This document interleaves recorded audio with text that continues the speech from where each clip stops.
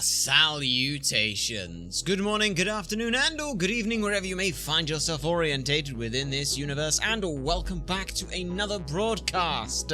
We are Ultrasonic Blow. We hope that you find yourselves well, and if not, we hope whatever is ailing you is easily fixable, and if not, well, we hope we can offer some entertainment in these more trying times. We are back once again with the trials, the tribulations of the ace attorney, Phoenix Wright. We finished up the Master Mask case, which kinda got a nice, neat little bow wrapping around the whole thing. Joys of double jeopardy, as it were. So Master Mask gets to keep being Master Masked, was legally proven they weren't Master Mask, and now is also off the hook of murder. So that's pretty good. Everything went pretty well. Now we have the third case to go ahead and wrap our head around, which, if we remember correctly, is named Recipe for a Turnabout, or Recipe for Turnabout. So whatever exactly that's going to involve, we're not entirely sure. The recipe is rather, well, let's go ahead and put it this way. It's not exactly an easy-to-follow recipe. Phoenix doesn't always have the easiest of times following it himself, but hopefully we did not fuck up, and yes, we have saved at the right time. That is at least something good, rather than having to worry about having what we did last time, which was what we didn't save. So yes, that's good. Alright, load the data. What have you got for us then? Going in straight on through. Ooh, standing through. That's enough. This court sees no reason to prolong this trial any further. This case is extremely clear. I see no room for misinterpreting the facts. It wasn't me, I swear, it wasn't me. Who? The evidence and testimony we have seen and heard are conclusive. The victim was alone at his table when he drank from the coffee cup. No, you're wrong. I know what I saw. I saw. What did you see? What happened here? I saw someone else. That's what? He's the real killer. That's Phoenix. Well, that's Phoenix's hair at the very least. Huh. Okay. Okay. Ah, I see. They are a diabetic. Why won't anyone believe me? So we've got a diabetic who we sprinkled sugar into, therefore sending them hypo. Oh god, it's pain. Well, I'd say that pretty much wraps this case up, wouldn't you, Mr. Wright? This court finds the defendant guilty. Fuck you. This court is now adjourned. Okay, so what the fuck happened there? January 6th, 10:03 a.m., Wright & Co. law offices. So is this going to be one of those things where it's like leading up to it? We're like, boom, here's what happens, now let's see how it goes. Ooh, this is interesting. What the fuck's going on? The start of the new year always makes me feel like I can take on the whole world. I bet it does, Maya. So, I've decided that our resolution should be, Zavari, take on the world. What do you think? Sure, whatever, Maya. I think maybe you've had more than enough mistletoe cake. Never. You've got to eat a lot of cake during New Year's. It's practically a tradition, you know. Like watching the fireworks on TV or playing a board game. Hey, pal! Oh, hi. What's up? Oh, Detective Gumshoe. Hi, what are you doing? Happy New Year, Detective! Likewise. Hey, now listen up, right? Here's to another fruitful year of lawyer-police cooperation. Yeah, me too. Alright, pal, you gotta have some explaining to do. Have you got a holiday present for me, Detective? What? Well, here, have this. It's really nothing much, but, yay! Thanks! Look, pal, we need to have a talk. Take a seat. Hey, what about Pearly? You haven't forgotten her present, have you? No, I mean, yes. I mean, no, look, are you doing this on purpose? I guess I'm busted. How did you like my first practical joke of the new year? Very funny, pal. Now let's see how funny you think this is when I show you this. What is this? It's a magazine? I want to see. Deadly poisoning brings guilty verdict. Defense attorney Wright trounced? Trounced? Wait, let me see that. Wait, the defense attorney gave an almost childishly amateur performance yesterday. The heck is this? It's a report, pal, about you. Listen to this. Mr. Wright must take full responsibility for the ruling in this case. Well, don't tell me you don't remember anything about it. But I don't remember anything about it? When was this issue from, anyway? December last year, which I guess makes it last month. Which makes it old news, you mean? But I wasn't involved in any poisoning case in December. Hell, I would have known. Okay, so what the hell's going on here? So what do you think this is all about, Nick? If it wasn't you, pal, then that leaves only one possibility. No way. You don't mean... a phony Nick? This must be Gumshoe's idea of a joke. I guess he started the year off with one too. It says I was trounced and my client was found guilty from December 5th. So, what are you gonna do about it, pal? What do you mean, what am I going to do about it? Well, it's your fault that the judge found the defendant guilty in this case. I wasn't... What? My fault? How did you figure that? Because the Phoenix Wright is super famous now. Well, maybe only sort of, but the point stands. Yeah, see what happens when you hotshots start getting too full of yourselves? But I didn't do anything wrong. At least, not that I can remember. You better make this right, pal. Now! That means taking the case back to court. Got it? Sounds like we've got our first case of the year. Let's tackle it with gusto, Nick. I don't know. The judge already issued a guilty verdict once in this case. It's not gonna be easy to get it overturned. I guess that New Year's resolution is gonna have to wait until next year. Alright, so you're taking the case, right? Good. I'm gonna head over to the courthouse then. After that, I'll go back to the precinct. Drop by if you need something, okay, pal? How the hell do you even get a case reopened like this? I guess people are starting to know the name Phoenix, right? If a client entrusted a case to me based on my reputation, I guess I am kind of responsible. But you didn't take the case! How is it your responsibility that someone didn't see you, but someone pretending to be you? That is not your fault! But why would someone want to impersonate me? What sort of guy would do that?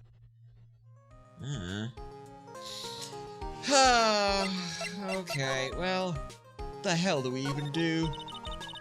So, what's our first move? That's what I just asked you, Maya!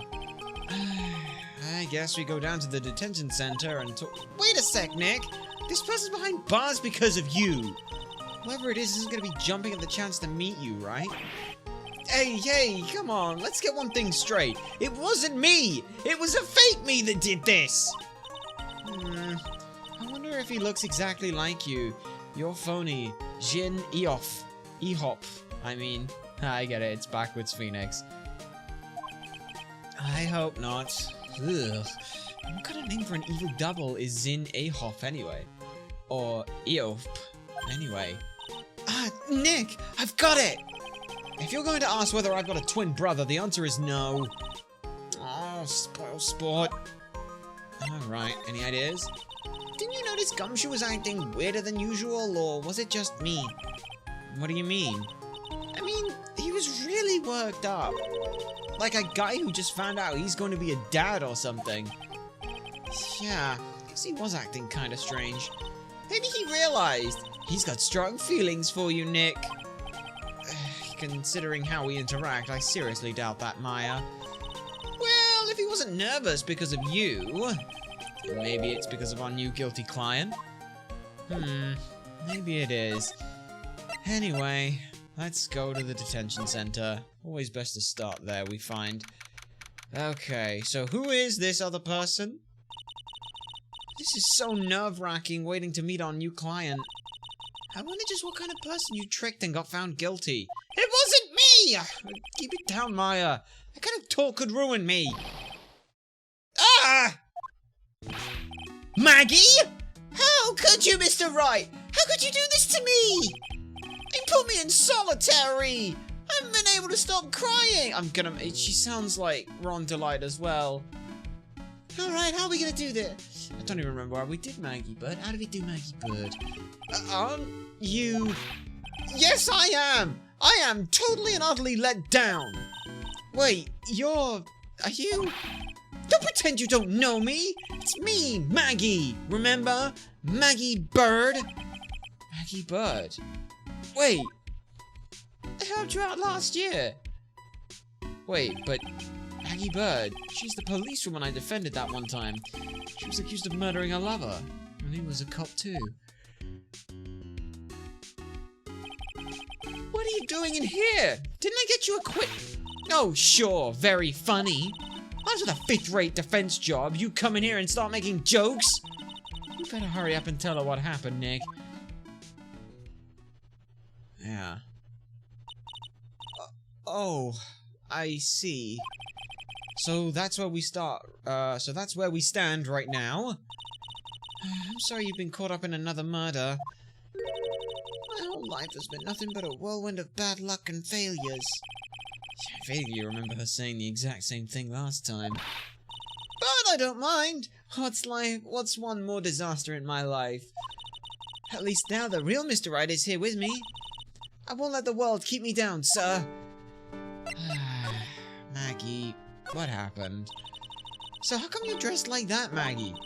Last year you looked so sharp in that police uniform. I was fired after that incident last year. Oh, I'm sorry. It's okay. I don't mind one bit.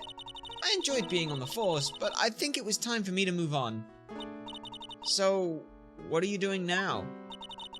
In the second act of The Life of Maggie Bird, I'm playing the role of a waitress. A waitress?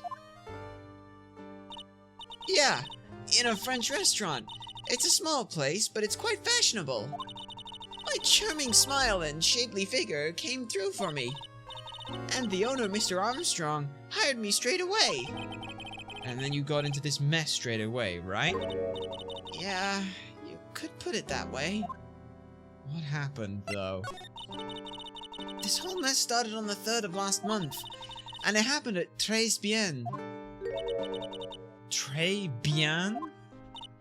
Yeah, it's a restaurant where good service and a friendly smile are always included. Oh. There were 2 men at the table, both drinking coffee. And then...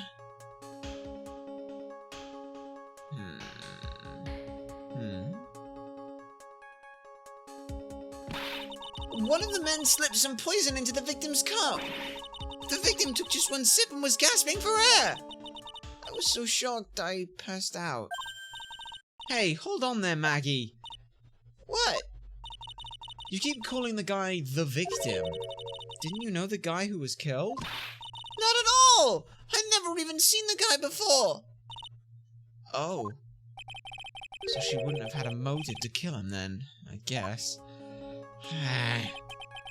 And the other man, the killer, you saw him, right? Of course!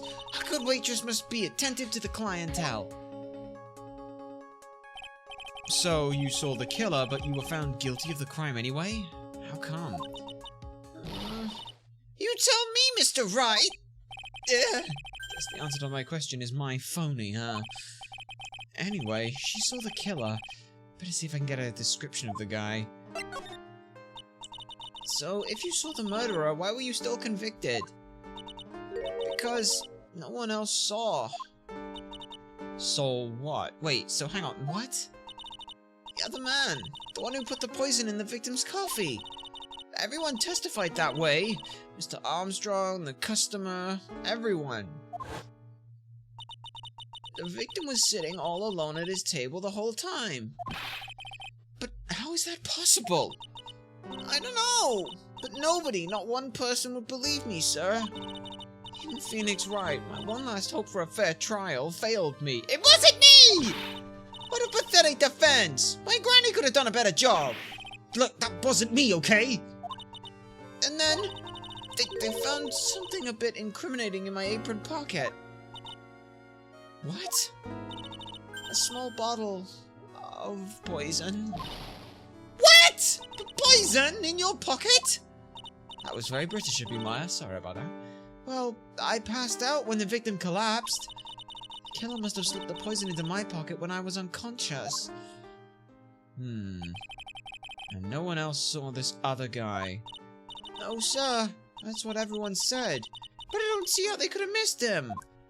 Do you have any kind of description on the guy? Or what? I was the one who took the coffee to the two men. Oh. What was your impression of them? Well, when I first saw them, I kind of thought they might be in the music industry.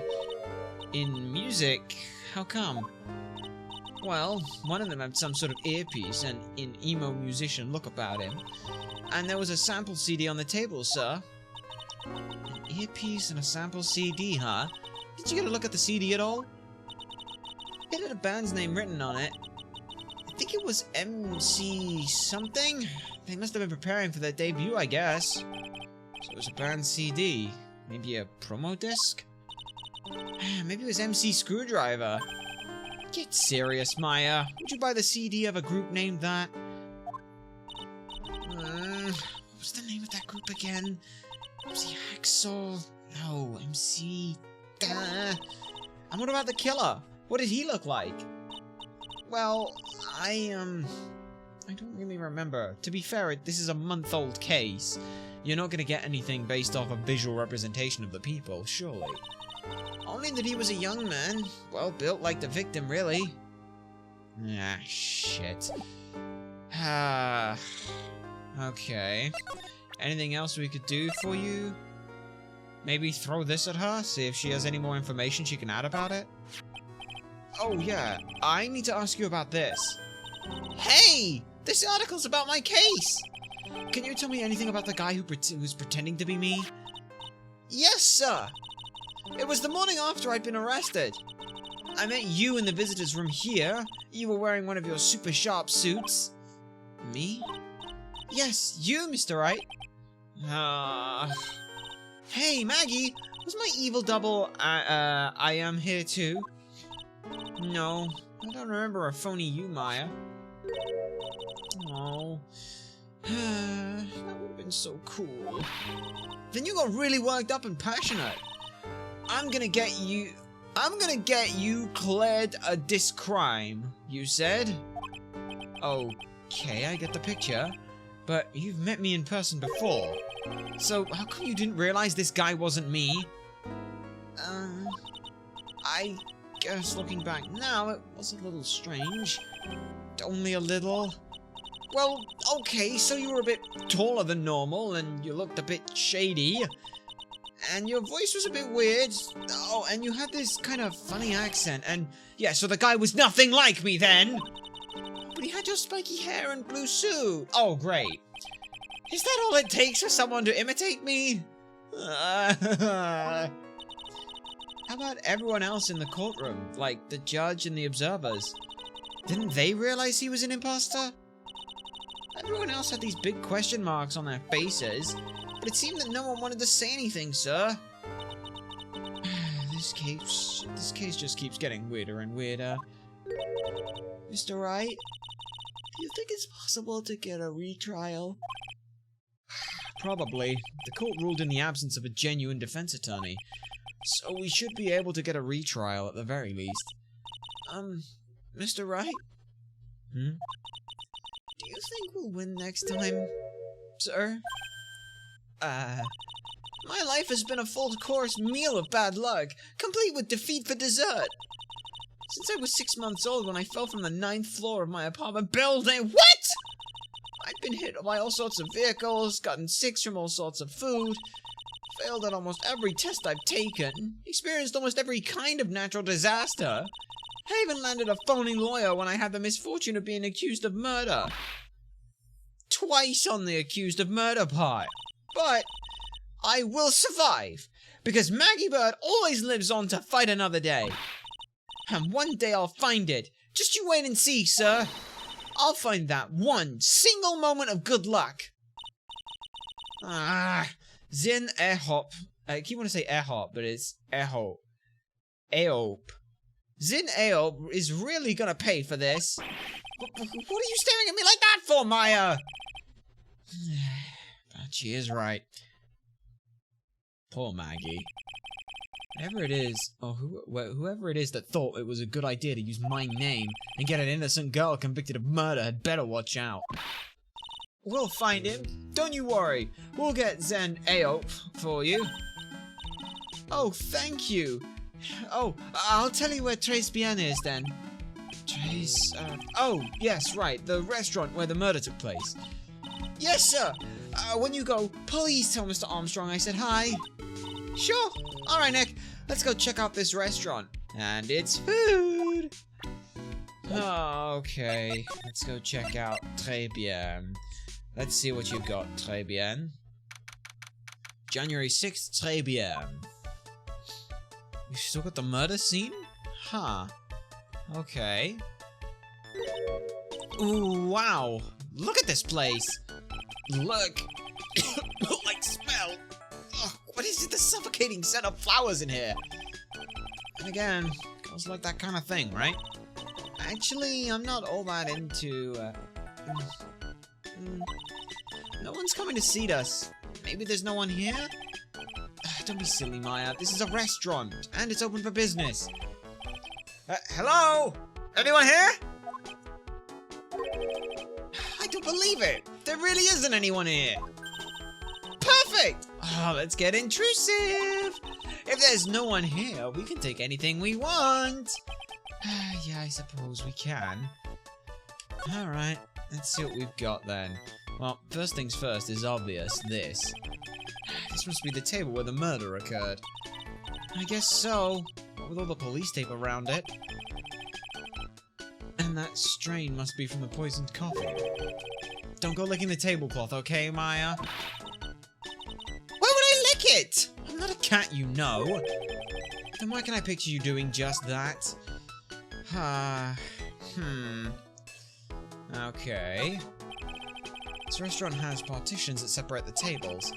When you're seated at a table, you can only see the tables to your right or left. That would mean that anyone sat would have to be sat. This table's set nicely. Now it just needs a customer. What do you think this flower is, Nick? Let's see. It is... Well, it doesn't look like a tulip, but it's not a sunflower. I don't think... Duh, even I could have told you that. Well, those are the only kinds of flowers I know. Nabbit, I'm a lawyer, not a botanist. True.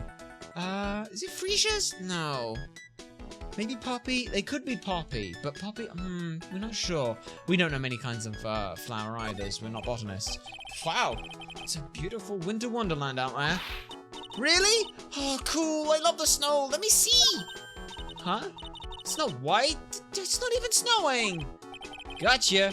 I was only kidding, Maya. Nick! There are lies that are okay to tell and lies that definitely aren't. All I did was tell an itsy-bitsy white lie about non-existent white snow. No. Alright. Anything here? It's a rack full of fashion magazines. Oh, and they're all in French. Why don't we try wearing something a bit more... Why don't you try wearing something a bit more, chic sometimes, huh, Maya? Yeah, I guess I could. I'm always in my acolyte clothes, aren't I? It'd be fun to wear normal clothes every now and then. There's something stuffed behind the rack. The hell? Looks like a sports paper to me. Hey, and look at this! Someone scribbled a little doodle on one of the pages. MC Bomber. And 1, 2, 3, 4, 5 zeros. $100,000 maybe? I wonder what MC Bomber is supposed to be. Wait a minute. This paper, it's from December 3rd. 500,000 crushed out? Also, is that Master Mask in the corner? This paper's from the day of the poisoning. What? Okay, so this has been stuffed in the back. That's important. Paper from the day of the murder. This has got to be a clue. I should see if I can find out some more about this paper. Probably. What do we got else here? Look at all the little trinkets tucked away here. I bet Mr. Armstrong collected all of them personally. Let's see. Bouquet of flowers, some potpourri. Oh, and look! Oh, fine bone china cups. I never knew you were so cultured. Oh, come on, Maya. This is common knowledge. Any Joe Schmo should know this much. Alright, what else? Oh, look, it's one of those magical boxes that spits out money. You know, you're the only person who would ever describe a cash register in that way. True. Anything else? Well, it's the restaurant's front entrance. There's a sign hanging on the door written in French. Probably says open or closed.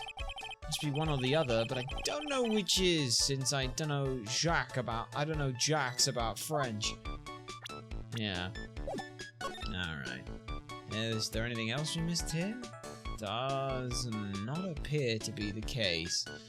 Well, we got a nondescript look around. Let's have a move around. Guess we'll head back to the detention center. Hey, question for you. If I present you with this, can you tell me anything about this? Oh, a sports paper! Let's see. Did Gustwan Braun manage to defend his heavyweight title? Sorry, Maggie, this paper is actually a month old. It's from the day of the murder. And Gutson got knocked out yesterday, I'm afraid. Oh, no. I found this paper in the magazine rack at Tribulations. Really? Huh, that's strange. JBM doesn't get newspapers. Mr. Armstrong says he's not really fond of them. Then maybe one of the customers left it behind? Anyway, what I want you to take a look at here is this scribble. Aha! That's it, sir! MC Bomber! This was the name that was written on the CD! Yeah, just as I thought. I guess it wasn't MC Screwdriver after all, huh? So that $100,000 must have been a down payment for a record deal, right? If someone gave me $100,000, I'd sing for sure. The Master of Karain, or even the Spirit Song, or even Maya's theme. Okay, Maya, come on, just... So if the sample CD was on the victim's table, that means this newspaper may have belonged to the victim. You're right. So the victim left this behind on the day of the murder, huh? I think we better step up the investigation, don't you, Nick? Maybe we should. Anything else we can talk about? Hey, I have an idea. Hey, look at this! That badge! Is it real? Yeah, of course it's real. That's what they all say, but I've been duped before. Give it to me for a sec. Yeah, hey, take it off the lapel! There's a pin! It's a pin! Don't rip the... Oh, you ripped the lapel, there we go. Ow! She bit into it? And I left a few teeth marks too. That just proves that it's gold. Yeah, I can see that. Just wish I could remember if that means it's real or fake. It means it's gold because it's soft. I said it was real. Yeah, you bite into gold because it's soft enough that teeth should be able to do that. That's why Olympic medalists, you would bite into coins. It's actually not true that fake coin, like, the thing about the coin and the gold is the old idea was that you could paint other things gold. So the idea was that you would bite into them. If they were too hard, then you wouldn't leave teeth marks. You actually do want to leave teeth marks. You want to be able to bend the coin slightly. If you can do that, it's real gold. Anyway, anything else we can do? No, I went to the wrong fucking spot. Ooh la la, bonjour! Welcome to Las Tribulations! Oh, hello. What happened to Maya? She's frozen stiff. Oh. Benoit, welcome to my petit restaurant. Huh? Bienvenue? Oh non, my petite tulip. Huh? Me? Look at this face, like a kitten ejected by its own mother. You are fatigued, no? Oh, you need this. An aromatic bath oil mélange of la nerolin and la rose. My personal recommendation. You think I need what? Oui, oui. Just add a couple drops of this mixture to la bathwater and voila! It will soothe your body and your mind. It's simply fantastic. Really? And for le monsieur? Who? Me? Oh, Look at that face, like la puppy rejected by life itself. You are fatigued, no? For you, monsieur, I recommend this. Oil of la bergamot. And maybe a little hint of, oui, oui. I will add la peppermint and la claret sage for a fragrance exceptionnel. Such an invigorating recipe will bring out your delicious beauty, monsieur. my beauty, huh? Yours. If you will be seated, I will bring you la special menu of the day. Actually, we're not here to eat. We're lawyers. Mas bien sûr. I know this already, monsieur. You are la Phoenix Wright, non? Yes, you know me? Mais oui, I never forget a man who flirts with me, especially in court. I guess he was cross-examined by our mysterious Zen Aope. Looks like everyone knows. It looks like everyone to do with this case knows who I am already. I wonder what sort of impression Zen Aope been leaving on people, don't you? Allow me to introduce myself to you again. I am Jean Armstrong, enchanté. Okay, let's have a talk then. Très bien, what happened? So, what does très bien mean? I know tres, that means 3, right? Non, très bien is français. In English, you would say very good. Oh, very good. Oui, exactement. La atmosphere is très bien, and la cuisine is très bien. If the food's so good, why aren't there any customers in here? My cuisine is not for all. Some people, they do not appreciate la haute cuisine. I thought everyone liked hot cuisine. Since I have lost Maggie, I do not have enough hands. So you're running this place on your own now? Oui, for the moment. No one has answered my advertisements. Oh, pour moi. Please don't eyeball me while you say that. I am la chef, I am la manager. I am also a trained aromatherapist. A roaming what? A practitioner of the aromatherapy, the art of soothing the soul with the delicate floral aroma. Delicate? The smell coming off that bottle earlier was anything but. What happened? So, could you tell me what you know about the incident? Bien. It makes me sad to remember it, yet I remember it so well. More than a month has passed since it happened. Yeah, I guess it has been about a month since Maggie's sentencing.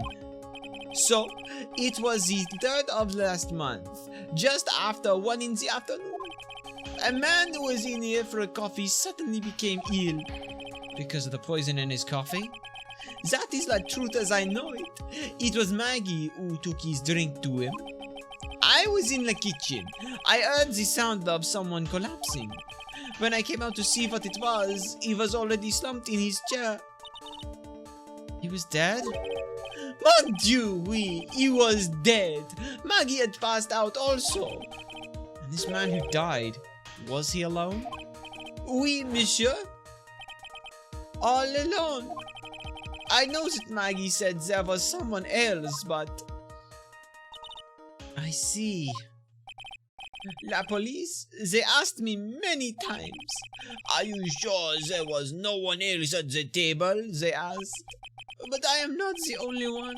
La old man said the same thing. Old man? What old man? Oh boy, there's an old man involved in this. That's gonna make things easy to determine. So who is this old man that you mentioned? At the time of the murder, there was another customer in here. What? Someone else saw it? Mais oui. As usual, he came here. He came alone that day. At the time of the murder, he was here. He saw it too. But he said the same thing, that there was no one else at the victim's table. But Maggie swears there were two people. Mais, mademoiselle, la lawyer, he could not prove this, no? About that lawyer, that was me, I suppose. Mais bien sûr. Wow, he's the first person who said it wasn't me. Don't kid yourself, Nick. Now who's the one making stuff up? Okay, maybe I can talk to him about this? Yeah, it is little, look at it, it's a little, it is a little master mask, that's great. We found this sports paper in the magazine rack here. One of my customers must have left it behind. Do you have any idea which customer it was? The only ideas I have, mademoiselle, I save for my kitchen. Great. And you probably won't have anything to say about this, huh? Anything else we could present? Maybe? Sorry. I am not a lawyer myself. I do not wish to speak out of turn. But your defense in court that day was a little, how you say, lacking perhaps? Even a Frenchman who cannot speak any English could have done a better job. You are very cool though. Oh, oui, oui. So handsome. Wow. I wonder just how bad the defense could have been. Every time you opened your mouth, the whole courtroom stirred. Oh man, that is something I don't want to imagine. What do you know? Jean Armstrong, Tribulations chef, a witness to the whole thing. Can you tell me what you know about Maggie? Maggie was a policewoman once, n'est-ce pas? Yes, but she had quit for her, reasons beyond her control. Oui, oui, she was la suspect in la murder investigation, no? Oh, you know about that. That is why I gave her la perfume for la happiness. Happiness perfume? Oui, blended from bergamot like I've given to you before. But she's been arrested again, and found guilty this time. This is true. A natural aroma of unhappiness must have been very strong. Just admit it, your perfume doesn't work. I am not surprised she was the prime suspect. After something like that took place before my very eyes. Something like what? What's this guy talking about? Does that mean Maggie did have a motive? We've got to ask this guy for more info. Stat. Tell me what you said. Talk about Maggie's motive. When Maggie took the coffee over to the victim, did anything happen? Oui, I suppose you could say so. So what happened? None. It was nothing. Look, Maggie said she didn't even know the guy, but she's still been indicted for murder. The prosecution must have come up with some kind of a motive. Oui, it is true. If there was anything at all between Maggie and the victim, it could be relevant. So please, tell us what you know. Now, for fuck's sake. Cyclops? 3 of them, too. No way. What are we going to do, Nick? We'll just have to remove... What the? What's wrong? The Magatama, it's gone. Wait, huh? I had it in my pocket, but it's vanished into thin air. What? Oh, for fuck's sake. But I could see the Cyclops. Maybe that means the Magatama's nearby? Mr. Armstrong, could I just confirm something with you again? The table where the victim was sitting. Was anyone else sitting there? That is a question you will have to ask him yourselves. Huh? Him? The old man spends all of his time dans le park. Le park? Oh, park. What park's that? Behind the restaurant, it is called Vitamin Square. Thank you. Je vous en prie, my dear. Let's go check out this Vitamin Square right now, Nick. Yeah, considering the fucking maggot. How the fuck did we drop the... Oh. Okay, let's have a move then to this Vitamin Square place. Probably for the best. Alright, January 6th, Vitamin Square. So this is Vitamin Square, huh? Yeah, I see where they get the name from now. The fruits just scream vitamins at you. Hey, Nick. That's the guy, right? Isn't that the old man Mr. Armstrong was talking about? That grouchy-looking grandpa? He's throwing seeds out for the pigeons. There are a lot of pigeons. Maya, he's not throwing seeds for them. He's throwing seeds at them. Ugh, my grumpiness threat level has just been raised to red. Let's talk to you then. Excuse me. Would you mind if I had a word with you? Yes! I just wanted to ask you a couple of questions. What's the matter with you? Can't you see I'm busy? So you don't like my seeds, eh, pigeons? He's really chucking those seeds at them. That's kinda hot. Go on! Eat this! Talk about Maggie Bird. Excuse me, sir. Can I ask you about Maggie Bird? I don't know any Maggie Bird. Yes, you do. Maggie, the witness at the waitress at Tribulations. Ha! There's a disgrace, I tell ya. Another disgrace. Disgrace? An innocent young girl revealing herself like that. Revealing? You mean a uniform? The youth of today, they don't have any shame. No shame, I tell ya. Not 1 ounce. Whatever happened to the old Bushido values of Japan, like honor and modesty? What about me? I'm not wearing anything revealing. You? Your problem is you lack any sense of grace. Oof, talking about hitting a girl where it hurts. Yikes, okay. Do you go to Tribulations a lot? A miserable excuse for a restaurant.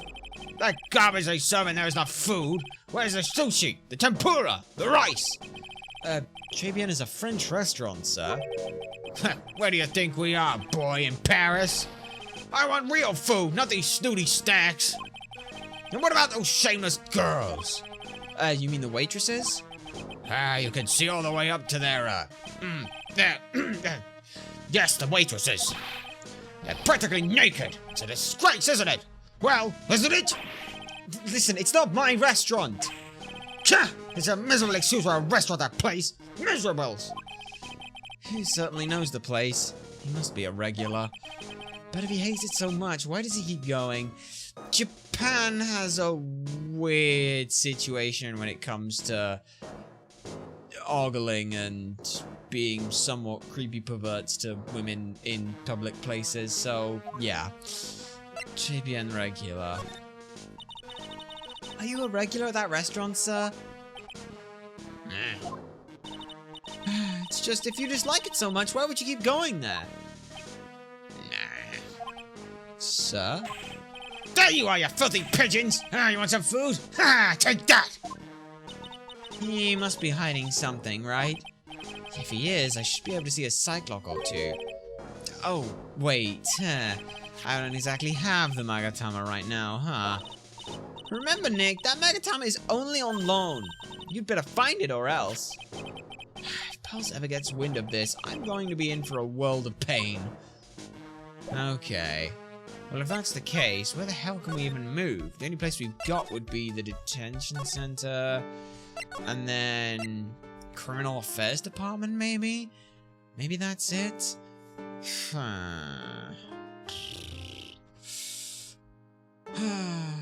Unless there's, oh, one thing we didn't do. Do we want to Vitamin Square? Do we want to examine anything here? Is there anything worth looking at? There's the pigeons. Hey, look! Pigeons! Yeah, and heaps of them, too. Did you know that pigeons are a symbol of peace? That's doves. That's a dove, not a pigeon. Poor things. So they can't even be symbols of peace and harmony just because they're grey? Is that it? You're overthinking this one by just a smidge, Maya. I mean, look, there's a dove in the group of pigeons. What else we got? We've got a slide. Can we go down the slide? This place is so fruity. That's not a bad thing. Besides, I love apples. They're one of my favorites. Then an apple slide is perfect for you. And what's so perfect about it? Oh, come on. Don't be a stick in the mud. Slide down it a few times. Go on. Woo! Oh, no way. I got covered in sand if I slid down that. Anyone can see that. Yeah, you're right. Otherwise, I'd give it a try too. Fair enough. We got a job listings? Oh, there's a magazine here. It's a magazine full of job listings. You disgusting rogue! Picking up something someone else threw away! Threw away? Did you throw this away? Are you looking for a job? That's none of your business! Sorry, I guess I'll just take the magazine with me then. I don't want anyone else having it. Give it back to me! Too bad. Now that you want it so bad, I don't want to give it up. Job listing added to the court record. Okay. Hey! That's mine! You said you didn't want it though. Alright, anyway, let's have a look at the court record. Picked up and thrown away by the old man. Okay.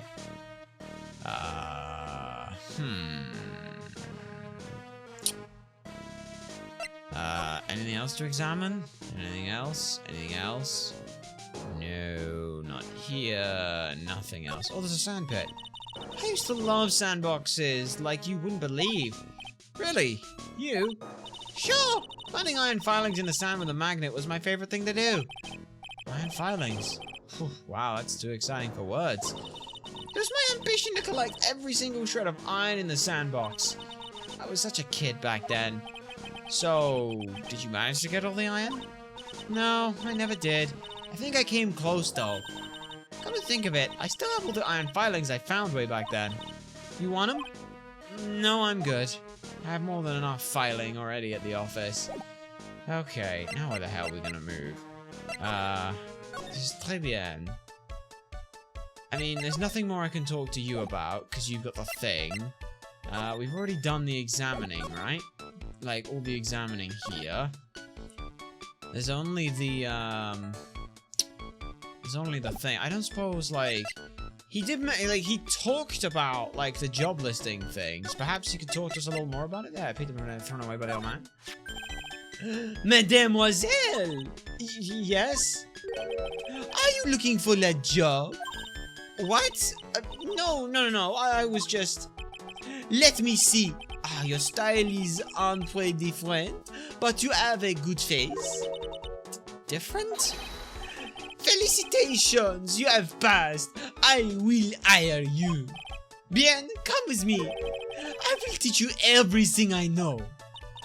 Nick? Help! I don't know whether to laugh or feel bad for Maya. Maybe I should do both? Where did... You know, I'm sure she's fine. Let's go see if we can talk to Gumshoe about some stuff. Jimmy Center, visitors room. Guess Maggie's gone back. Looks like they have Maggie in questioning. I guess I've asked her pretty much everything anyway. I'll come back if there's anything else I need to ask her later. Alright then, to the Criminal Affairs Department.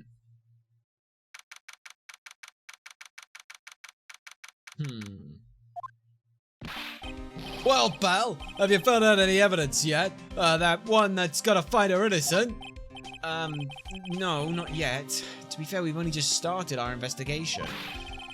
Well, whatever you need to do, I'll give you the dirt on it. I'm putting enough all my other cases for now. Oh, look at that! There's now 2 for the PC Badger. There's a blue and a pink one. She's really fired up about this. Oh yeah, one more thing.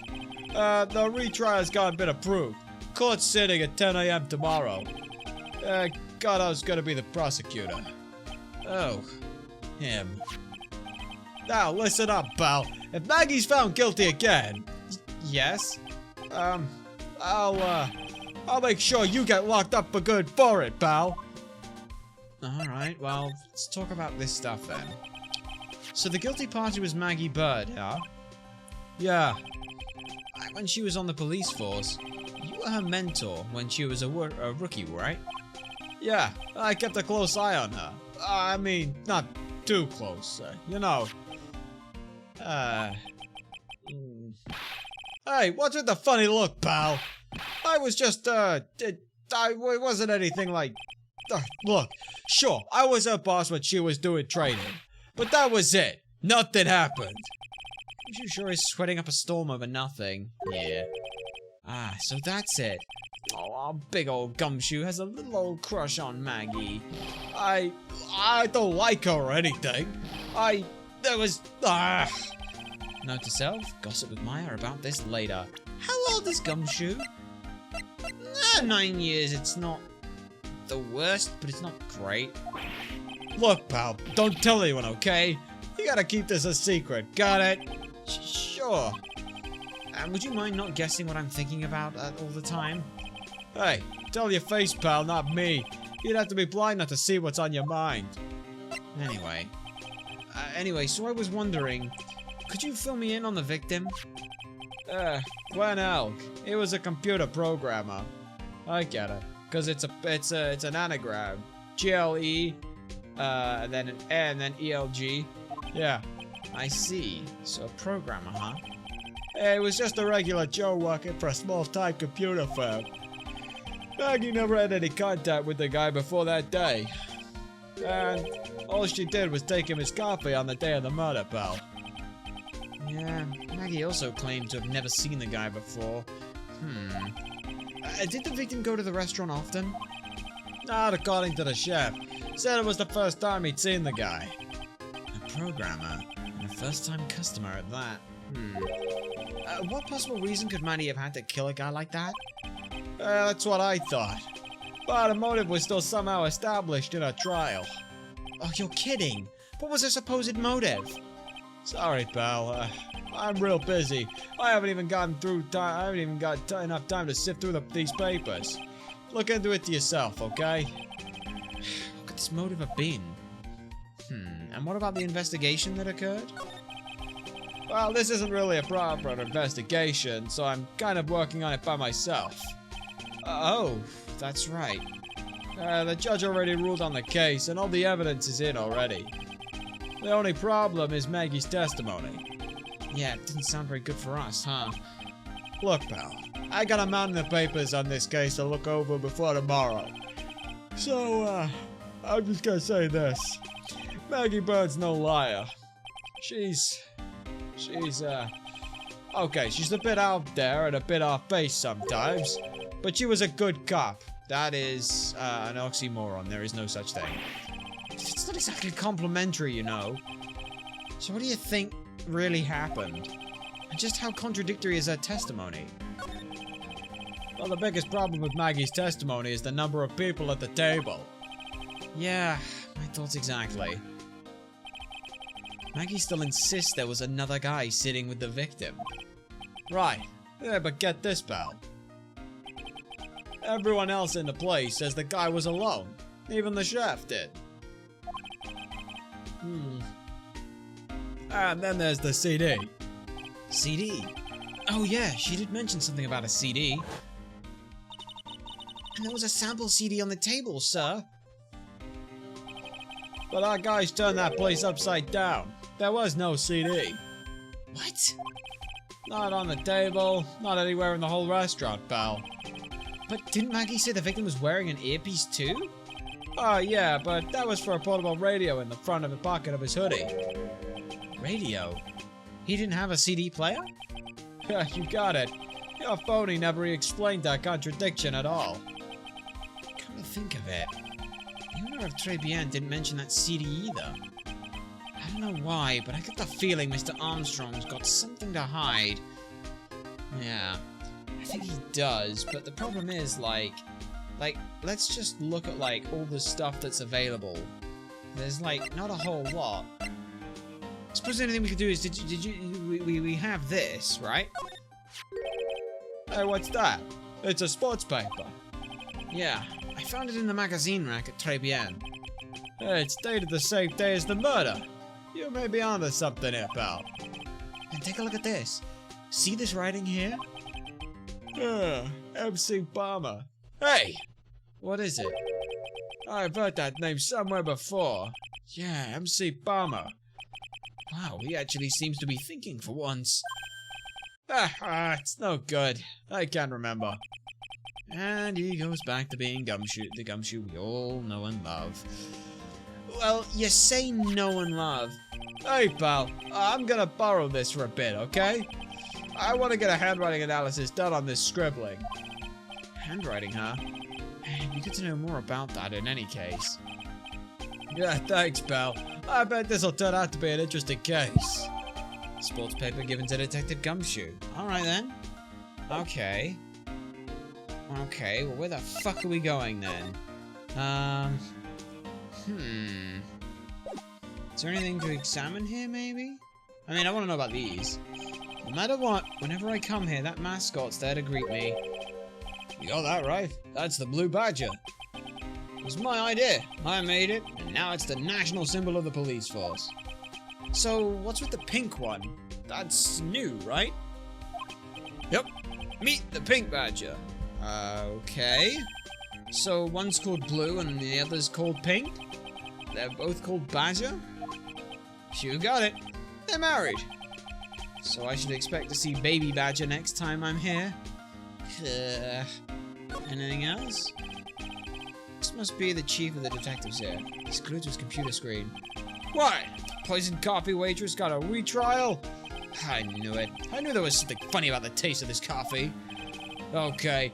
Who brought me this coffee today? Hands up! Sheesh. Have a little faith in your subordinates. Quit surfing the net, Chief. Sorry. I was just, Things feel pretty tense in here.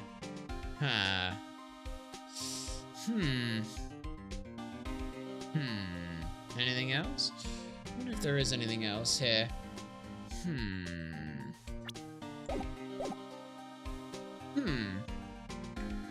Anyway, doesn't look like there's anything else here.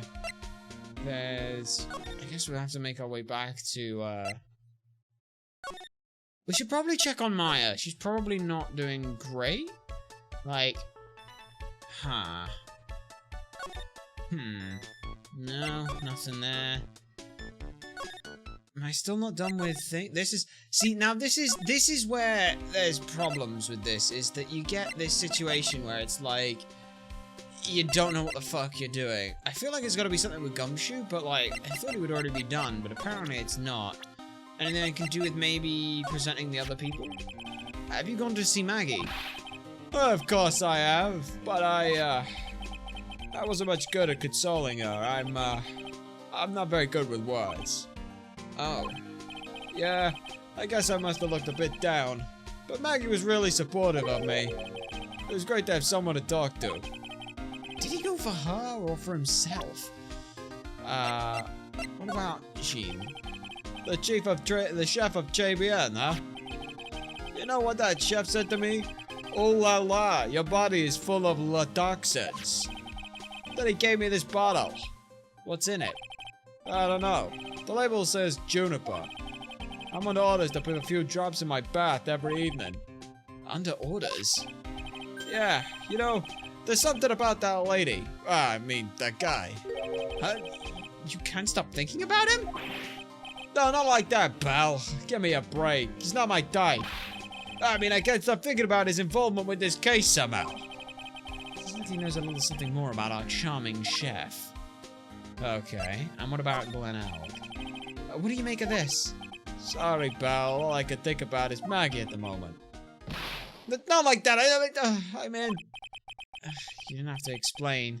Really? Sorry. Alright, the charming chef. So what exactly is that? Is it that caught your attention about the chef at Tribulations? It's kind of hard to say, sir. The guy's probably not even connected with the case anyway. Hey, come on, detective. Didn't you say you'd give me the dirt on anything? Well, this sort of stuff is kinda Unimportant and gossipy stuff, you know, pal? Look, how about this? You go to Tribune and investigate the place yourself. And if you find out anything suspicious about the guy, you report back to me, okay? Don't suppose I get a choice in this, huh? Guess I better find out more about the chef and Tribune, and then report back to Gumshoe. Okay. See, yeah, like, we have no idea whether or not that was because we talked to Maggie, or talked about what? Ugh.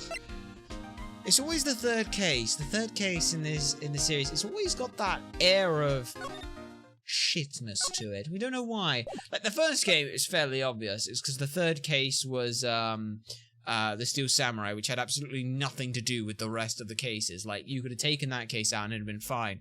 The second game, the third case was. Oh, what was the third case in the second game? We've completely forgotten it already. Oh, no, that's right. It was Turnabout Big Top. Yeah, no wonder we'd forgotten about it. And now this game, there's a lot of moving around for, like we've gone to Tribune, like 5 times now? Why? Why is this all so fucking poorly, worded out? Ugh, the scent of flowers sure is strong. It's almost making me dizzy. Oh? Hello? Oh, what was that just now? A customer, maybe? She had sort of a dark aura about her, though. Ah, welcome! Bienvenue! Wow, what a cute voice. Oh, Maya. Oh, it's just you, Nick! Maya? Well, how do I look? Maybe you should quit being a spirit medium. Maybe, but it's kind of boring being a waitress. I mean, you're my first ever customer. Then who was that woman I just saw? Oh! Since you're here, you might as well have something to eat. I am kind of hungry, actually. Anyway, hey, Maya, waitress. So, how do you like your new job, Maya? I never knew there was so much for a waitress to do. Taking people's orders, bringing them their food, making coffee, work the cash register. Of course, we need a customer before I can do any of that. Yeah, it's a nice looking restaurant. It's a shame more people don't come. Oh, don't forget about the ultra cute waitress. Check out my gimme a tip smile. Maya. Hey, Nick, why don't you order something? The chef's preparing a tasty lunch set at the moment. Well, so he says. How much is it? It's the 20 set, so it costs $20, of course. The 20 set? I believe I'll be taking a pass on that. It's kind of expensive for tea. What? But you can't. Come on, Nick. It's not every day I get to be a waitress. I want to try carrying plates and working the cash register. How about cleaning the toilet? That should keep you busy. Yeah, right. Maybe later. About the lunch. Oh, a fine choice, sir. No, I am... Kitchen! A lunch special, please! With all the extras. Drink, side salad, dessert, and gift. I don't need any of the... Just a moment, please, sir. I was really getting into this. So how much is this set lunch, then? $20, huh? With the drink, side salad, and dessert, it's... $45? Hey, wait a sec, Maya! Sorry to keep you waiting, sir. Here you are, our deluxe fortified lunch set. Whoa! A dish inspired by lobster and abalone fricassee with a balsamic vinaigrette. Bon appetit! Thanks. Come on, Nick! Hurry up and try it already! Lobster, huh? Alright, down the hatch it goes. Well? Are you hungry, Maya? Oh, I'm starving. Here, it's yours. Really? Remember, Maya, my wallet doesn't print money, so you'd better polish off that plate. I just remembered I've got to go clean the toilets. Hey! You can't be in that much of a hurry to clean the toilets. You never are in the office. Costs $20 despite how unbelievably bad it tastes. Oh, well, we've got that now. Okay. How does that guy manage to make food taste so bad? Hey, Nick. Do you want to take a peek at the kitchen? The kitchen, huh? Not a bad idea. Now what was it Maggie said again? In the kitchen, you'll get to see all of the chef's greatest secrets. In the kitchen? That sounds tasty. Hey, wait up, Maya! What is it? I'm pretty busy right now. When you going to show me around? There goes my plan to find some cool clue and show it off in your face. I better conduct the search of the kitchen myself. Okay, can we move to the kitchen? We can.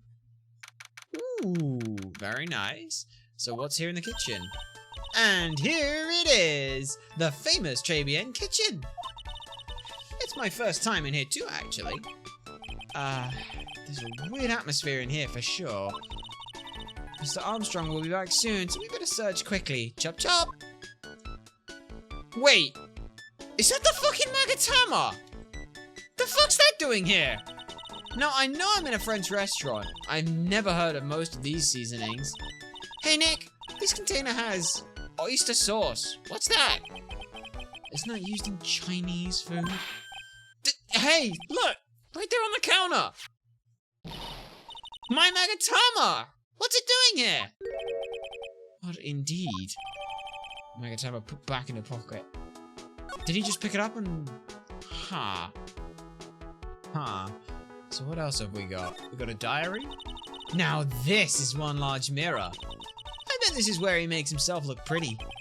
There's a book on the dresser. Clarice Armstrong's Bedtime Literature. Not exactly Pulitzer Prize material, is it? That's like a collection of poems he's written. Poems? Oh, cool. Read one out. And say it in your best French accent. With intensity, okay? Alright, here's one. It's called, Printemps. The two of them like actors from a film. The coffee still undrunk. Sweet nothings over too soon. On that sad Sunday morning, the foolish cocktail so delicious. Take the last sip of your tea, and I know what I will do. I must lie to you, I must. Wait. Hang on a sec. Huh? That's it. Yep, that's a poem for you. No, hang on a sec. Read that again. Let's actually now read this by reading it through. It looks like a poem's written. Poems. Okay. Printemps. Okay, what is printemps? I'm not sure. The two of them, like actors from a film. The coffee still undrunk. Sweet nothings over too soon on that sad Sunday morning. The foolish cocktail so delicious. Take the last sip of your tea and I know what I will do. I must lie to you. I must. This is about... He's involved in this case. That's a very interesting poem to have read, huh?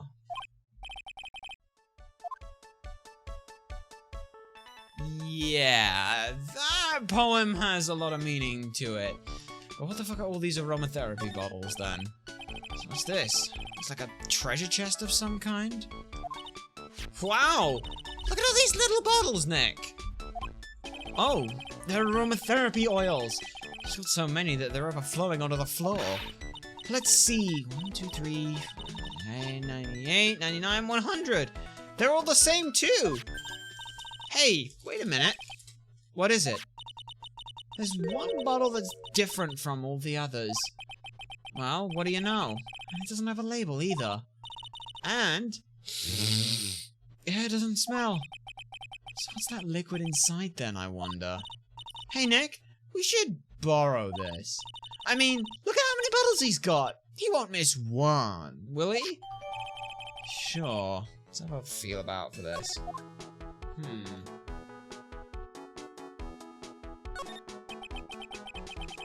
What are these lace curtains for? I don't know, but they give the place a really homey feel, don't they? Lace curtains in a kitchen. You know, if I was a cooking pot, I'd be perfectly happy to sit on the shelf under those. How do you respond to something like that? Yeah, that's kind of a bit weird, Maya. We've got... No, I know I'm in a French restaurant. Oh yeah, and hey Nick, what's oysters? Not what you knew it for. And look at these knives. They look really sharp. I'd like to see how one of those slices through cheesecake. A cheesecake? You don't exactly need a sharp knife for one of those, Nick. Yeah, but that's the cool part, is when it's really effortlessly done. That smells good. Something's bubbling away nicely on that pot. It must be the lobster and the abalone fricassee with a balsamic vinaigrette. Isn't that what I just ate for lunch? Maybe. What you ate for is only the French dish. What you ate is the only French dish I know the name of. Fair enough. Well, that looks like everything here. Let's get the fuck out of here. Now then. Hey, I have a really awkward and disgusting idea that I'm gonna hate, but I have an idea. First of all, we have the we have the Magatama back, which means we might be able to see whether or not this guy's hiding anything. But also, Maya, could I borrow you for a moment? And could you not change out of your work uniform? This is gonna be gross. Oh, okay. The old guy's not here anymore. I still have some unanswered questions for him. What do we got though? We do have this. A scooter, huh? I believe it right here in the middle of a park like this. The wheel guard and the light are busted. There's part of the wing mirror is gone and all. I guess it must have been in an accident. It's a total wreck. That's a lot of yelling. We are... Yes, just assume that we are... That's too much yelling. What the actual...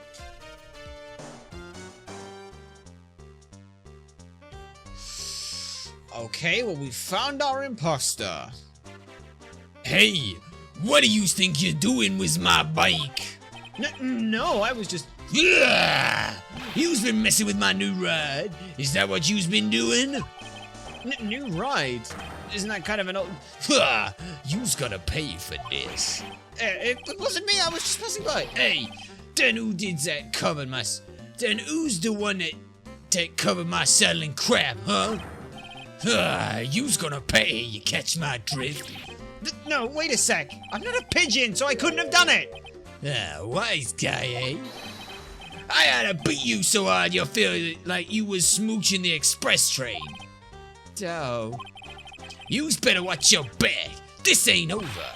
I'm gonna round up a group of lawyers and then you's gonna pay.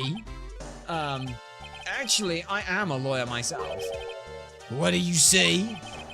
I'm Phoenix Wright, attorney at law. Phoenix Wright? You saying you're saying you, Phoenix Wright? Yeah, I am. So, you're a wise guy too, huh? 'Cause I'm Phoenix Wright, the one and only. You're fucking orange, mate! What? Out of my way, I got a cruise. Okay. He's gone. Surely that guy wasn't my phony, was he? He wasn't anything like me! Guess I better make a note of the scooter. At the very least, I can file a report against this. Ha! Pathetic. Oh, it's you. If you thresh from a little brat like that, and you look like a pigeon that's got seeds in its eyes. Have you been here the whole time, then? I was in that strawberry. I had some thinking to do. More like you had some cowering to do. Anyway, I have to... Can I talk to you, this guy, about the Tribune regular? Are you a regular at that restaurant, sir? It's just that if you dislike it so much, why would you keep going there? Sir? There you are, you filthy pigeons! You want food? Take that! So you are hiding something. Oh, for fuck's sake, it's a 3. I knew it. This old guy has got something to hide. What the fuck could it be? Absolutely no idea. Can we at the very least get some ideas about it? What do you got? Can we figure anything out right now? Maybe. Tribune regular. It's time you told me the truth. Why are you a regular at the restaurant that you dislike so much? Isn't it obvious? People only have one reason to go to restaurants. To eat. To eat?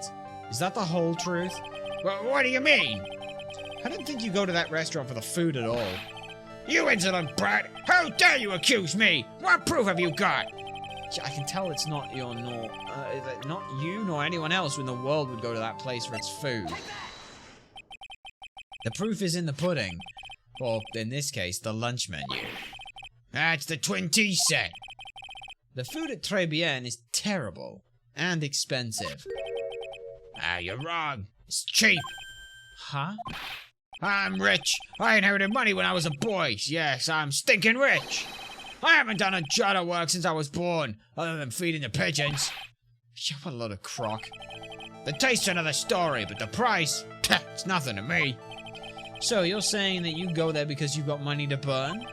Exactly. I have so much cash I go for a swim in my money fold every day. Unfortunately, that's a lie. What? You don't have money to burn. You're flat broke. That would be the job listings that you saw earlier, right? This is yours, right? Right, my magazine. Why would a rich retiree be looking for a job? I was... so what? I was looking for a job. I'm buying a lot at the moment. I need spending money. Oh? I don't go to that restaurant for food. I just go there for the Javasino. Yeah, I think you mean a cappuccino or cappuccino. Anyway, how much does a cappuccino cost there? $8. Those had better be some golden beans. What's your problem? You think a poor man would be better off drinking dishwater, do you? Is that it? No, I wasn't thinking that. I was wondering if the coffee there is really all that great. No, it's not. But anyway, yes, that place has free newspapers to read every day. Newspapers? Exactly. They don't want me hanging around at home, so I go there. I'm sorry, sir, but there are no free papers to read at Tribulations. Yeah. Shit. I don't have the... Oh, it's with fucking Gumshoe! I don't think I have enough evidence yet. I should investigate and gather some more clues. Gumshoe, give me back my fucking newspaper! Gumshoe, you motherfucker! Where's my motherfucker? Maya? Hi, I'm going back to visit Gumshoe, and then... Where the fuck is that Gumshoe? No, that's examining. I don't want to examine. I want to move. Gumshoe, you son of a bitch! Please, give me back my fucking paper! What do you got for me? You're just in time, pal. What is it, Detective Gumshoe? The lab got back to me about that newspaper you gave me. It must mean the sports paper with the memo it was scribbled on in it. So, what did they say? Did the analysis turn anything up? They said the doodle was written by the victim, Glenn L. No doubt about it. I expected as much. The victim took the paper with him to the restaurant on the day of the murder. That's our best interpretation of the facts at the moment. Okay. Right. MC Bomber. I get the feeling I've heard that name somewhere before. Ah well, I guess it'll come back to me. Don't forget to report back to me whenever you find anything at the restaurant, pal. Okay, pal? Since when did I start taking orders from Gumshoe? Although, I get the feeling there is something I need to show him. Alright. Although, yeah. Present the small bottle. Hey, you got one of those aroma bottles too, huh? Only this one doesn't smell. Huh? I don't get ya. This was mixed in with all the other aromatherapy bottles, but it's not the same. It doesn't even look the same. Wouldn't you agree? Cologne bottle that doesn't smell, huh? Smells like a skunk to me, pal. Mind letting me borrow that bottle for a while? I want to send it to the lab for analysis. The victim was poisoned, so the containments of this bottle are pretty important. Small bottle given to Detective Gumshoe. I had a hunch there was something funny about that, Chef. You suspected Gene Armstrong? I've got that guy's number. I know what his secret is. It must be the same secret that Gumshoe was talking about before. I guess I better fill you in on the details. About this Armstrong guy's secret, I mean. Yes, please do. So, what's Mr. Armstrong's secret? You ever had lunch at Tribulations, pal? Yeah. So, how was it? To put it nicely, it was inedible. Hey, don't worry about being nice around me, pal. You and I both know the reason that place is so empty is because of the food. I mean, the place is clean, he's got a girl like Maggie as a waitress, so... Yeah, I guess it probably is the food. The real scoop on the guy is that he's up to his ears in debt. Really? How much does he owe? There's a copy of his loan contract. He's about $500,000 in the red. $500,000? Are we talking dollars? Yeah. Hey, if it was sterling, he'd be in real trouble. Sorry, that figure just took me by surprise. Hang on a sec. But check this. There's a 500,000 crossed out.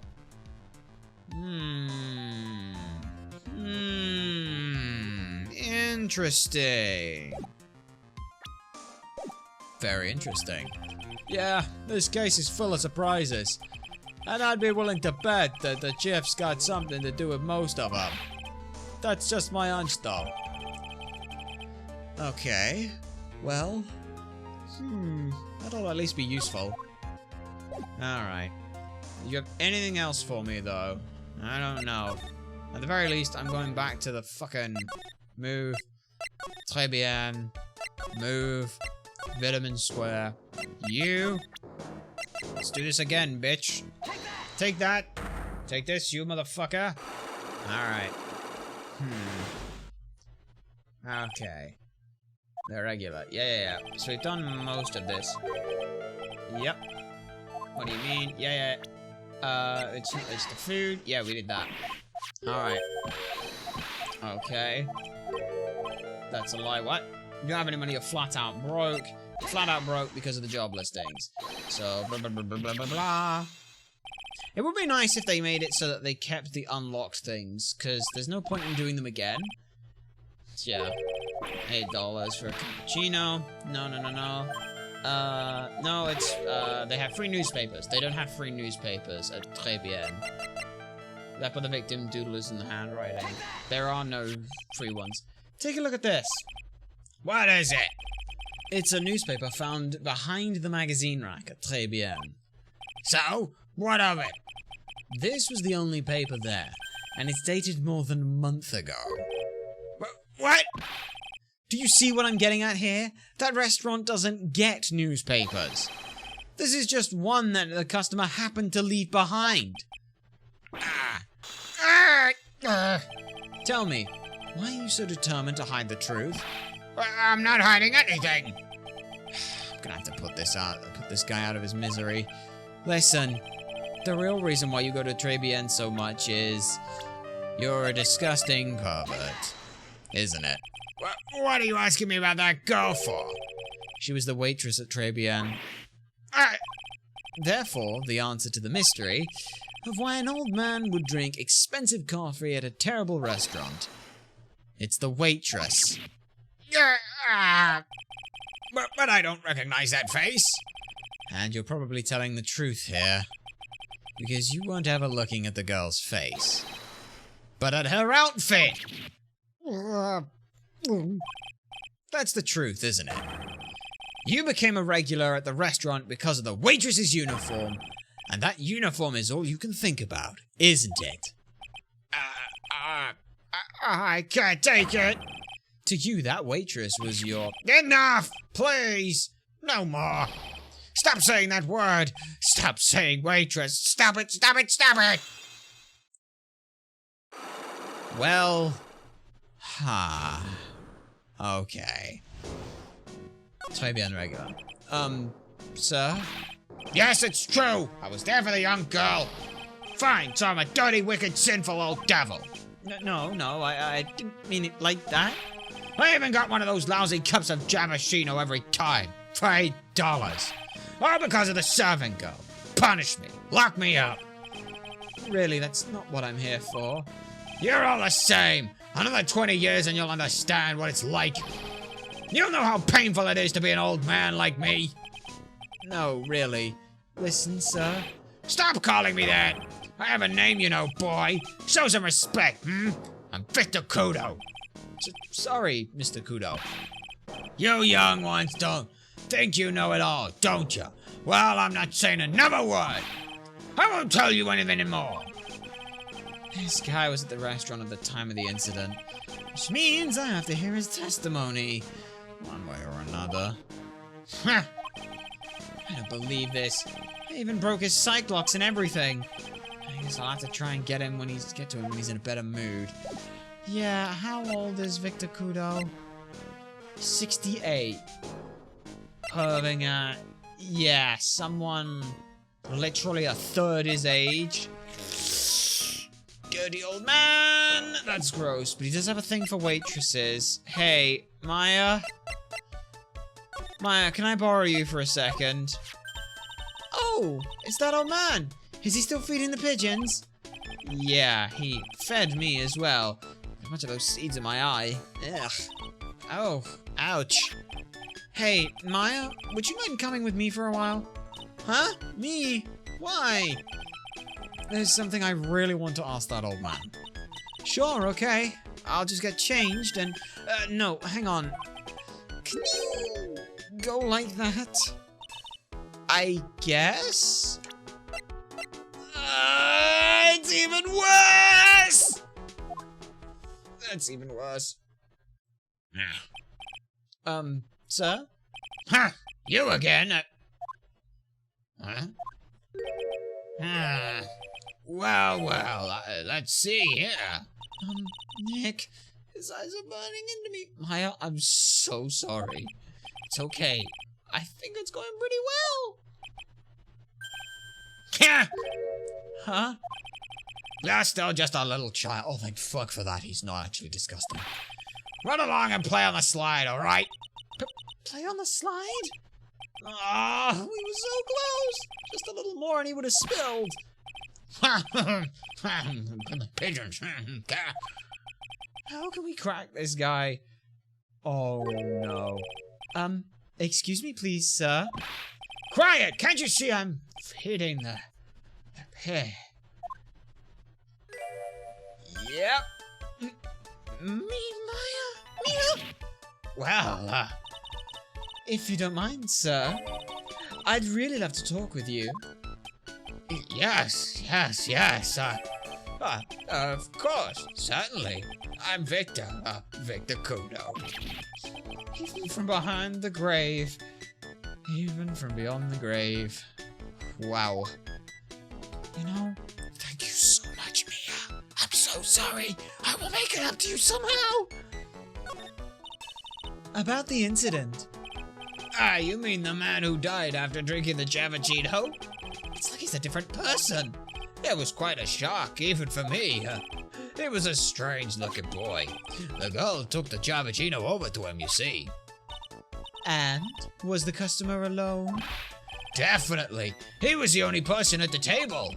Then he took one sip of the Javachino And he said something like, "Ugh," and then collapsed, dead. oh, how terrifying. You're so good at listening, aren't you? I'll tell you anything. Whatever you want to know. He certainly seems to be telling the truth now. It looks like Mr. Kudo didn't see this other man either. Do you like the food at Tribulations? Well, of course. I'm really quite a sophisticated man. I was a young businessman once, you know. I set up a casino in London. Really? How interesting. Eating the food at that restaurant really takes me back to my days in France. What a lovely story. London's in England, not in France. Oh, yes, France is wonderful. I'd love to show you around the city sometime. It's too much. I can't take it. I want France. I can't believe Mia's laughing at this guy. Mia, thank you. This is just awful. You visit Tribulations a lot, don't you? Of course. I mean, yes. I'd like to come and see you there. Really? Oh, you flatter me so. The owner will be delighted to welcome you, I'm sure. Be careful of that chef, my dear. The chef? You mean Mr. Armstrong? That's right. That man's an ex-con. He's an ex-con? Armstrong's record. Whatever did Mr. Armstrong do? Oh, no. Those eyes. I can't take this. He's really got this guy eating out of a hand. Yeah.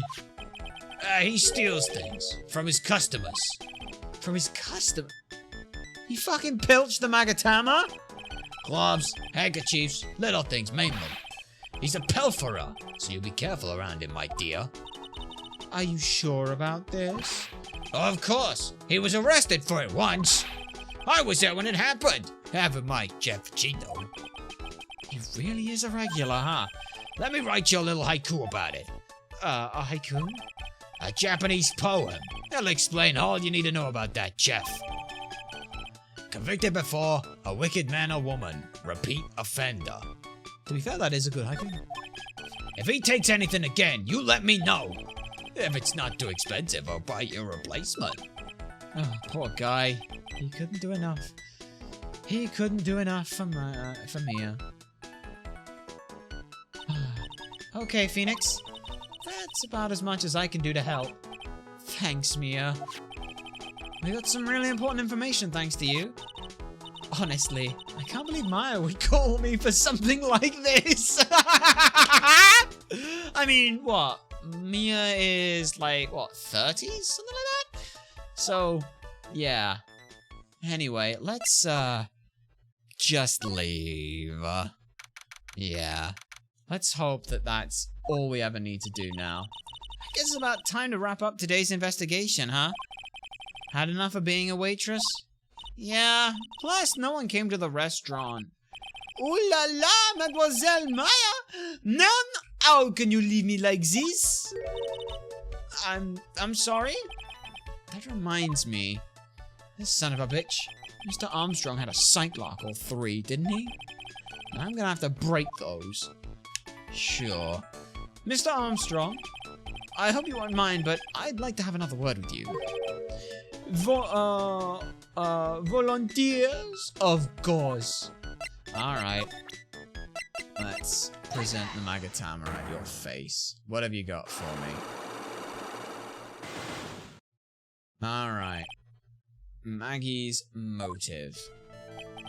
What is happening? I do not like this horrible feeling. I have to know the truth.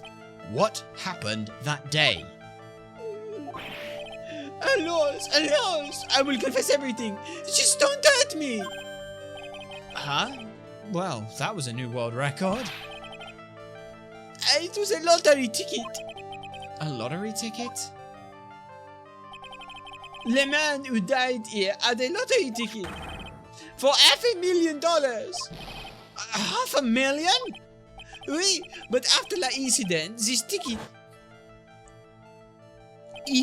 It disappeared. The ticket just disappeared? This was the motive the prosecution gave for Maggie. They said that she poisoned the man to get the $500,000 lottery ticket. Why didn't you tell me about this sooner? Marcelos.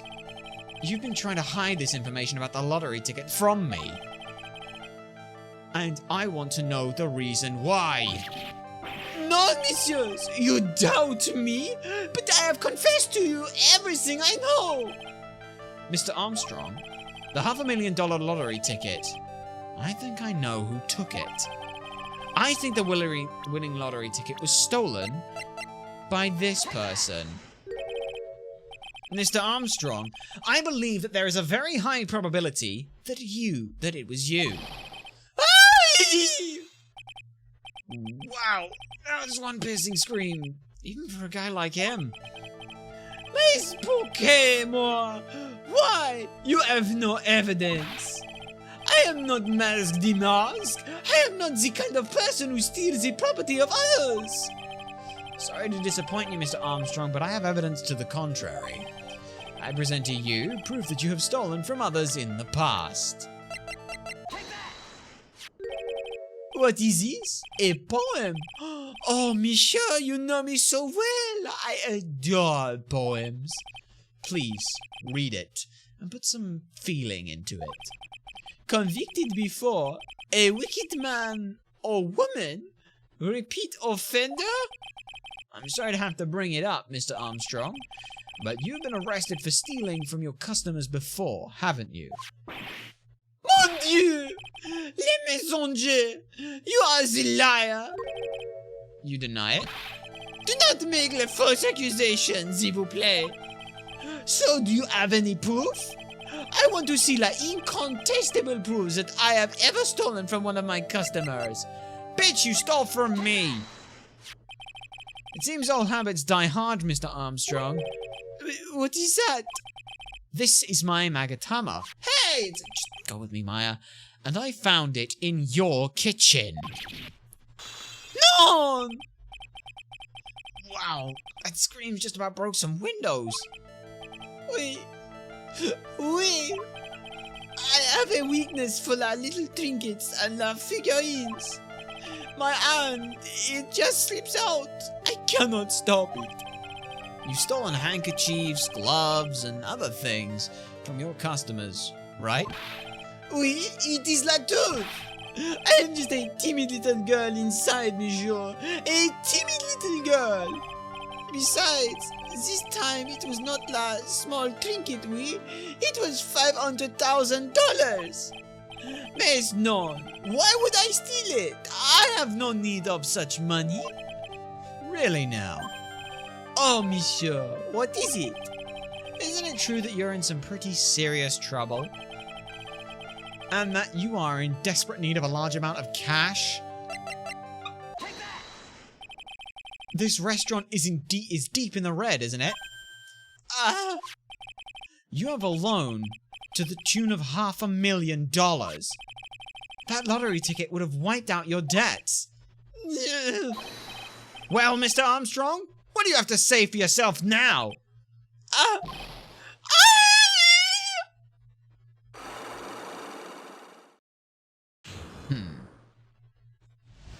Okay, Maggie's motive. Mr. Armstrong, you said that the victim had a winning lottery ticket for $500,000. How did you know he had something like that in the first place? The man, he was listening to la radio with his earpiece.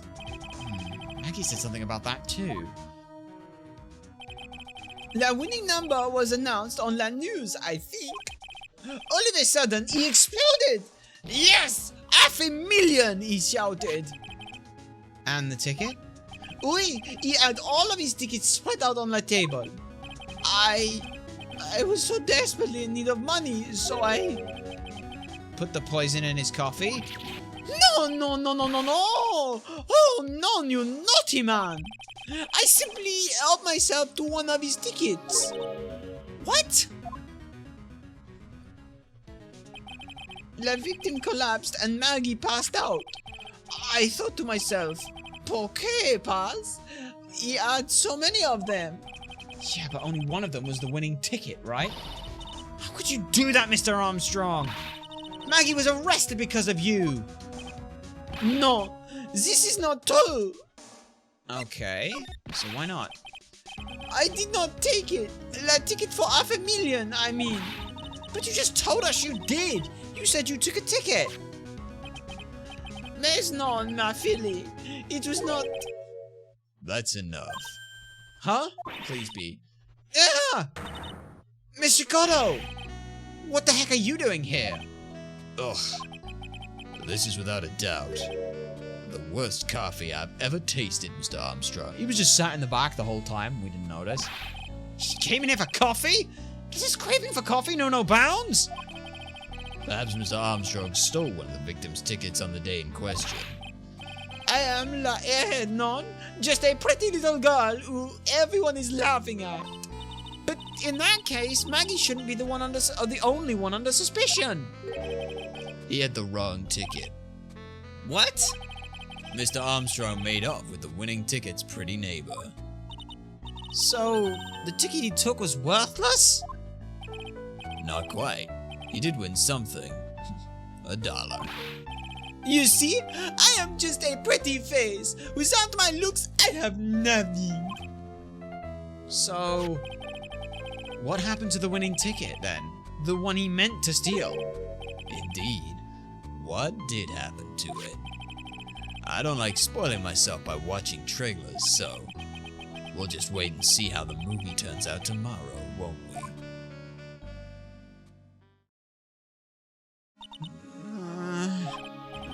Voila, you two. Time to laugh at that pretty little head. Looks like I won't be needing this note anymore. Victor's note thrown into the trash. Looks like we've got a new mystery now. Namely, where did that winning lottery ticket go? I've got a bad feeling about this. Well, anyway. I can't let Maggie suffer alone for this. Any longer for this. And certainly not again. Alright then. Well, to be continued. And it's to be continued right about now. Do we want to save our progress? Probably a good idea that we save our progress, isn't it? Yes. Yeah, let's make sure we save our progress lest something stupid happen. Alright, and that's that.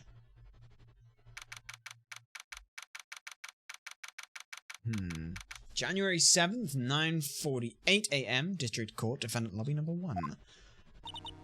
Oh, I see. I guess I should have expected this. Nobody saw the other guy, huh? But he was there when I took over the coffee, sir. Scout's honor. Maggie! Ah! Detective Gumshoe! Are you doing alright? How are you feeling? As if you needed to ask either question, sir. Don't let him get you down, Maggie. And don't forget to eat well, okay? Roger! Hey, Joe. Yes? You better square this case away. Got it, pal? Maggie's innocent, you hear? If you screw this up, then I'll be doing some squaring away myself. Squaring away some paperwork for your arrest. I don't think he's serious. Hey, detective. You're on our side for once, right? Yup. So, you'll be able to help Maggie out, right? Really? Can you, sir? Of course. I've got the situation under control. I'm gonna be the first witness on the stand today. If something I say doesn't mess with the facts, make sure you point it out, alright? Sure. Okay. We're forming a united front today, pal. You get me? I can't tell you how grateful I am, sir. I've always admired you so much, detective. I know I can count on you. Looks like it should all go pretty smoothly today, huh? I can only wish. Yeah.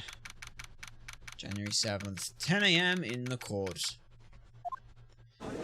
So, if the other guy is that guy who pretended to be Phoenix, right? And then that guy pretended to be Phoenix in court so that he could make sure that she was guilty to give himself the acquittal of someone else found guilty, right? Court is now in session for the trial of Maggie Bird. The defense is ready, Your Honor.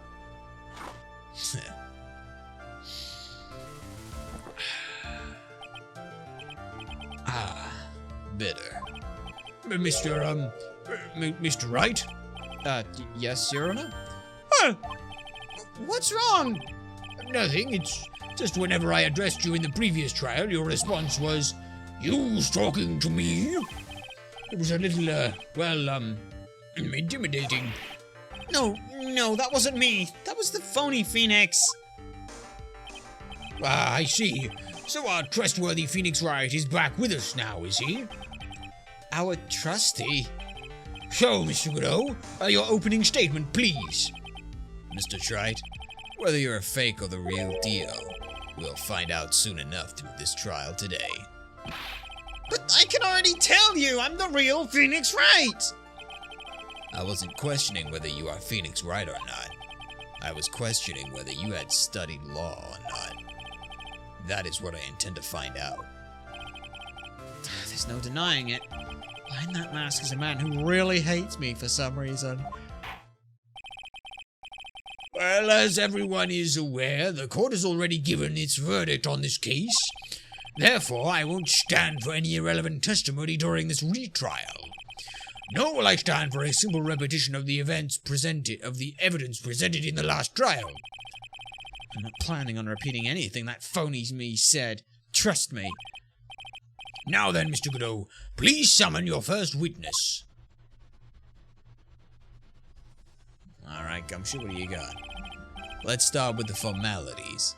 With the name. Name and occupation.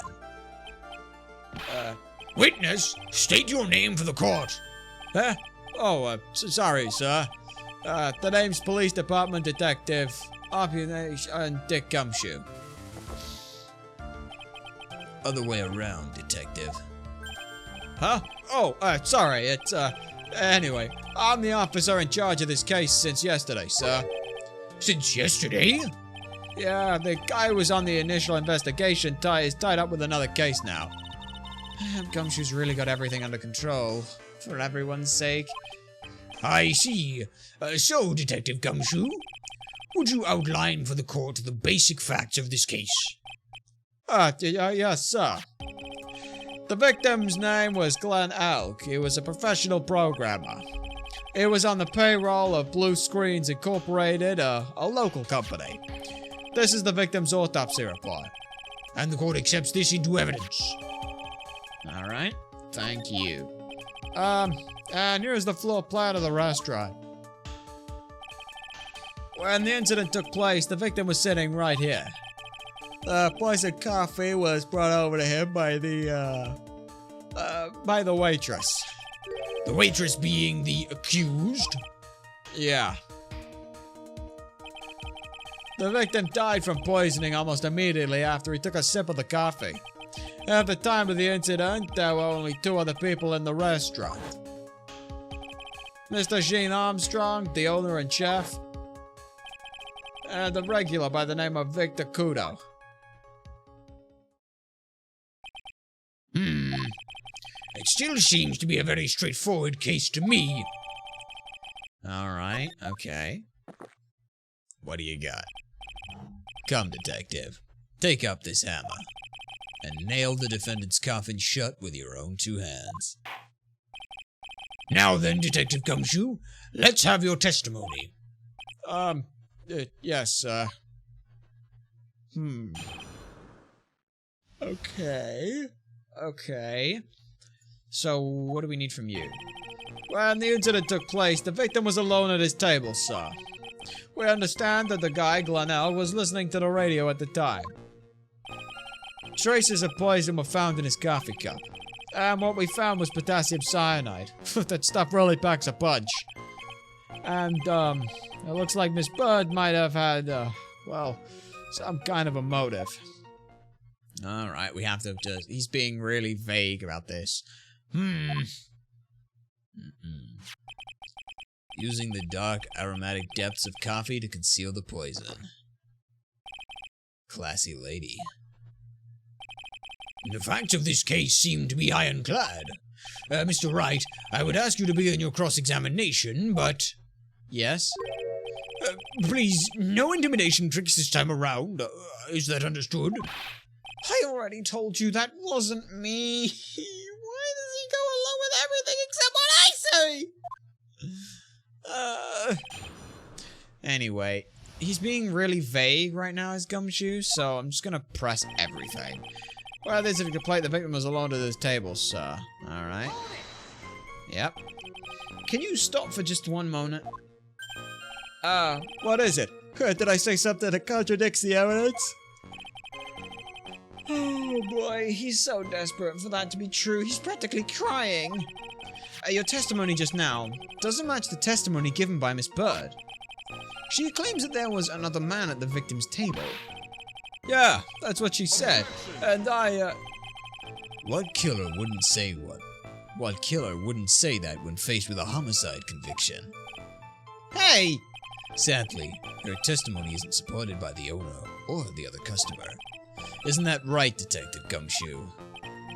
Yeah, it's true. Their two testimonies tie up on that. They both said that there was no other guy at the table. What should I do? Should I press on this point a little harder or not? No, let's press on it. Well, maybe the other witnesses just missed him. Perhaps their view of the victim's table was obscured in some way. Ha! That argument is as weak as the coffee at Tribulations, Wright. I have here in my possession a ticket. A ticket? It's more like a photo to me, but... Yes, a one-way ticket to the Guiltyville.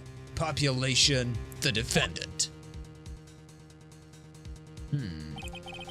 This is a photograph taken of the near the entrance to the kitchen. This is the scene as witnessed by the chef, moments after the poisoning took place. This is the scene as witnessed by the chef moments after the poisoning took place, correct? I think the court will agree that such a clear view of the scene. I think the court will agree with such that this. Hang on, what the fuck? I think the court will agree that. I think the court will agree. There should be a comma there. That was such a clear view of the scene of the crime. How, Mr. Trite, could anyone have overlooked a second person at the table?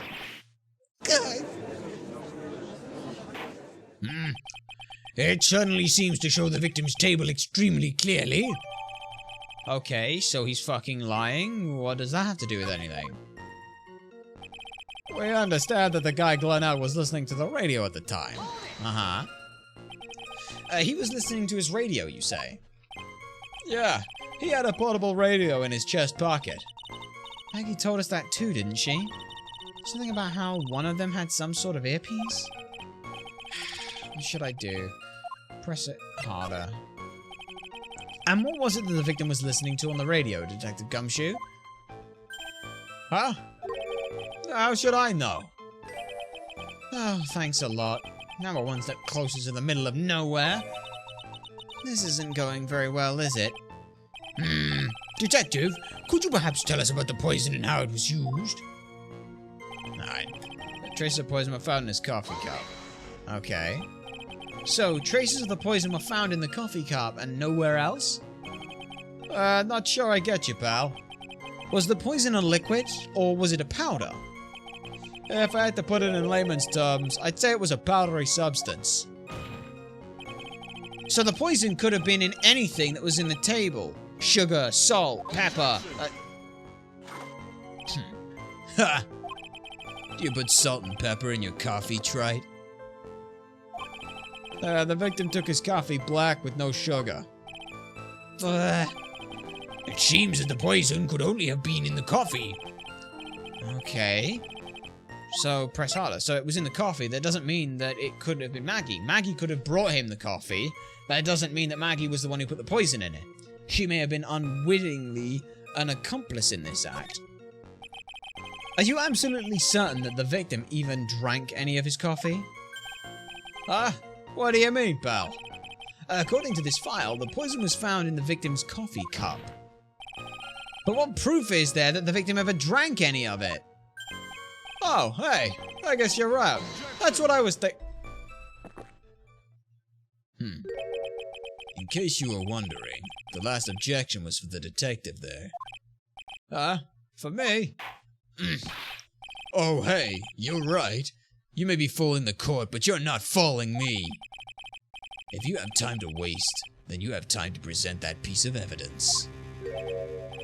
That piece of evidence, sir? Yes, that piece. What piece was it again?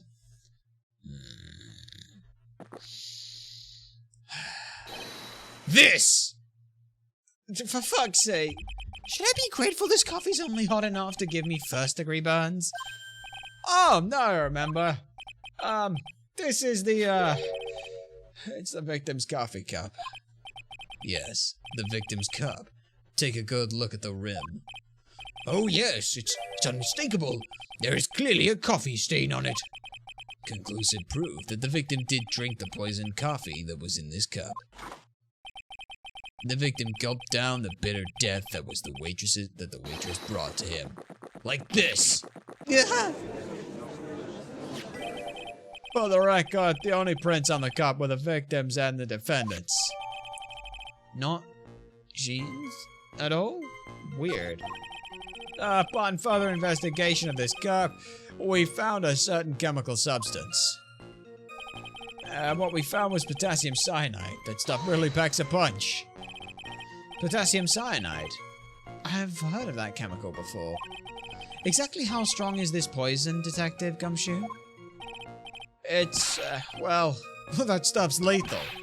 Eat too much in your history. How much is too much? A lethal dose is 0.2 grams. That's about enough to finish anyone off. 0.2 grams? How much is that?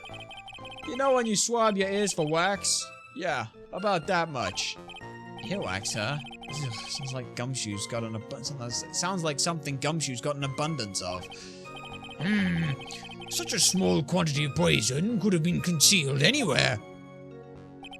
And, it looks like this bud might have had some kind of a motive. Some kind of a motive? Yeah, but if you ask me, it's all been blown way out of proportion. You know what my golden rule is, Detective. Chuck out a bad cup of coffee. You can always get another. Huh? I don't get it. I'm saying, we can always get another witness on the stand, if we have to chuck you out. So stick to the facts, Detective. Now then, what was Miss Bird's motive? Come on, Gumshoe. She was... they say she wanted to steal a lottery ticket. I knew it. That's what we heard yesterday, too. It disappeared from the scene of the crime. And it wasn't just any lottery ticket. It was a winning ticket for $500,000. Mr. Armstrong knew about the ticket too, didn't he? But he stole the wrong one. Then, is it possible Maggie stole the winning one? What should I do? Should I press on this point a little harder or not? We have to, there's no point. And not. Wait a minute. The mere fact that the lottery ticket disappeared is in no way implicates my client. Ha! I have here in my hand the very ticket in question. That's the $500,000 lottery ticket? One of the female police officers found it when she was conducting a search of the defendant. What? How? Did we not know about this? Order! Ha! She's quite a lucky bird, our little waitress. You will submit that ticket as evidence to the court immediately. I'd better keep an eye on that ticket. The way the judge's voice is quivering. Okay, let's have a look at it. This ticket was presented to the court in the previous trial too. But it feels heavier now somehow. $500,000, you say? It's just a scrap of paper. What matters is where it was found, Your Honor. And that's on Maggie's personal, unfortunately. Well, that's enough. The facts of this case seem overwhelmingly clear to me. Hang on a sec, I gotta, let me do some reading of stuff. Tune time, 1:30 and 2:30 p.m. Blue marks the position of where he died. Okay. Yeah, okay. Photo of the crime scene. Okay. Yeah, we've got that. Fantastic. Coffee cup. When did I to get found on Marley's body search? Cyanide. Yeah, I got nothing.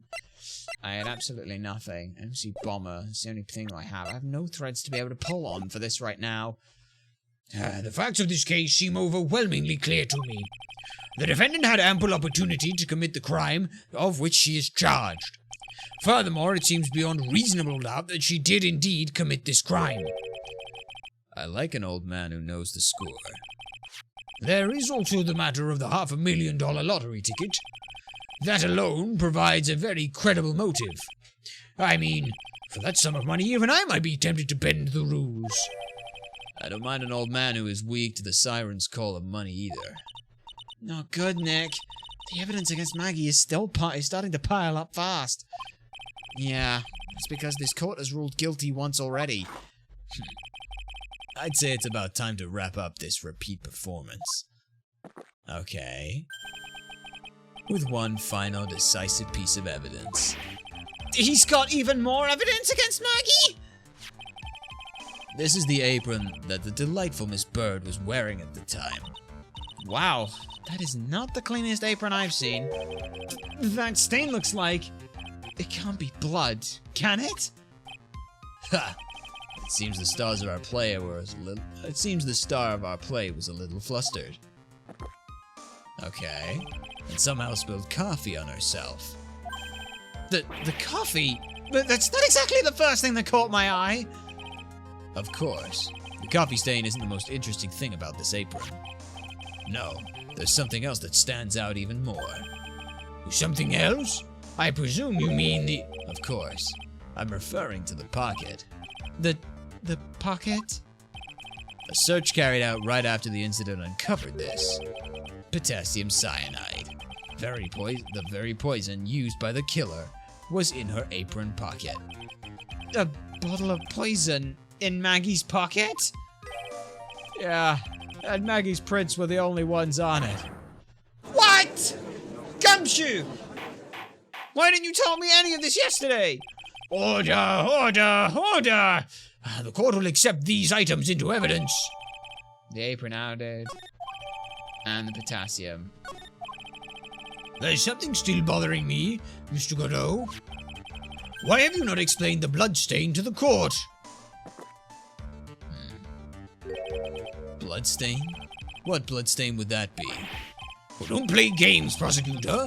The blood-colored stain that is smeared all over this apron. That's ridiculous. No one told me anything about a bloodstain. You don't need to be told, just look at it! Well, detective, could the stain really be blood? No way, sir. That's, it's just ketchup, sir. Ketchup? She must have gotten some in her apron while taking someone their breakfast that day. Well, you could have spoken up a little sooner, Detective Gumshoe. Pull a stunt like that again and I'll have you drink 17 cups of ketchup, witness. I thought everyone knew what it was already. I haven't seen anything yet to make me doubt the last ruling I made on this case. The motive, the opportunity, and the supporting evidence. They have all been clearly established.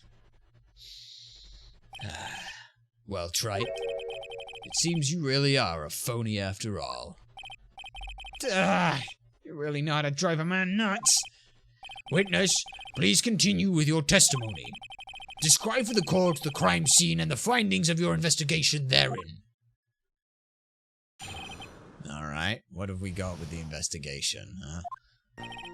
Well, the crime was reported at 2:25 p.m. by a kind of scary old man, sir.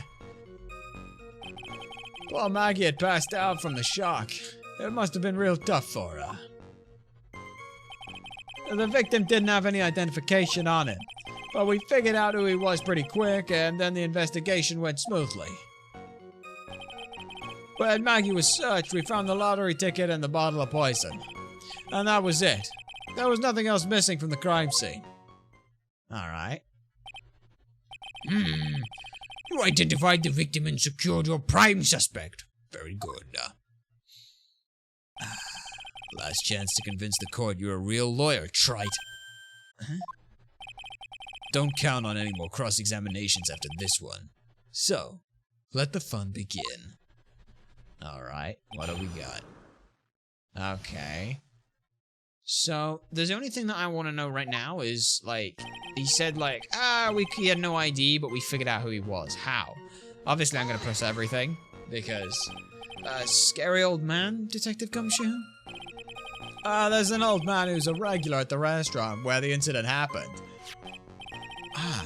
We're obviously talking about the same old man. Officers were dispatched right after the report came in, but the old guy still made a fuss. What took you so long? Then he yelled abuse at them. And seeds. Seeds? Ha! It was nothing. I caught each one with my teeth. I guess not even the mighty Godot can avoid being attacked by that guy. The old man was only the other customer in the place at that time. He took his time finding a payphone, apparently, so he was late reporting the crime. Poor Maggie had passed out from the shock. Yeah, it must have been real tough for her. Okay. How long was the defendant unconscious for, apparently? The officer got to the crime scene around 2:40. Maggie was still out cold in the kitchen at that time. It took another 10 minutes or so before she came to. I would have liked to have been there on the scene myself. I bet you would have liked to carried out the search too. Ugh, Phoenix, please. That's kind of gross. I would have loved to have seen Maggie asleep like that. All pretty and peaceful. You're a professional, Detective Gumshoe, not a professional birdwatcher. Save the romantics for your own time, Detective. All we need to know about is the investigation. Oops, I guess I'm pretty red right now, aren't I? The victim didn't have any identification on it. He didn't have any? Are you saying that it was stolen then? No, I don't think so. The victim didn't have any driver's license or even a credit card on him, pal. All he had was 58 cents in his wallet. 58 cents?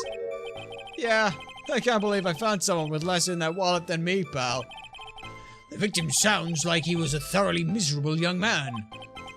Or some kind of outlaw. Why not give him more of an edge? I think I'm onto something here.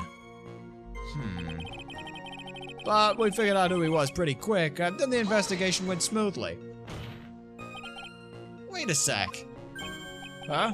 Did I say something dumb again? Let me paraphrase what you just testified to the court. The victim didn't have any form of ID on him, is what you basically said, yes? Yeah, basically. In that case, how were you able to identify the victim so quickly? Oh, that. He's so let down. He's got the whole sagging shoulders and puppy dog eyes going. Well, there was a prescription bag on the victim's table, along with the lottery ticket. It seems Mr. Glenelg visited his doctor before he went to Tribulations. Well, he got the victim's name from the medical records of the doc who prescribed the meds. That's a reliable enough source for the court. What should I do? Should I leave this alone or ask to hear more? Ask about the prescription bag. So what sort of medicine was in the bag? Well, actually, the bag was found empty. Huh? Yeah, completely empty. It was completely empty. Okay, well, that's good to know. Ha! You're entering an empty paper bag as evidence? Desperate, are you, Wright? Now, what happened with the investigation after that, Detective? When Maggie was searched, we found the lottery ticket and the bottle of poison. Okay. But the defendant had been passed out for a while, correct? In that case, isn't it possible that somebody planted the evidence in Maggie's pocket? Hey, yeah, you've nailed it, pal. It happens to me all the time. We had a department party the other day, and when I got home, I was wearing the boss's shoes. Keep up this crazy testimony, Detective, and those shoes will end up down your throat. Sorry. So, Wright, someone planted the evidence in Maggie's pocket? That's a pretty bold statement. Care to back it up with some evidence? Well, I'd love to if I had any. It appears you have no evidence to support your theory, Mr. Wright. Continue with your testimony, witness. That was that. There was nothing else missing from the crime scene. Well, no, because the bag is empty, so where's Glenelg's medicine? Where's Glenelg's medicine? Where's the medicine? Detective Gumshoe, I think I should point something out to you. There is just one small contradiction in your testimony. Oh, finally. I'm getting all anxious just waiting. So hurry up, will ya? You testified that nothing else was missing from the crime scene. However, The prescription bag you mentioned was empty. Did the officers remove the medicine from the scene of the crime later? Or recover it? No, they didn't. The victim was given a prescription right before going to Tribulations. Where then did the medication disappear to? You are too cold, pal! Oh, for fuck's sake. Indeed. Due consideration wasn't given to the victim's prescription in the previous trial. Witness, why do you always overlook such vital pieces of evidence? I guess that's the most careless thing I've done so far, huh? The victim was killed by poison, and the victim's medicine mysteriously disappeared. The victim's own prescription could have been the lethal poison itself. Order! Well, Mr. Godot, what do you have to say to that? Ha! That's all. What? Read the court and the name of the clinic. Read for the court the name of the clinic on the prescription bag, will you? If you will. What's the clinic's name got to do with anything? New Ear Otolaryngological Clinic. Otolaryngological. Just what kind of illness was the victim suffering from, Mr. Godot? Hardly an illness, Your Honor. More like a bitter war wound, you could say. A war wound? The day before the incident, Mr. Elk found himself in a fight. He took a blow to the side of the head and ruptured his eardrum. He ruptured his eardrum? Then what on earth was the prescription he was given? It was a cream that was to be applied topically inside his ear canal, not to be ingested. What? It's mentioned in the autopsy report if you read the fine print. They found traces of the medication in the victim's left ear. Yes, here it is. Very fine, very, very fine print. It seems Mr. L correctly applied some of his medication while he was at Tribulations. Therefore, it would be absurd to believe that he would have eaten his own medication. Well, it seems that this medication is irrelevant to the case after all. No. Nick. If you don't think of something quick, it'll all be over. She's right. But I can't get away with any old weak objection. What the hell do I do? I have to push the medication issue. If he took some while he was at Tribulations, where is it? Only moments ago, Mr. Godot made the following statement. It seems Mr. L correctly applied some of his medication while he was at Tribulations. If that's the case, then why was the medication not found at the scene of the crime? But the medication in question was for topical use inside of the ear canal. That doesn't change the fact that it could not be found at the scene of the crime. However insignificant it may seem, it's a lawyer's duty to pursue the truth. You know as well as I do that the medication is irrelevant. It hardly seems likely that a prescription drug would contain potassium cyanide. It hardly seems likely that the coffee the waitress served would contain it either. But it did! The possibility is undeniable! That's enough! Mr. Godot, is the detective the only witness the prosecution wishes to call? Mr. Godot? I've got my own witness I'd like to call, sir. Oh, who? It's the old man who was at the restaurant on the day of the murder. Victor Kudo? The pigeon hater? Very well. The matter of the disappearing medication seems little more than trivial at best. However, it wasn't explored at all in the previous trial, and that is something that bothers me. Yay! Good job, Nick. The court will now adjourn for a 10-minute recess, after which we will hear the prosecution's next witness. Ha! I suppose this means I'll just have to finish you off in my last 6 cups. Court is adjourned for recess. Oh, goody. Phew, we have a recess. Oh, January 7th, 11:03 a.m. District Court. It's been an hour in that courtroom? Blimey. Phew, that was close. Tell me about it. I nearly died in there. That's my line, sir! No, that's my line. I think I really did die a little bit. Looks like we all nearly died in there, huh? I can't believe Detective Gumshoe! How could he betray us like that? Huh? He said he'd help me. But he totally set me up! I don't think he meant to do that, Maggie.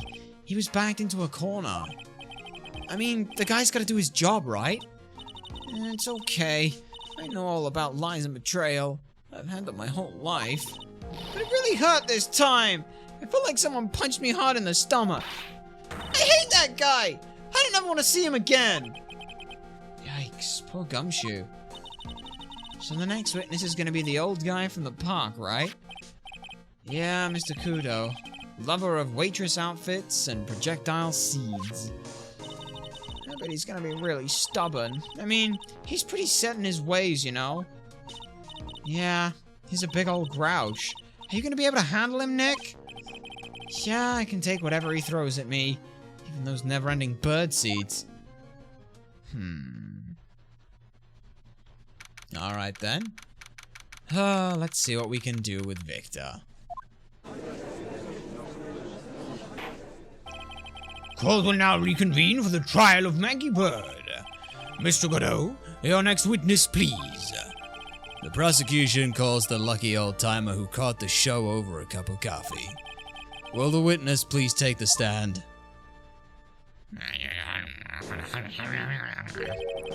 Name and occupation, if you don't mind. My name is Victor Kudo, born and bred in the land of the rising sun. Honor and duty are what made me. Mind you, I can be quite emotional at times, too. We don't need to hear about that, Mr. Kudo. Just tell us your occupation, your current occupation. My occupation? Listen, young'un, how will you call... Listen, how much call do you think there is to kimono embroidery here? Kimono embroidery? That's what I do, or did back in Japan. I embroidered family question kimonos. My ancestors were embroidering kimonos before this country even existed. Wow, a real craftsman. They're a dying breed. Hey, maybe you could embroider my costume sometime. Anyway, like I said, there's not much demand for that kind of thing here. So I had to take a job working a cash register at a burger joint. Pretending to smile. That burger joint would have been better off putting him in the kitchen. Now then, witness, were you in the restaurant at the time of the incident? Oh, yes, I was eating some seeds over a cup of Javicino. Seeds?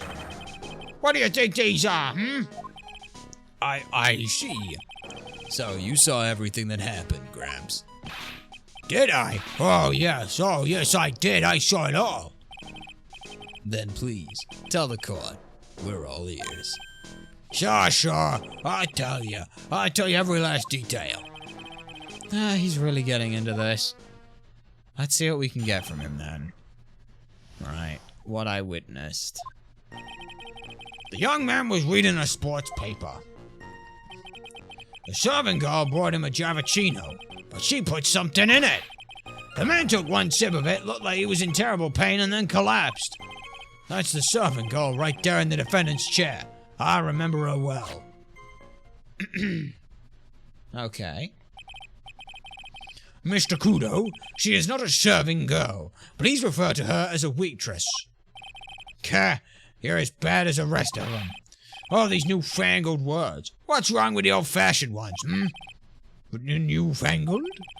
All this talk of radios and glasses. It's wireless and spectacles, I tell you. Excuse me? Listen to me, everyone. Don't forget the old values. Don't let the good old days slip away. Well, I think it's time to begin the cross-examination, Mr. Wright. Yes, Your Honor. What I witnessed. What did you witness, huh? The young man was reading the sports paper. So you saw the victim then? You saw Mr. Glen Elk? I wanted to know if Guts and Brom retained his championship or not. So he was looking at the sports paper the victim was reading, huh?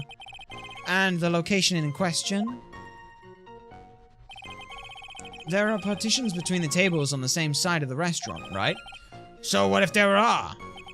If you say that you could see the victim, that would mean that you were sitting at a table on the other side of the restaurant, correct?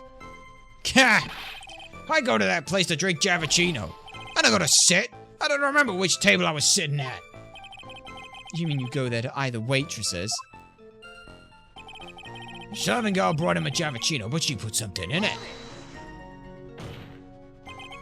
Mr. Kudo, that is a very grave accusation. Are you sure about what you saw?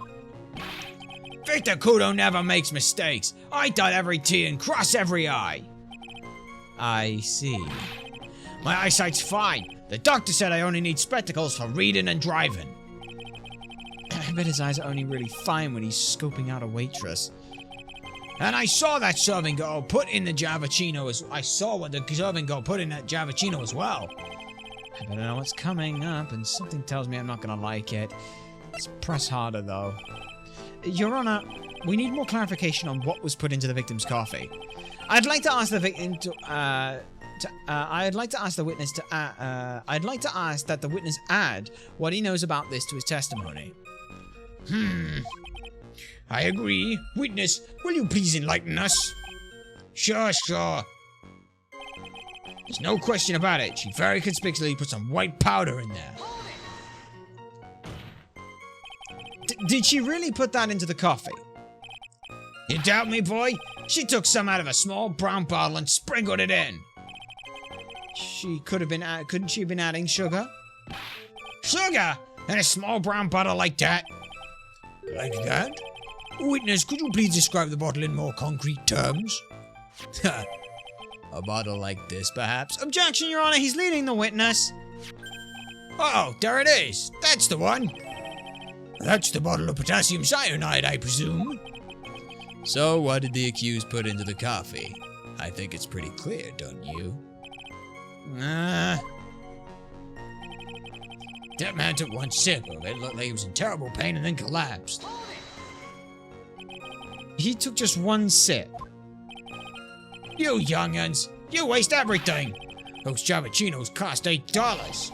In the good old days, we'd have drank every last drop, eaten the cup, and then died.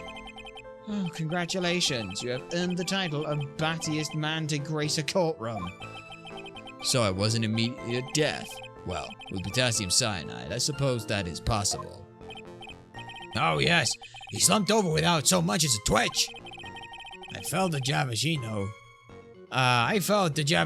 I just drank, so it turned sour in my stomach. Oh yeah, I know that feeling. And the waitress? I presume she is...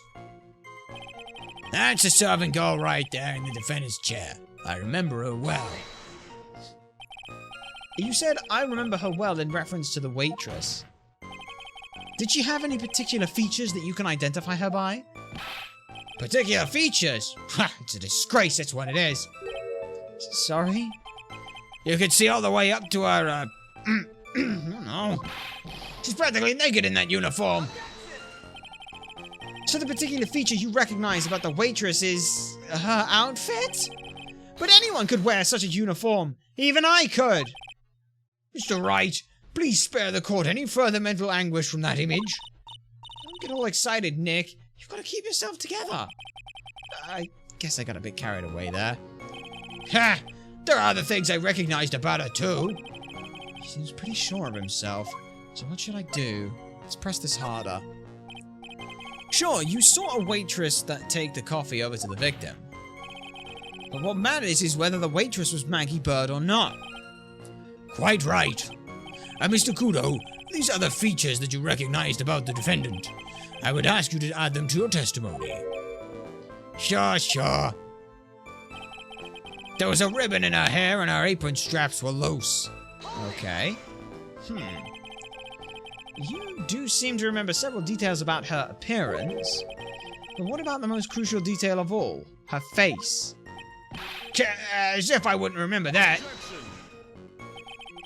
The witness noticed the straps on the accused apron. It's unlikely to make a mistake about her face. That's right. I can even tell you the color of ribbon in her hair. It was red. So you see, there's nothing wrong with the witness's eyesight. There's no doubt he remembers the witness pretty well. What should I do? I guess that feeling that there's more... I just get the feeling there's more somewhere in this somehow. Ask about the witness's back? The identifying features you described are all things you would see from the back. So what?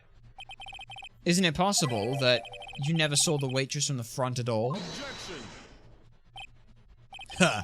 He's got you there, Gramps. People normally talk about facial features when they're asked to describe someone. But this witness's testimony is nothing but straps and ribbons. This is harassment. I'll tell you I'm not obsessed with straps and ribbons. I'm just telling you what I saw. Mr. Kudo, the court requires that you add details about any identifying features. Features that you observe from the front, that is, to your testimony. Sure. This old man's testimony is getting longer and longer. And if I can't find any holes in it soon, it'll get even longer, I bet. There wasn't anything that caught my interest about her from when I saw her from the front. Really? Nothing interesting. You didn't see a red ketchup stain, you didn't see spilled coffee. That would have caught anyone's eye. That's an important detail that we saw. Mr. Kudo, I would like you to please take a look at this. That filthy thing would suit filth like you just perfectly. Actually, it reminds me of what my grandson looks like, just after he's done eating. Have you ever seen this before? Of course I haven't. What do you think I'd forget something as dirty as that, Well, you half-witted clot. He's just there, just one falls out of his eye. What is it? Ever since I said you half-witted clot, there's been an eerie silence in here. Mr. Kudo, this apron is the apron worn by the defendant on the day of the poisoning. And as you just said yourself, you wouldn't forget something like this. Which means, if you had really seen this apron before... Yes, you know what I'm getting at.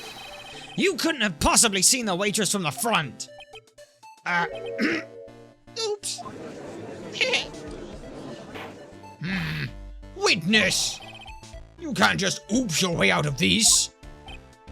Ha! Well. Looks like we finally have a genuine trial on our hands.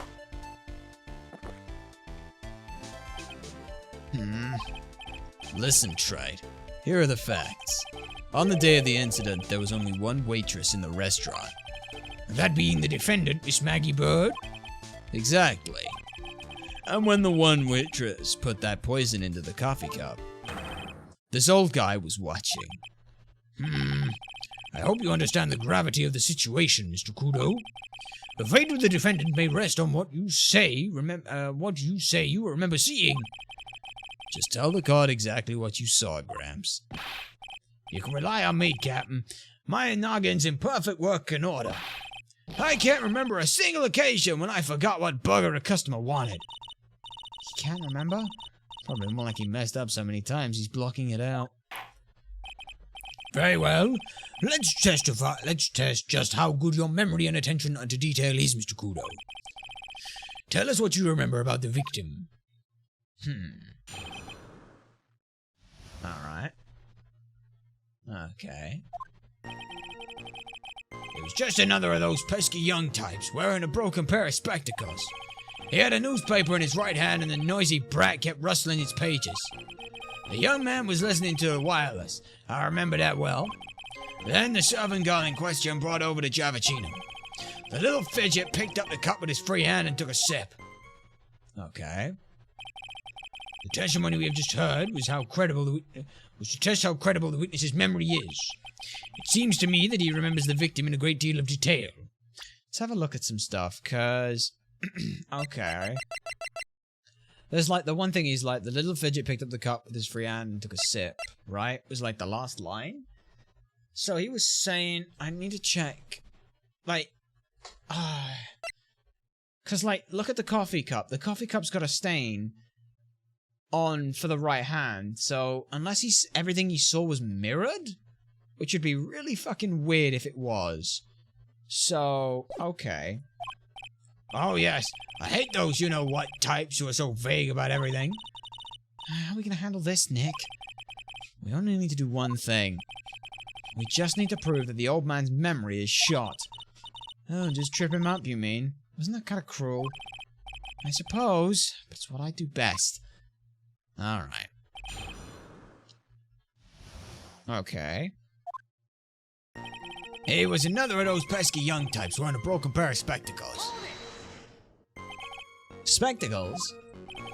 Dark glasses to you. One of the lenses was green, but the other one was broken.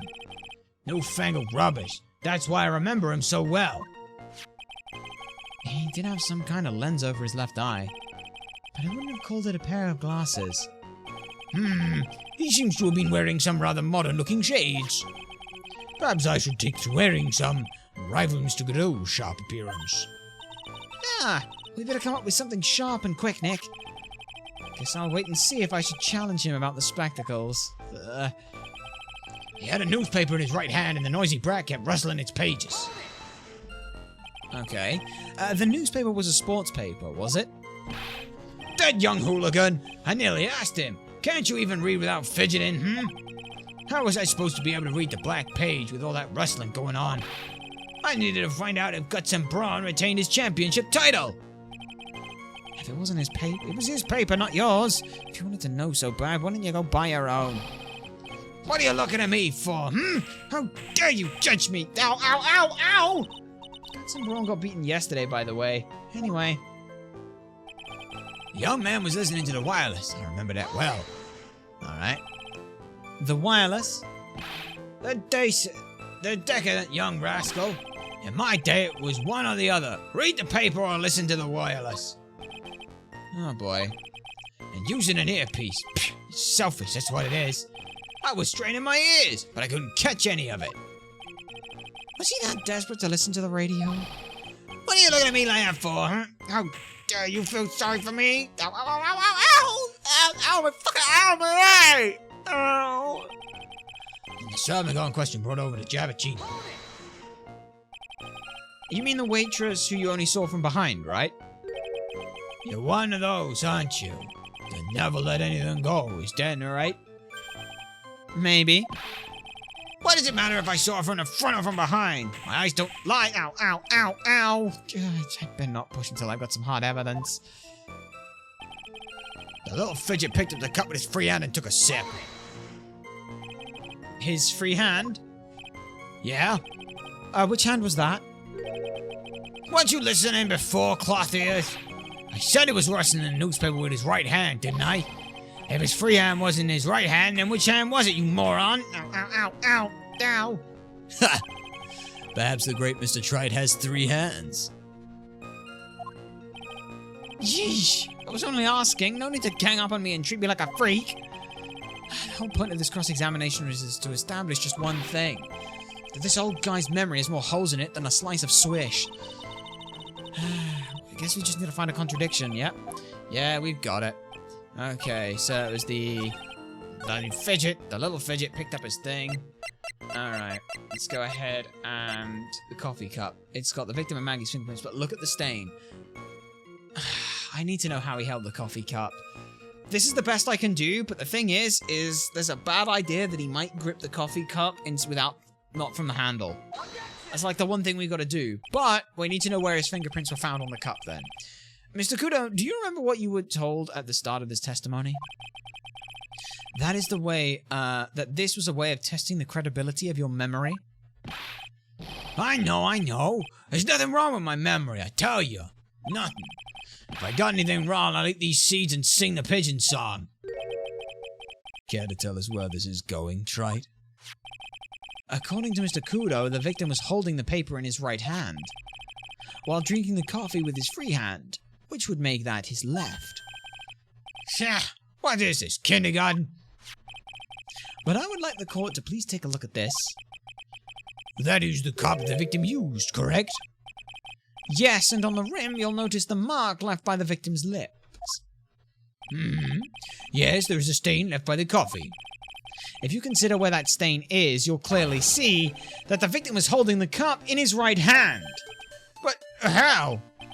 Well, Mr. Kudo, the court is waiting for your epic performance. You said you'd eat those seeds and sing the pigeon song! Mr. Kudo, I'm afraid this is simply not acceptable. I think the witness had better go back to the park where he came from. Wait! If you think I'm gonna stand here and listen to you tell me I'm mad, you're wrong. I don't care about that dirty coffee cup. I know what I saw. You still insist on your testimony? That the young brat was holding the cup in his left hand. Oh yeah, no question. I'm a good, law-abiding citizen, I am.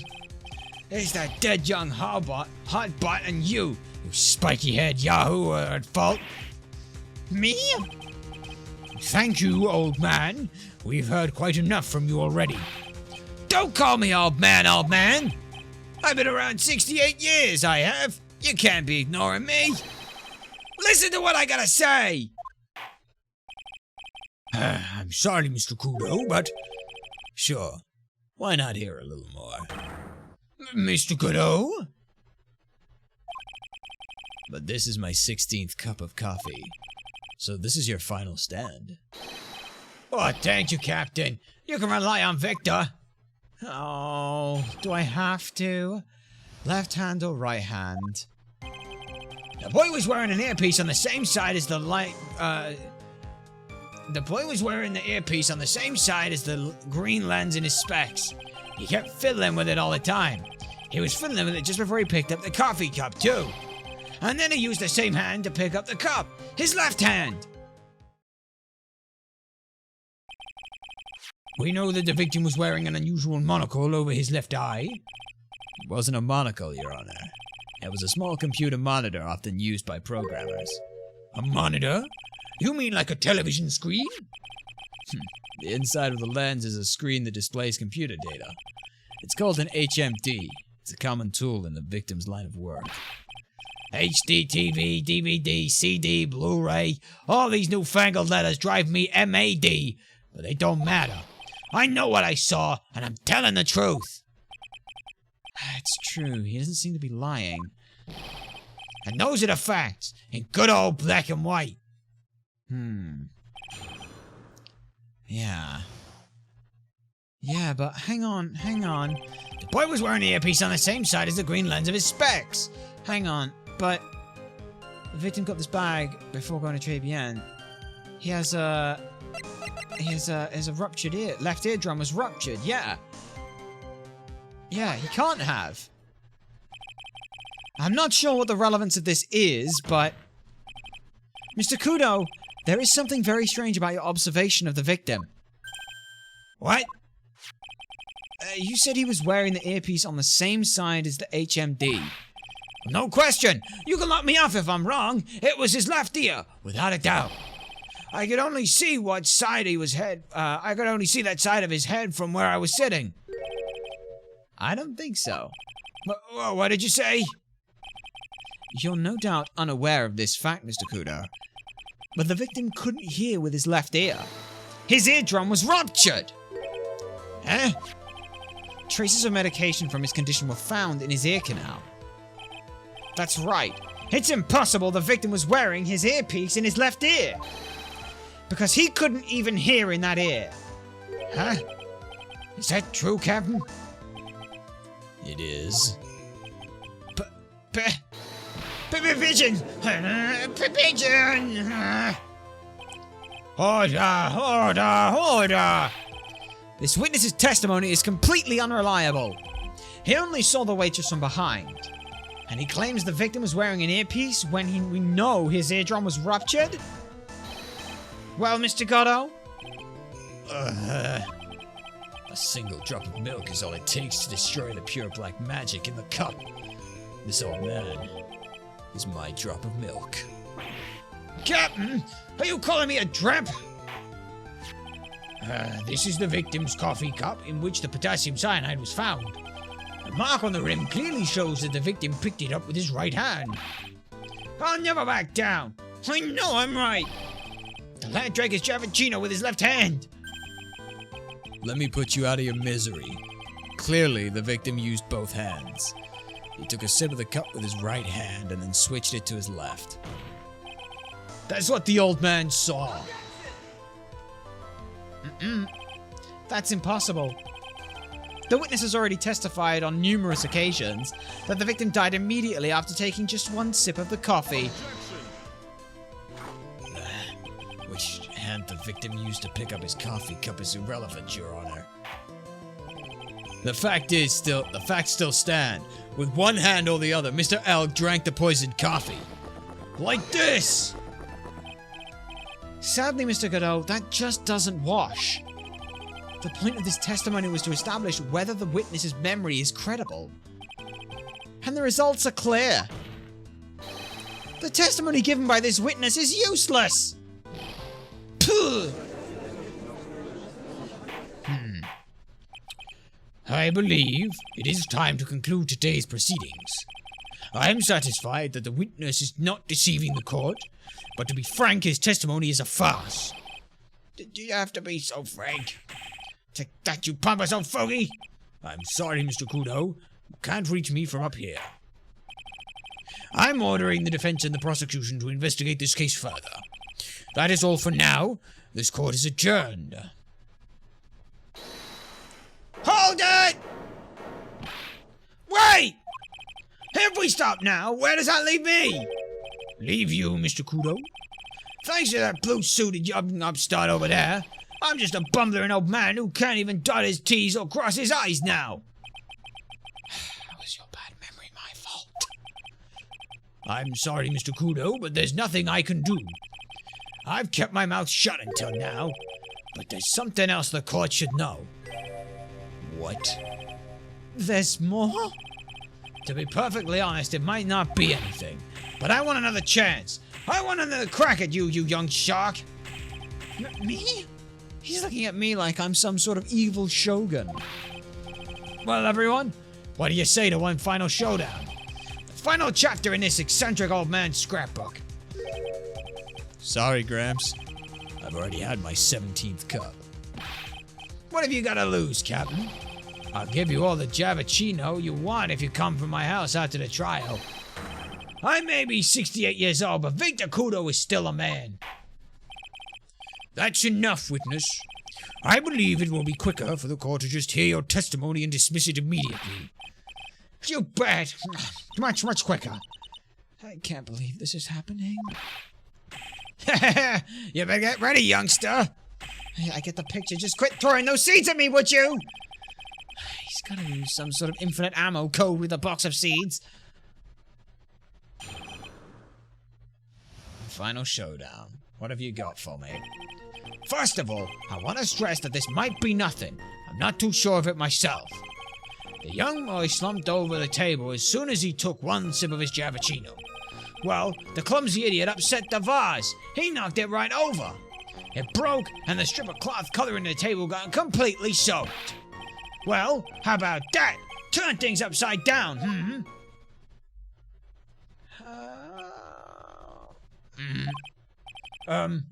Is that all?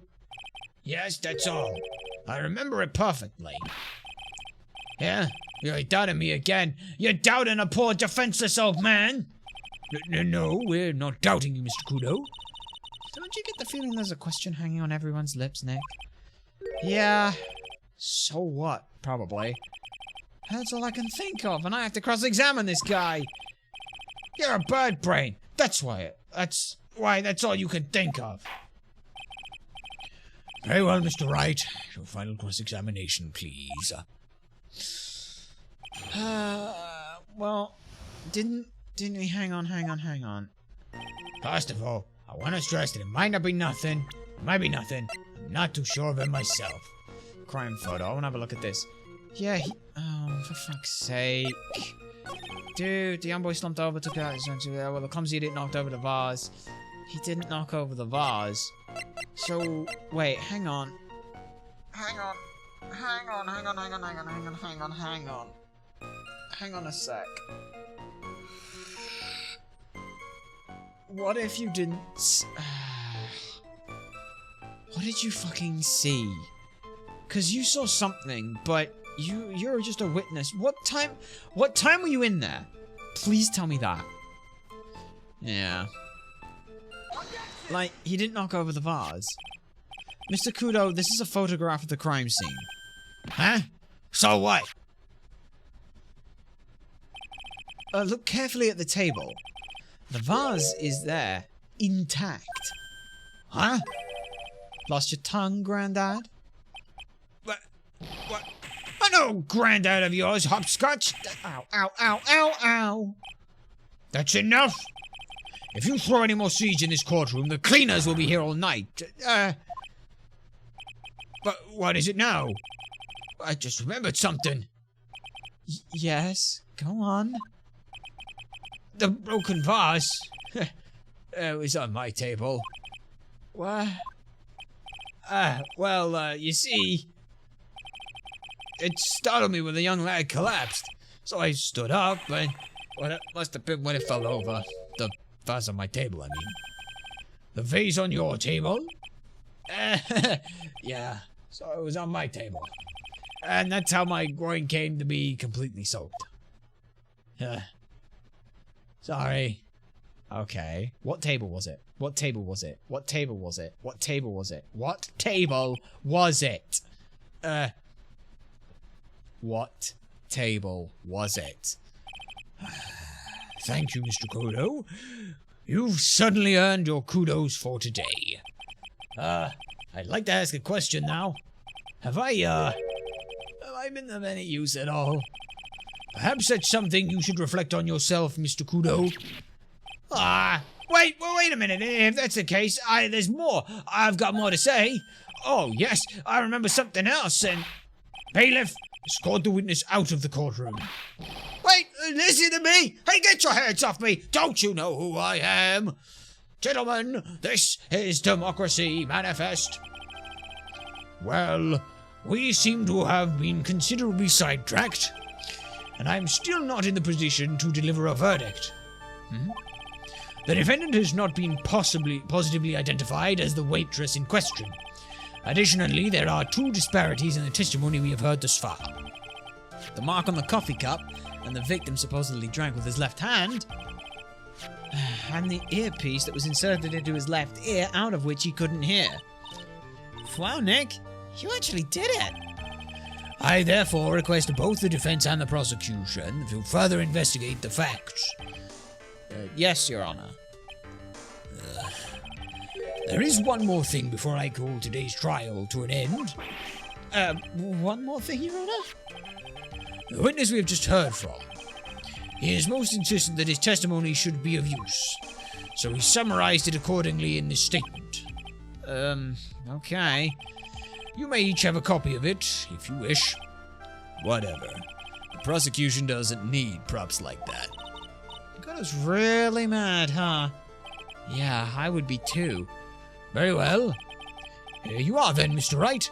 There are 3 copies. My own, yours, and Mr. Godot's. Yes, Your Honor. Hee-ho! The X-Man salutations! It is a pleasure to see you here. We hope that you find yourselves well. And for some reason, Hee-ho was not working, so give us a moment. We will make sure that it is definitely working. It has been a pleasure to see you here. It's been a while. There you go. There's your Hee-ho. Don't know why that didn't work, but it didn't. But we are here. We hope you're well. When the incident occurred, I broke the vase in my seat. I'm sorry. When the incident occurred, I broke the vase in my seat. I'm sorry. Oh boy. I'm sorry. This isn't a piece of testimony, more like a 5-year-old's apology. It has indeed been some time. We hope you are well. We hope you have had many new wonderful experiences, or at the very least, nothing unpleasant in the experience-wise. What the heck are we supposed to do with 3 copies? I don't know. That is all. This court is adjourned. Oh boy. Well, let's see where we end up with to be continued, eh? What do we get? Alright then. Yes, let's save our progress. Don't want to end up missing on the thing. We're now somewhat paranoid about that. We got another hour or so in us and things. January 7th, 12:52 p.m. Wright & Co. Law Offices. So how do you think the trial went this morning, huh? How do you think it went? Yeah, got a bit crazy in there. I just wonder if that killed our chances. Yeah. I guess it did get out of hand. Mr. Kudo's testimony did nothing exactly to help us. Plus, now we don't even know the identity of the waitress who laced the coffee. All we know is what Mr. Kudo saw, the apron straps and the ribbon. And that the victim was wearing an earpiece when his eardrum was ruptured. Talk about a terrifying case of contradictions, huh? Well, time to play doctor and find ourselves a cure then, huh? Yeah. We gotta find one for Maggie, or she's gonna have a terminal case of guilty. Oh, don't remind us. Alright then, well, where can we even move? Let's start with Gumshoe. See if we can get something. Anything from Gumshoe that would be of any use? Looks like Gumshoe's not here. Never mind that. What's going on? It feels different in here somehow. You think? Yeah, everyone seems to be on edge. What are you doing? Call in the officers for briefing, quick! Can't you shut down the station server?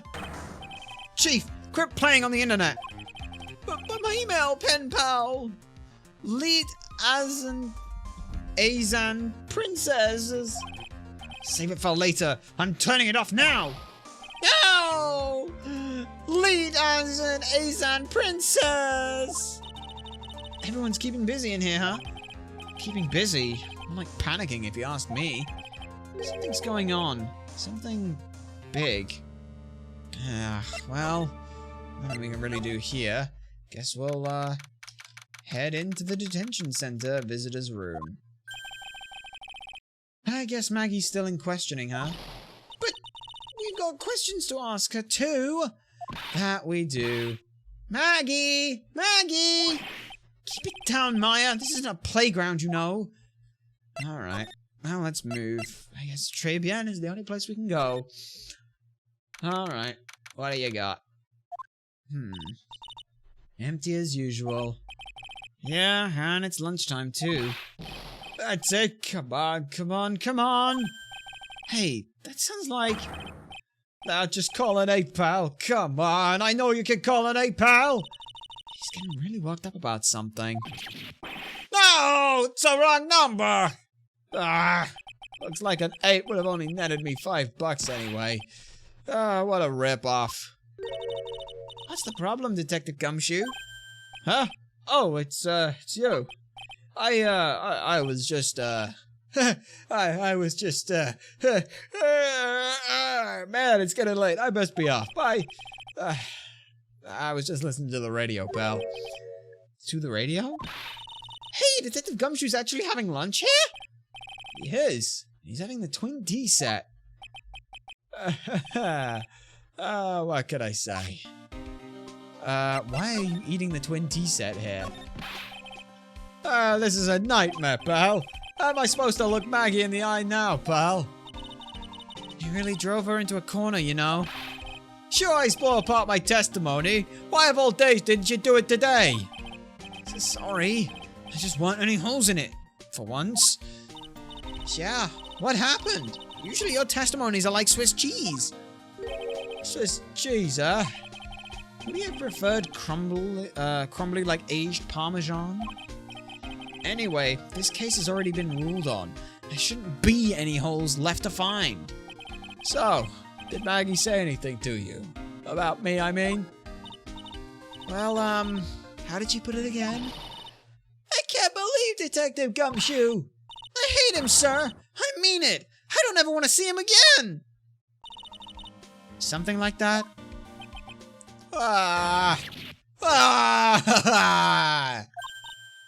Please, Detective Gumshoe, I didn't mean to... Why is this happening, pal? He's banging his head against the wall, Nick. Oh man, poor Gumshoe. The lunch special, huh? So, did you like the twin tea set? I've never paid that much money for lunch before. I was so nervous my hands were shaking. So, how did it taste? Well, for 20 bucks, I guess. I don't know how to describe it, really. It was, delicate. Delicate?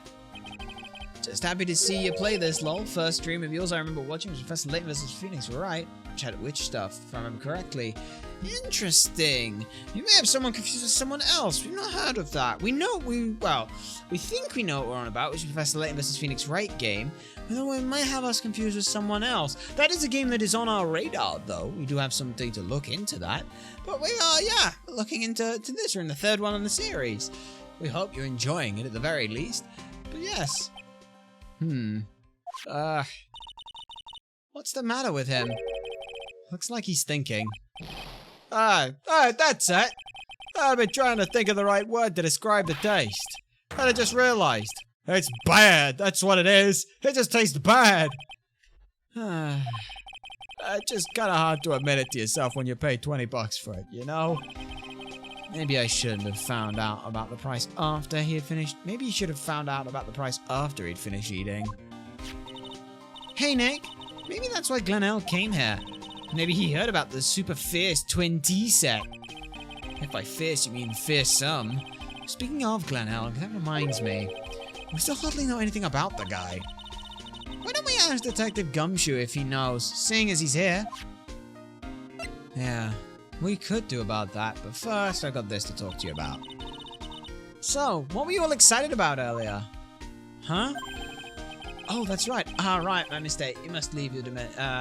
You have yet to leave your dimension. Must maybe see some alternative reality or something. Oh, maybe. We're not 100% sure. We have been under the study of, what do we call it? Yes, it's a kind of synaptic frequency resonancy, in which sometimes something that is very similar sounding, or perhaps similar enough, can essentially resonate the synaptic frequencies within your brain, and therefore make you think other things. We've had it call it ourselves. Every so often, you'll heard us call ourselves supersonic blur. Don't know why it happens, it's just kind of one of those things. We don't even notice it when it's happening. It's just one of those weird little frequency things. People don't notice it until it's pointed out to them. It's a fascinating phenomenon that we're observing. Oh, that was nothing. I wasn't excited as, Oh, come on, Detective Gumshoe. You can tell a little on me. What were you listening to? That's nothing, really. It was just the daily exercise show. Oh, for fuck's sake, Gumshoe. One. What the Cyclock? This lunch special lobster sure is great. Then why were there tears in your eyes? Oh, for fuck's sake. Gumshoe, I'm just gonna beat the answer out of you with this as a goddamn motherfucking, what's the word? Knuckle duster. Alright, Detective Gumshoe, tell me the truth. What were you listening to? No way, pal. No, now that you made a big deal out of it, I'm not gonna tell you. We'll see about that, pal. Considering all the noise you were making about while you were listening, it's pretty clear what kind of radio program it was. I'd say it was related to this. I'm right, aren't I? You were listening to the lottery results, weren't you? You thought you'd try to win big, just like Glenelg did. It's like you could see right through me. You had a 1 for a Cyclops. Huh? I've cracked him already? See, pal? That's why I said it was nothing.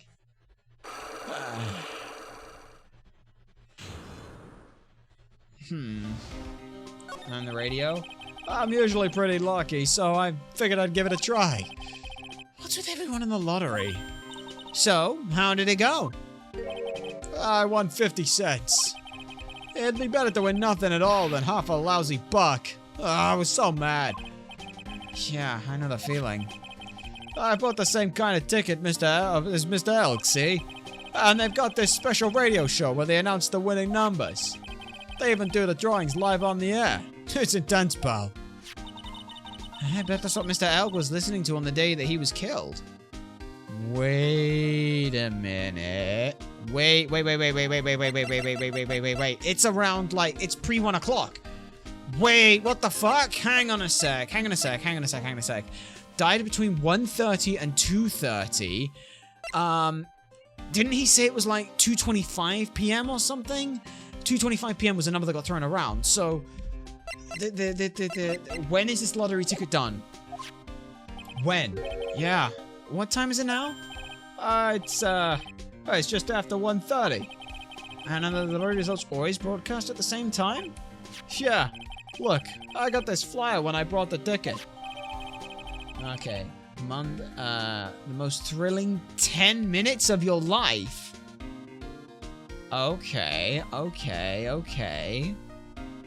Huh. Millionaire radio. That sounds kind of cool. I want to try it, Nick. So then buy a ticket, Maya, with your own money. Yeah. Okay. Also as well, Maya was like, hey, we didn't know anything about Mr. Glenelg. Why don't we ask him? This guy was a real programming genius.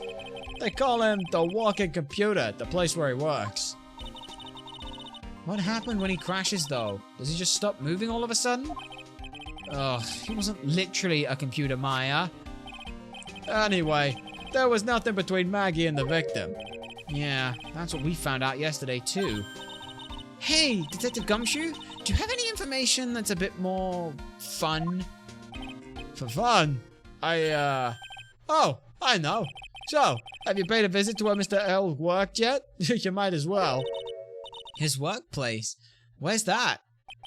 It's a computer firm called Blue Screens Inc. Or something like that. Sounds like a real stable company. This could be fun, Nick. Let's go! Computers aren't really my thing, Maya. I'll be fine. I know all about that high-tech stuff. I wonder about that. It's just around the corner from this joint. Yeah, you should take a look.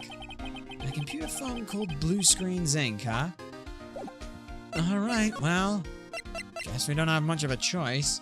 Let's have a look. Alright. They have, like, 3 people working here? Okay. Wow, this place is so high-tech! You can almost smell the electricity in the air. It's probably a bad idea. If it's a computer firm, Maya, they can't work without electricity, you know. Who are you? Oh, hello? I'm sorry, access is restricted to authorized personnel only. This is a computer programming laboratory. There are far too many trade secrets that could be leaked. Wow! What secrets? Everything you see here is classified. No information can leave this building. Understood. Who is this woman? A robot from some kind of whacked educational show? My name is Lisa Basil. I'm the company director. Director? She's a human? She seems more like a ghost in a shell. We get it. This is a reference. It's a pop culture reference. We have no idea what Ghost in a Shell is, but we can assume this is a reference. And that thing over her eye? Isn't it the same device as Glenn Elk's? That's a DMH, right? Nice try, but that's the other way around, Maya. It's an HMD.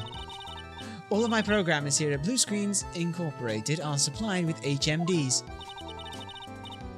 Then do you write programs too? No, I just enjoy wearing this. Well, they are pretty cool. I wouldn't mind one, you know? Alright. Well, let's talk to you. Blue Screens. So, what exactly is this firm's business? I will try to simplify it so that you can understand. Gee, thanks. We analyze the data management systems required by certain branches of industry, and then deliver optimum operating systems and source-level components to them. Huh? You lost me on the corner of analyze and management. It doesn't matter. They analyze stuff. You got that much, right? The software we produce is distributed on CDs. CDs? Yes, CDs nuts. Digital optical storage medium. Of course, CDs are used for software as well as music. It is a small firm, but all of my employees are first-class programmers. Let's ask one of them what they're doing. Excuse me, what are you working on right now? I'm researching the impact of time slicing commented on the local access shared of global varieties. Obviously, programming structures heavily influence the response time and performance, so the core independence of the global varieties and memory overhead is important to the success of the companies. Well, you get the idea. This is the sort of thing that we are involved in. Did you good people follow all of that? Yeah. The blank smile just said otherwise, Maya. Alright, and about what happened to your employee? So, you know about what happened, right, Miss Basil? You mean about Glenn being poisoned? Yes, I know. It is terrible. Can you tell us anything that might be helpful? I don't think so. A police officer was here earlier, too. But I couldn't tell him anything either, because the waitress who committed the crime has nothing to do with Blue Screen Incorporated. Oh, yeah, that's true. How about Mr. Elk's desk? Have you cleared it out already? No, not yet. This is the one, right in front of you. If there is anything that might be of use to you, you are welcome to take it. I guess there might be a clue in here somewhere. Alright, well, let's have an examine. If she's here as well, we can at least examine this stuff. Whoa!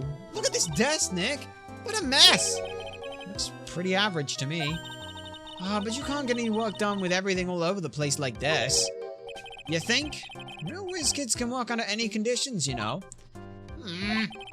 She's trying to hint that I should tidy my desk more, isn't she? I'll clean up my desk when Maya stops asking silly questions. No hurry then. Hey! Oh, hey! This calendar. What about it? If there's another hint about tidying, you can forget it. Someone's marked December 3rd in red pen. December 3rd? That's the day that Mr. Elk was murdered. Is there anything else? Any kind of... Yeah, it says, meet with the tiger. The tiger? Okay. That's great. Alright. It says meet with the tiger. Anything else? Wow, look at this mess! Looks like they're all betting tickets. What kind of betting tickets?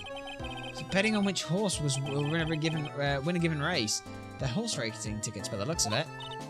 Oh wow, his drawers are stuffed full of these. Looks like they're all losing tickets though. Yeah, 500 tickets. You bet $10 on each one, $5,000 used. Blimey. With this many tickets you'd get what? $1 down at the recycling center? God, I didn't know you were so hard up that you were trying to profit from the dead, Nick. I'm just taking them as evidence, Maya. Yeah, it appears to be everything. He's really pounding that keyboard, isn't he? Wow, I bet that's where the pro in programmer comes from, huh? I guess I shouldn't be resting on my laurels. Could expand my skill set and all that. Yeah, it's a good idea. Maybe I could become old CD's apprentice. What about your spirit medium training? Ay. And the server rack? Hey, look, Nick! It's a supercomputer! It looks like it's really smart and wise, doesn't it? Computers are only as smart as the humans who use them, Maya. Well, that explains why we don't use the computer in our office, then. You work there too, Maya. Yeah, but at least I'm... Please, do not argue about something that's so trivial. Otherwise, the computer will laugh at you. She said she'd laugh at us, Nick. She's a human, Maya, not a computer.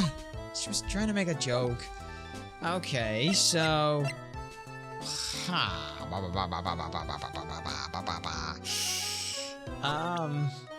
Maybe I can talk to you about these? Would you mind taking a look at this? I'm sorry, that data is super admin restricted desktop access password protected. Super admin restricted desktop access password protected? What is this madness? No, Maya, that is Sparta. She won't tell us unless we say the right code word. A code word, huh? Sesame!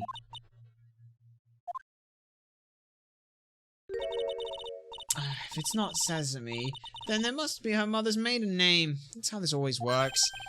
Oh, there's no point in having a password if it's always the same thing, Maya. I guess she just doesn't want to talk about it. Alright.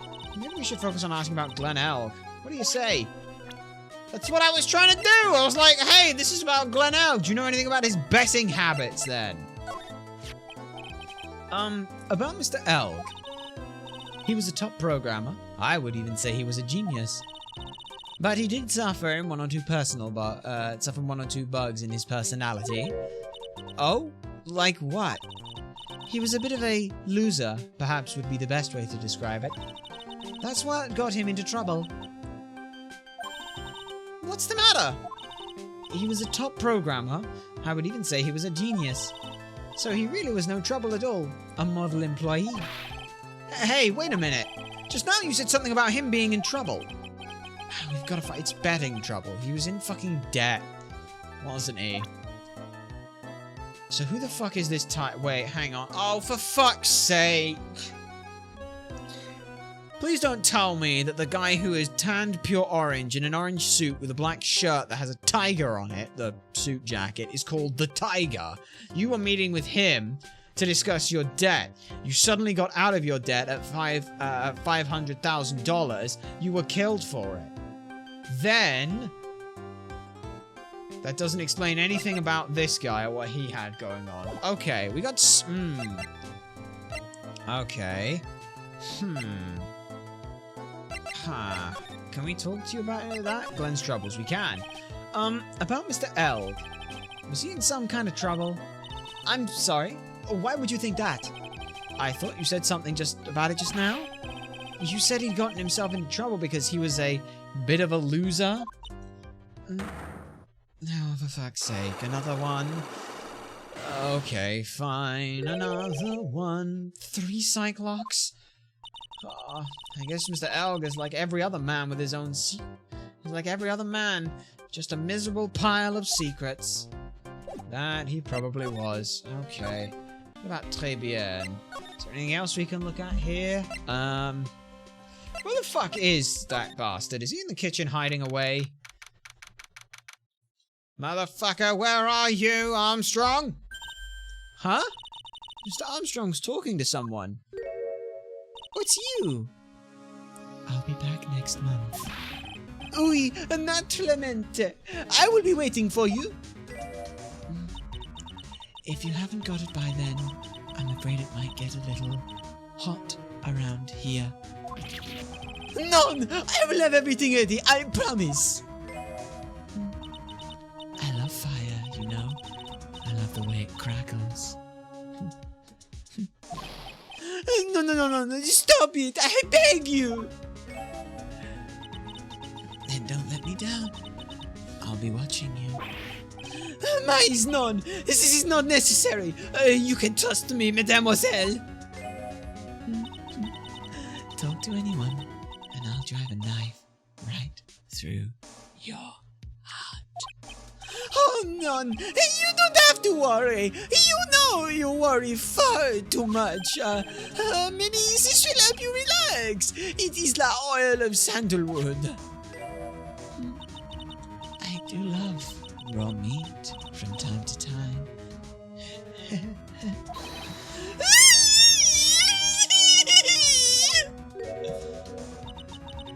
I'll be taking my leave.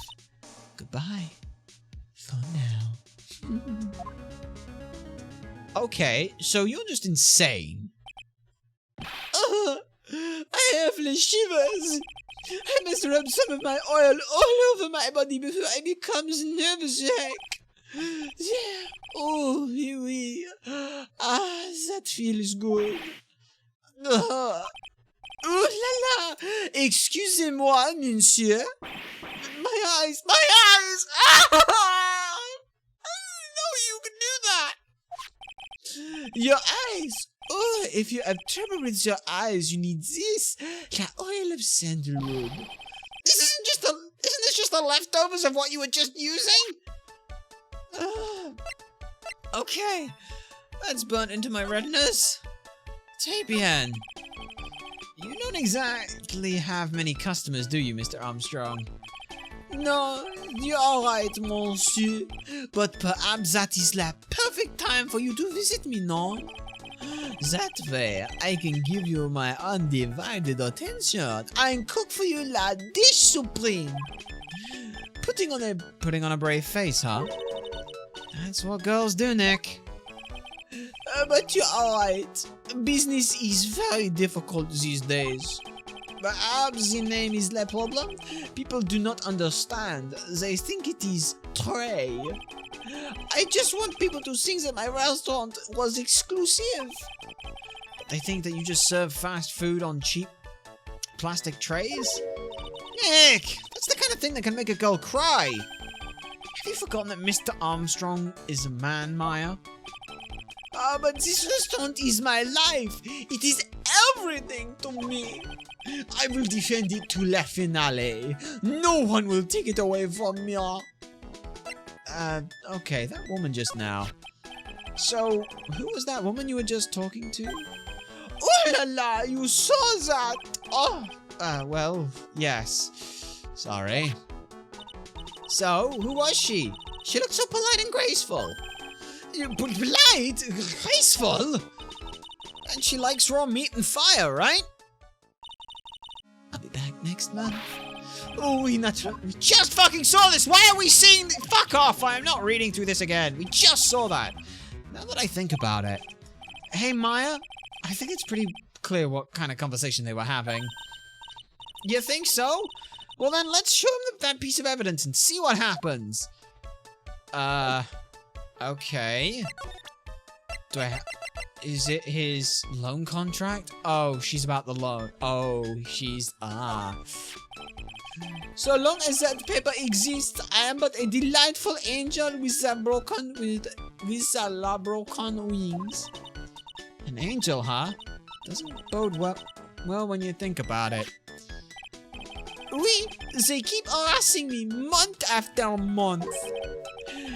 In the end, I had to give in. I had to agree to help them. Help them? With what? My husband, sir, if I did not owe them loan money, I would have refused. But my hands were tied. Please, what did you have to agree to help them with? None. I cannot say. If I tell you that woman, she will slice me up and eat me with the salad garnish. Oh, I hope he doesn't mean he'll literally be sliced up and served with garnish. I'm going to guess that woman has something to do with your loan contract, am I right? Oh! Oh, please, Mr. Armstrong, tell us about that woman. Yeah, that would be great if they would. That woman just now. The woman who was just here earlier, I take it that she's, Why has it come to this? What a tragedy! Suddenly I find myself so deep in the debt. It is a sign of the bad world we live in, no? No, it's more a sign of the bad culinary skills. The woman who was here, she's scary woman. She is from the loan office. Loan office? Is this where you borrowed $500,000 from? Oui, Tender Lender it is called. Catchy name. Just hearing it makes me want to borrow some money. Please, you must not borrow from them. If you must, no more than $10. $10? Sounds like your monthly strip end, Maya. Hey, I get a bit more than that, thank you very much. So, Tender Lender is the loan office that you borrowed $500,000 from? I wonder if they've got anything to do with this case.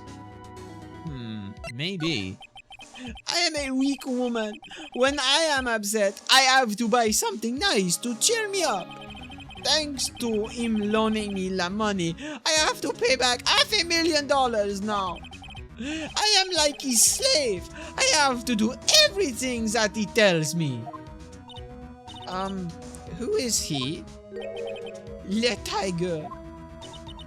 The Tiger? Oui, he is the manager of the Tender Lender, a terrifying man, la big city mobster. When he shouts at me, my knees are trembling and his voice is ringing in my ears for 3 days. As soon as I hear the noise of that battered old scooter he rides, I start to cry. A big city mobster who rides a battered old scooter? Does this guy resemble me by any chance? Oh, no. This man has a presence, a most formidable personality. Although, he does have the spiky hair just like you. There is a resemblance there, I suppose. Yep. Sounds like this loan office is worth checking out after all. Okay. If you want to visit the Tenderlander, it is just beyond the Vitamin Square. Hey, Nick. If you need money, I can loan you some. As long as it's less than $3. Thanks for the offer. Just beyond Vitamin Square, huh? Alright. Well, let's get back to Tribulations. Well, I'm gonna head back to the precinct now. We got a big meeting starting in a bit. About Maggie's case, you mean? It's pretty much all wrapped up now. There's another big case going down at the moment, so she's been pushed to the side. Okay, well, see you later then. Bye! Alright. Oh, wait, hang on.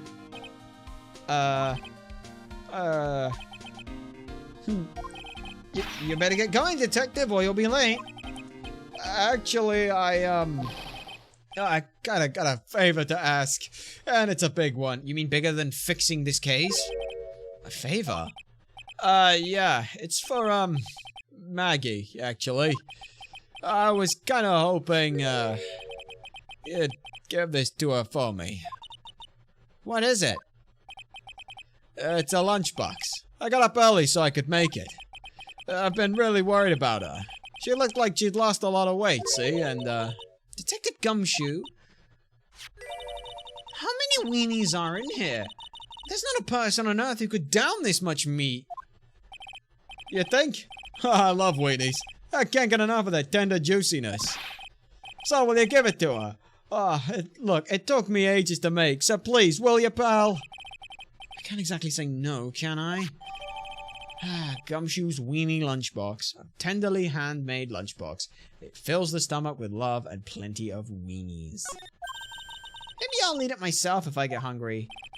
Hey, don't forget, okay? I'm counting on you to give that to Maggie. Alright then. Well, he's finally gone. Alright. Let's head to, where do we want to go? Past Vitamin Square, right? Yeah, we got that bloody thing again. Okay. I don't see any sign of Mr. Kudo, do you?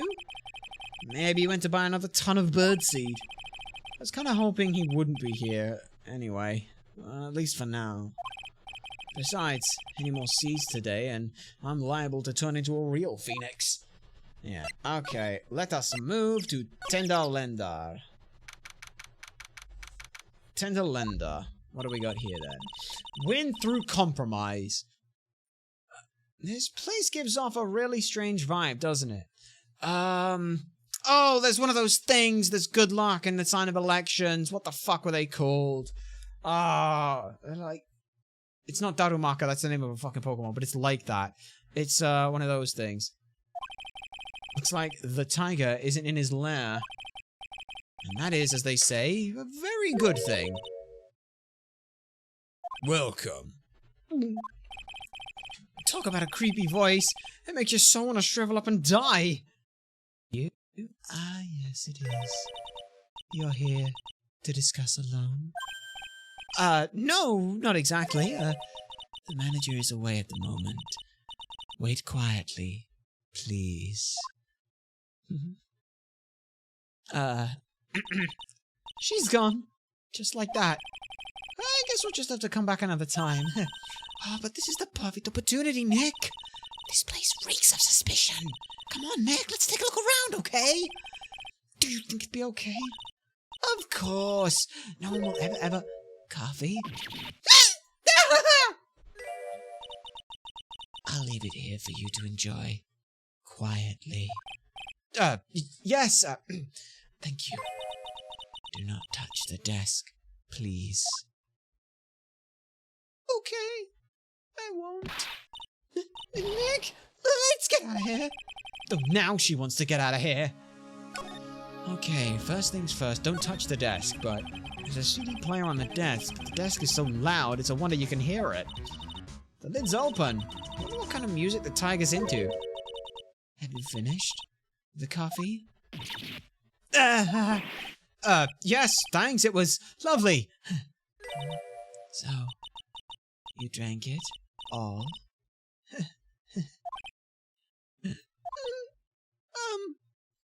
Oh!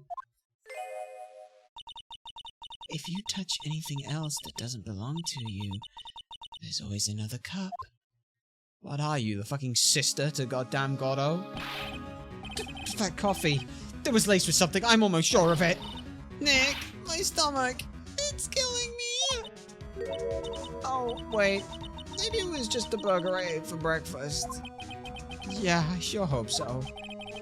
We better take a look at that CD while we're still alive and have the chance. What the? What? It's not the Rocco soundtrack, is it? Claw of the Tiger?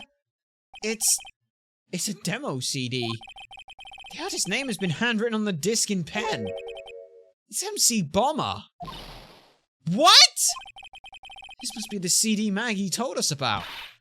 Let's listen to it. I bet it's heavy metal. No, wait. That woman will make us drink more coffee if we do. MC Bomber found at Tenderlander a sample disc with the name written on it. Okay. So that's that. We've got this blue suit, huh? Hey, look at this! Parisian style coat. It's so chic. It's more like a pimp coat to me. I guess I don't have an eye for fashion. Hey, look at this! This suit is the same color as the one that you wear, Nick. Same color as my suit. Ah! Keep your voice down, Maya! Nick! You've got to take a look at this! Some cake? No! I'll just leave it here for you. Yeah, sure. Thanks. Just wait here quietly. Otherwise... Sure. Do you hear that, Nick? Wait quietly, she said. Yeah, sure. I have my eye on you, only so I can take care of you. Understand?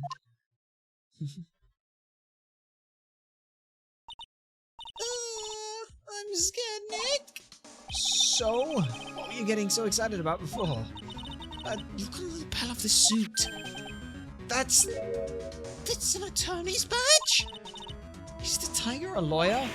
No way! It's made of paper! Look at this thing!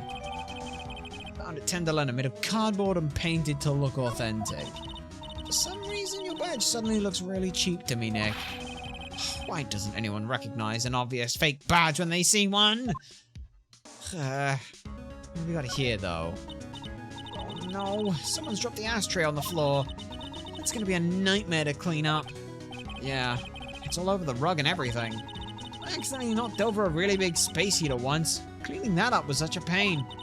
There's one of those super antiques where you have to burn a ton of charcoal. How did you manage to knock one of those over? Aren't they supposed to be super heavy? Or bolted to the wall? Oh hey! Look, a book of matches here too. Matches, huh? Places don't give those out much nowadays. Hey, wait a second. What is it? Look what's printed on its cover. It's très bien. Well, that's nice. These matches come in handy. We might be able to use them. Yeah, the pilot light for the office boiler does keep going out. Swing and a miss, Maya. Swing and a miss. Hey, it's me. Hey, I gotta come up with a voice for you now. I don't know what we're gonna do about this. Let's go something deep down here like that, yeah. Come out from under the desk, Maya. What are yous two snooping around my office for? Nothing. We were just... My precious carpet. You's got ash on my rug. You's gonna wish your ugly feet never came through my door. It wasn't us. It was really like that. You just want to argue with me? Is that what you're doing? You think yous can take me on? I'm gonna flatten yous two in a pancake and turn yous into my new rugs. Oh? Don Tigre, you're back. That voice! It's like evil seeping into your head through your ears. I'm sorry, Don Tigre. I knocked over that ashtray earlier and... Oh! She got a death wish or what? Oh, right. Huh? Forget about it, Violetta. Oh, it's nothing. What was that? I ain't gonna get mad at you. You too cute, yeah? That's so unfair. Here, have some cookies. I just baked them. And you'll need some espresso while you're discussing your loan.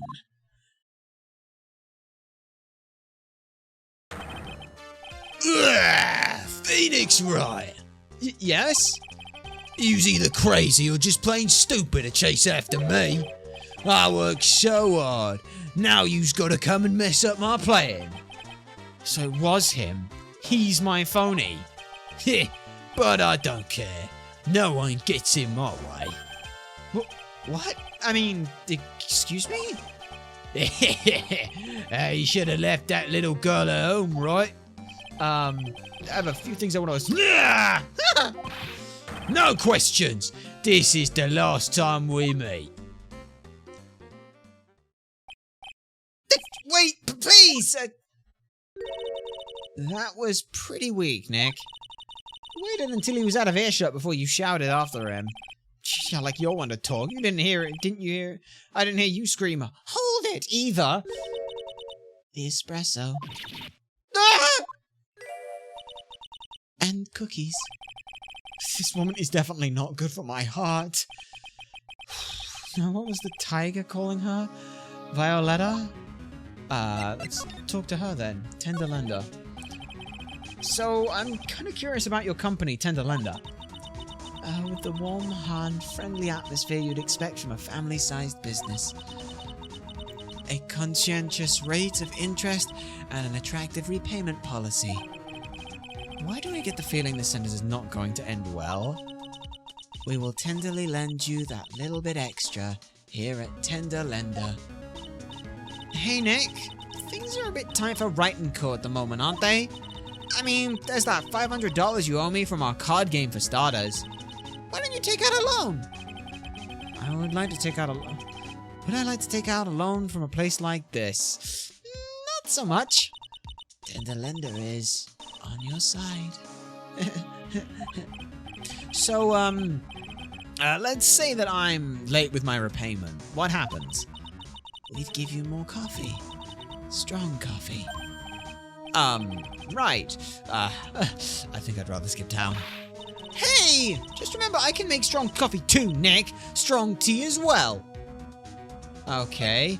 About what happened, though? Like, you should probably know about that. It's... why do I get the feeling that this is just nothing more than a loan shark situation? This place is nothing good. That said, we are pretty much piecing together what happened. So, do you know about the incident we're investigating, by chance? What incident? Well, a man was poisoned in a restaurant just near here. That incident? Let me see. I was here that day with the manager. The manager being the tiger? Furio Tigre. Furio Tigre. So that's where the tiger thing comes from, huh? Zin Aop's got a real name, Nick! Hurry up and find out more about him! Alright, let's talk about Furio Tigre then. This guy? He's aged 42. Oh, bloody hell. Can I ask you about the tiger? I mean, Mr. Tigre? Cookie? Sure. How do you like my cookies? I baked them myself. Go ahead, Nick. The honor's all yours. No, ladies first, Maya. No matter how I look at it, I just don't get it. What are the tiger and this scary girl doing working together? We are lovers. That's not exactly coming across in your tone and voice. And I owe Don Tigre my life. He's the one who saved me. The tiger saved you? Please don't... please, address him properly as Don Tigre. Otherwise, I'll have to... Oh, okay. Don Tigre, of course. I'm sorry. He saved her life. She'll like to know how that happened. Yeah. Saved your life? I'm very frail, you see. Just recently, I died once. You died? About 4 months ago. The doctor said to abandon all hope. I guess they were expecting her to take a boat ride across the River Styx. But Don Tigre, he saved me. He gave up everything. Everything? When I found out what he had done for me, I was happy. No offense, but I'm finding that a little hard to believe. I decided I'd pay him back with my life by serving him coffee and espresso. I still wonder what it's in a coffee. So, is that why you got that bandage around your head? This. So what's the story with that bandage? They put it on after the operation. Operation? It's just a little injury. A little fatal injury. Fatal injury? I just suffered one herself by the sounds of it. So the injury you were talking about before when you said you had, died once? Oh boy. Oh boy. 4 Cyclops. Huh. Ugh, she really creeps me out, Nick. Same here. But we've got to find out the truth. Alright. There was one thing else I wanted to look at, and that's this random piece of paper here. I want to know about this. Let's see. This rolling dome thing is called, Daruma. It is a Daruma! Yeah, I think. I figured I'd read a book or two and it'd be more cultured, in case you were wondering. You mean you aren't making stuff up for a change? Heh, I bet you also didn't know it, that no matter what, he always writes himself. Go on, Nick. Give him a good shove. Only if I feel like dying. Now, this yellow thing, this is a Japanese chess piece. I think it's the king. Not that I'm an expert or anything. I'm more of a reversey person, you know? Assuming she knows what what she's talking about. These aren't exactly a typical mobster wannabe items. They're not trophies, are they? Hey! There's a piece of paper sticking out from under here. What is it? It's a repair bill. Looks like he did some repair work on his car. Wait, does he even have a car? $15,000 to replace a bumper and a light? That's insane! The car's registered to the Cadaverinis? Huh? So it's not even the Tiger's car. Why would someone else's repair bill be in the Tiger's office? Wait. Are you in shit with the mob? I think he's in shit with the mob. It's one impressive desk and one impressive rug. It's solid gold, Nick. Gold! Oh, just look at that shine. Only real gold shines like that, you know. Did you really want such a shiny desk, though? I don't know, but let's see what it's like to sit at a solid gold desk. Wow! Whew, I'm completely dazzled. That's because it's completely dazzling. I can see out my nose in the reflection. That's gotta be really distracting. So the desk isn't practical. No surprise there. Alright. And a punching bag. What is this? That's a punching bag, Maya. What? No way! You wouldn't catch me walking around with a bag like that. What do you mean, walking around? Well, the design's gross to start with, and it's way too heavy to be practical. What's so cool? And why is it called a punching bag? Don't people know messenger bags are in? I knew it. I was right before back at Tribulations. Paris fashion is more my thing. I really, really hope she's pulling my chain with this one. Alright, that's about everything. Bye, Violetta. Alright. Oh, are you back? Are you back? Oh, he's back. There he is. Old CD's back again, feeding the pigeons. There, take that. And this, get out of my park. Like I thought, he's really mad. Come on, Maya. Just keep your head down and let's sneak away while we still can. What? Why? Hello, old man. What are you doing, Maya? Huh? Ka. Hey, he just turned his back on us. I'm not surprised. I bet it really hurt his pride in court this morning. Hey, Mr. Kudo. Pigeon. Look, we really need to talk to you, alright? Out with the demons. Him with the good fortune. Ow, ow, ow, ow! Ow, seeds! Ow, shell splinters! Painful! I always knew you were a demon, Maya. Okay, I'm gonna regret this. Today's trial. I'm sorry about what happened in court today. Ka. Everyone will be talking about me behind my back now. The dirty old man who was so busy looking at the servant girl's backside that he can't remember her face. A filthy, depraved animal. Not at all. Are you listening to me, boy? I don't care what you say. I saw that waitress put it in. She put in some white powder into that young lady's, that lung Yaz Javagino. We heard you. And another thing, the young layabout was wearing an earpiece on the same side as the lens of his broken spectacles. We're really sorry. So I made a little mistake about the vase. So what? I know what I saw. I tell you. Okay, take it easy, please, Mr. Kudo. Don't tell me to take it easy, you spiky head brat. Take this. So, you said that you were a craftsman, right? Ka. The modern world casts honest craftsmen like me over in droves. Surely it's not that. I come from a long line of craftsmen, right back to the time of the Shoguns. Did you hear me? I didn't become an embroiderer. I was born one. Actually, I'm kind of in the same situation myself. I wanted to stick my fingers up to that dribbling old judge's nose and scream right down his ear hole. Objection! Oh, so did you want to become a lawyer when you were young? I don't think that's quite it, Maya. I think he's just in a bad mood, that's all. I've got a tsunami of frustration inside that's ready to burst out.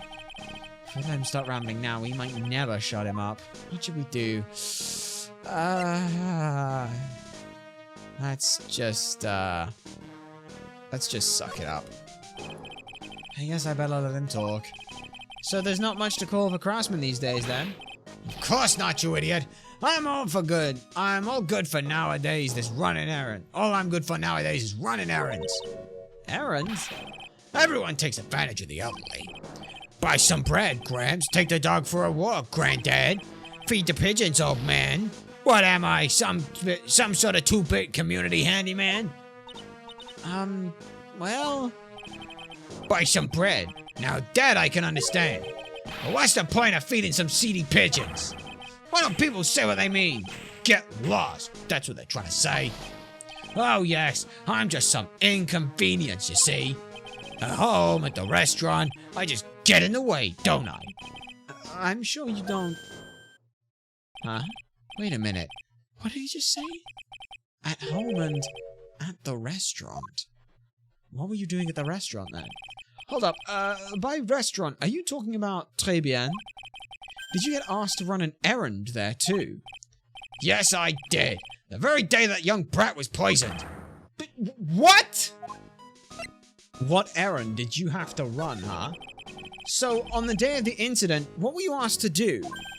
Glad you asked, boy, because I'll tell you what I was asked to do. All of a sudden, that young lad slumped over the table. The serving all collapsed, and I broke that vase. It all happened so fast, I was in a bit of a daze, you see. Then the owner shouted over to me. Excusez-moi, you, call la police. Call them yourself, I shouted. I should have shouted back, but I didn't think of it at the time. So, did you end up calling the police? Like I said, I was in a bit of a daze. Did you call them on your cell phone? Do I look like I have one of those newfangled thingamajigs? I went out looking for a payphone, of course. You went out looking for one? I couldn't find one right away, you know. I wandered around for 5 minutes or so. 5 minutes? So for 5 minutes after the incident happened? Yes, sirree. The owner of Tribulations was on his own. Why didn't you mention that in court this morning? Well, I would have if you'd have given me the chance, but all bullied me out of the courtroom. Thank you, Mr. Good. Yes. I got more to say. I remembered something. Bailiff, escort the witness out of this courtroom. Yes. It's not my fault. You're the ones to blame. You could have at least told us before we got to court. Is it really that important that Mr. Kudo was the one who called the police? Well, not so much, but what's important is the unaccounted time before the police arrived. The victim was dead, and Maggie was unconscious. Which leaves that that man alone in the restaurant. Mr. Kudo might have been chased out of the place on purpose. What do you mean? Maybe a certain someone didn't want him in the restaurant. Oh, sure. You go ahead and say I was in the way as usual. Suppose I should have been getting myself covered in pigeon poo instead, huh? We need to get more details about what exactly happened. From Maggie and from Mr. Armstrong. Alright. Well, since we're close enough to Tribulations, let's go to Tribulations first. Kitchen. You. Where are you, you son of a bitch? Where are you, you son of a bitch? Looks like Mr. Armstrong's out again. The place is open for business. You can't have an open restaurant without a chef. Hey, it's not my fault, Nick. Don't take it out on me. Only a couple of minutes after the incident happened, Mr. Kudo left the scene, leaving Mr. Armstrong here alone. Missing when we needed to talk to him most. Maybe he's trying to avoid us on purpose? He could very well be. Okay then. Well, if he is, we've got to talk to Maggie. See if she's out from questioning or something. Please? It looks like it. Oh, Mr. Wright! Hello, Maggie. So, they finished questioning you? Wasn't it just unbelievable in court today, sir? I'm gonna stay up all night and blog about everything that happened. Weren't you scared? It was pretty touch and go in there. Yeah, but you totally nailed that old man. Well, he wasn't all over the... Well, he was all over the place with his testimony. He's not the only one. Huh? What do you mean? Everyone else's testimonies don't match up either.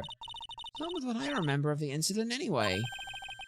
Is it possible that she was the misremembering things? Okay. The contradictions. Maggie, you know how you said that everyone else provided testimony that doesn't match up with what you remember? Yup! There's just so many things that don't seem to add up. The biggest contradiction is the other guy I saw at the victim's table. He was the one who slipped something into the victim's coffee. I'm sure it was him. But didn't Mr. Kudo testify earlier today that it was the waitress who put some white powder into the coffee cup? So you really think it was the disappearing man that did it? Well, he's not the only thing that disappeared. The CD vanished as well. You know, the CD with the writing on it? Oh yeah, that MC Screwdriver album, right? There was MC Bomber, Maya. That name was scrawled on the sports paper as well. And they never did find that CD at the crime scene, sir. All the victim's medication, that's gone missing too. All the victim's medication, that's gone missing too. Ouch, my head. Oh, this is getting way too complicated for me. Yeah, after the incident. You said that you passed out when the victim, Glenn L., collapsed, right? Yeah, it's so embarrassing. I mean, I used to be a cop. When I came to, the restaurant was buzzing with police. And before I knew what was going on, they arrested me, sir. So between the time the victim collapsed and the time the police arrived on scene, you have no idea what went on at Tribulations? Nope, no idea at all. Why? Is it important, Mr. Wright? The other witness, the old man from the park, was pretty much chased out of the picture. Chased out of the picture? What do you mean? Old CD wasn't inside the restaurant when he was told to go call the police.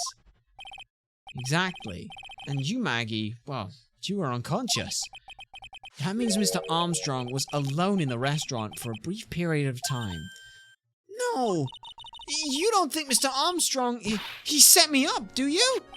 When you consider the facts, it's hard to imagine that Mr. Armstrong isn't involved in this at all. It's like the master biting the paw of the dog that it feeds.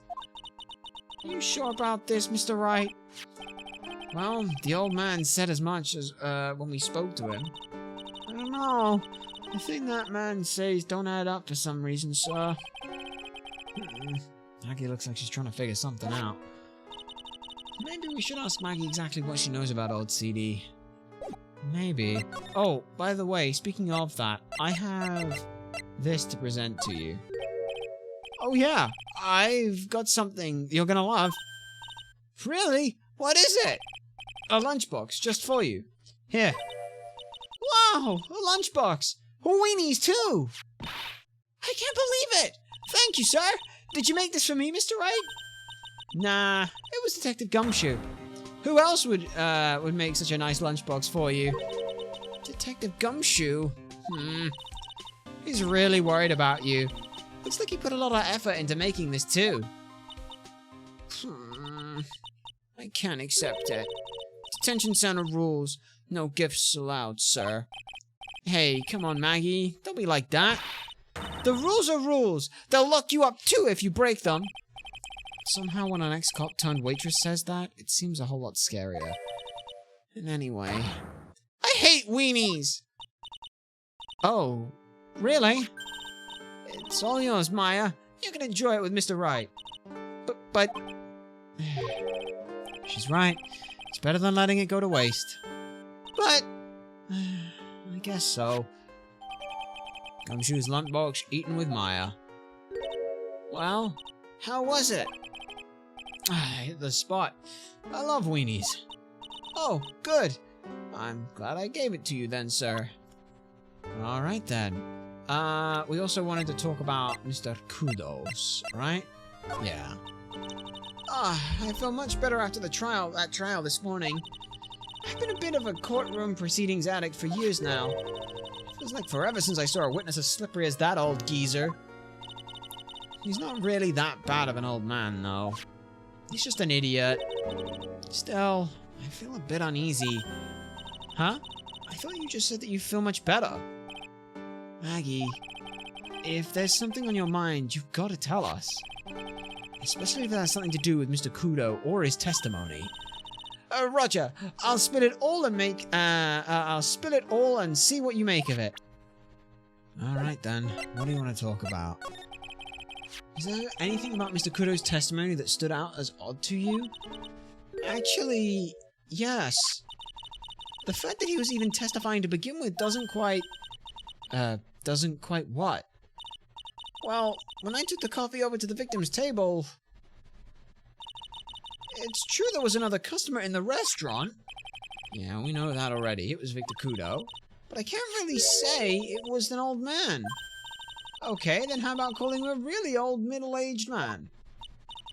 No, age isn't the issue. The other customer was... a woman. A woman? Are you sure, Maggie? Well, I'm not 100% sure, but I think so. So, what did this woman look like? She was sort of creepy, and she had a kind of cackling laugh. Creepy cackling? Why do I get the feeling I've come across a woman like this recently? Okay. Can I present to you her portfolio? I know I used to be on the police force, sir. No, but I'm just incarcerated. I can tell you all about his ex-cons of the clientele of Tribulations, sir. Ah, don't let it get you down, Maggie. I was gonna ask, is it that person? Violetta. Possibly part of Tender Lender. Thought to be a bitter person. Yeah. Okay. That's everything we really had as an idea. What if the criminal defense department has stopped exploding? Maybe it has. Maybe it hasn't. Who knows? Has it stopped exploding yet? The main server just went up in smoke! Why the heck isn't the press conference set up yet? The superintendent's here already! Yeah, and there's a problem with the internet too. I already told you to stop using your computer, sir! But I'm watching videos online. I'm catching up on my Asian soap operas. It's gonna have to wait, Chief. I'm throwing the switch. No! Just when Sum Young Guy was about to confess to his son's hot-to-trot girlfriend. Wow, this place really is buzzing, huh? Something must be going down. Something big. Huh? Hey, what are you doing here, pal? Ah, Gumshoe! Hey, you can't be here right now. You'll be roped into the briefing if you stay. Huh? We got big problems here today. Why? What's going on? It's a virus. A damn virus. A virus? There's a virus ripping through the precinct's computer system. I really need to ask you some questions. Let's just ask about the thing. Okay, I'm gonna say this only once, so listen up. Yes? No matter how poor you get, never borrow money from a place like this, you hear? Okay. If you got money trouble, just go on a diet of instant noodles and hang in there. We're not thinking about borrowing money, Detective. We just wanted information. Oh, is that all? Well, let's see. Lender is considered to be even fishier than the average illegal loan shark. And it seems it ran into trouble recently. Those guys have been pretty heavy-handed, calling in all their debts. Really? Hey, don't go poking your nose around in their business, pal. You'll really regret it if you're upset that lady. Alright, I get the picture. Hey, wait a minute. What did he just say? That lady? Yeah. Who's that lady he's talking about, Nick? You better find out what his story is with that lady. Yeah. If I just present to you the picture of Violetta. Hey, that's the girl who works over at Tender Lender. You want to stay away from her, okay? I mean it. She does look kind of unforgiving, doesn't she? Hey, that should be the least of your worries, pal. What's that supposed to mean? What could be possibly worse?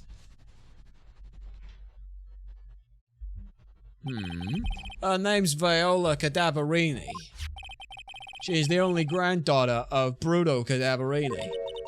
Bruto Cadaverini? Do you know who that is, Nick? Never heard of him.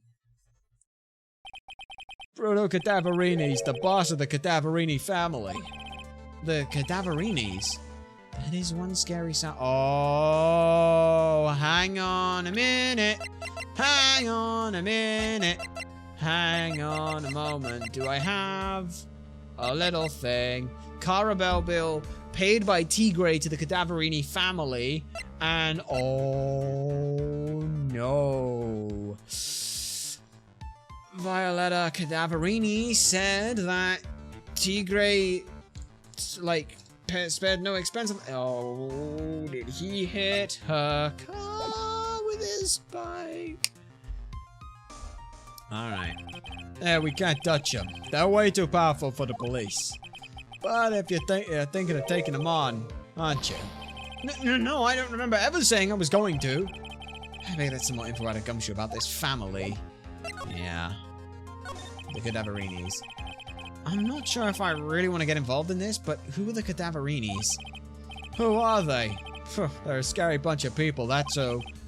Shit, you're a cop and you're scared? Jeez, what's that all about? Trust me, it doesn't matter if you're a kid or a cop. These guys are scary. They got some serious clout in the criminal underworld. We can't touch them. They've got too much moolah.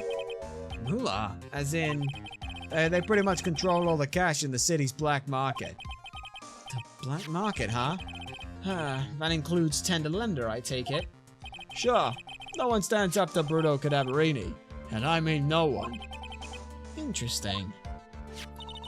So Viola's the granddaughter of some mafia boss then? Yeah, and everyone knows how much Bruto loves his little girl. She means everything to him. So, how did she end up at tender lender? I don't know, pal. But I hear she and the boss at Tender Lender are pretty tight. Tight? That's what it says in a file I read related to Maggie's case. Sounds like a pretty important clue. Anyway, what about this computer virus? So what exactly is a computer virus, Detective Gumshoe? I don't know. What? Look, I just go with the flow, alright, pal? And here I thought detectives were supposed to be somewhat knowledgeable. Hey, what's with that face, pal? You think I know? You think you know what a virus is? Well, Nick, do you? Well, computer virus, sure. I mean, only in simple terms, of course. Really? Wow, you know everything, Professor Nick. Yeah, I'm gonna call you Dr. Wright from now on. Hey, that sounds pretty cool. Don't you agree, Dr. Wright? Why do I get the feeling they're making fun of me? Okay, fine. I'm no expert, but I can at least explain the basics to you two. What's a virus? A virus is a program that gets inside a computer and causes damage. Damage? What, you mean like it makes the machine go boom and explode? No, the damage is... well, it's all internal. So the insides go boom, right? Imagine all the case data you've got stored on your PC here in the station. A virus could wipe that all out. That's the kind of damage I'm talking about. Whoa, that's scary. Yeah, and what's even more scary is that viruses are infectious. Infectious? Most computers are connected together on a network, right? A virus could move from one machine to another over that network. So the virus just keeps spreading faster and faster. Just like a real virus, huh? But, Nick, why would anyone want to make a program like that? Yeah, it takes ages to type in all that data. Why would you want to destroy it, pal? No, people don't infect their own machines. They send the viruses to someone else's. What? Oh, that's horrible. Oh, I get it. It's like you sneezing on Mr. Godot so he catches a cold. Right. Then he wouldn't be able to turn up in court because he'd be too sick. You really shouldn't do stuff like that, Nick. That's wrong. What, who, what, where, when, and why did the conversation jump to talking about me? Anyway, that's what a computer virus is. It's a bad program that causes damage to other programs and files on a computer. That's why you should use Surfshark VPN when... No,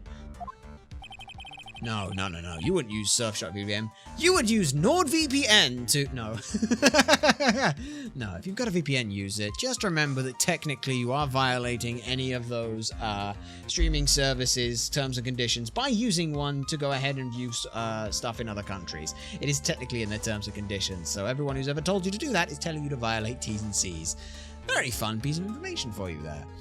And all the viruses have names, right?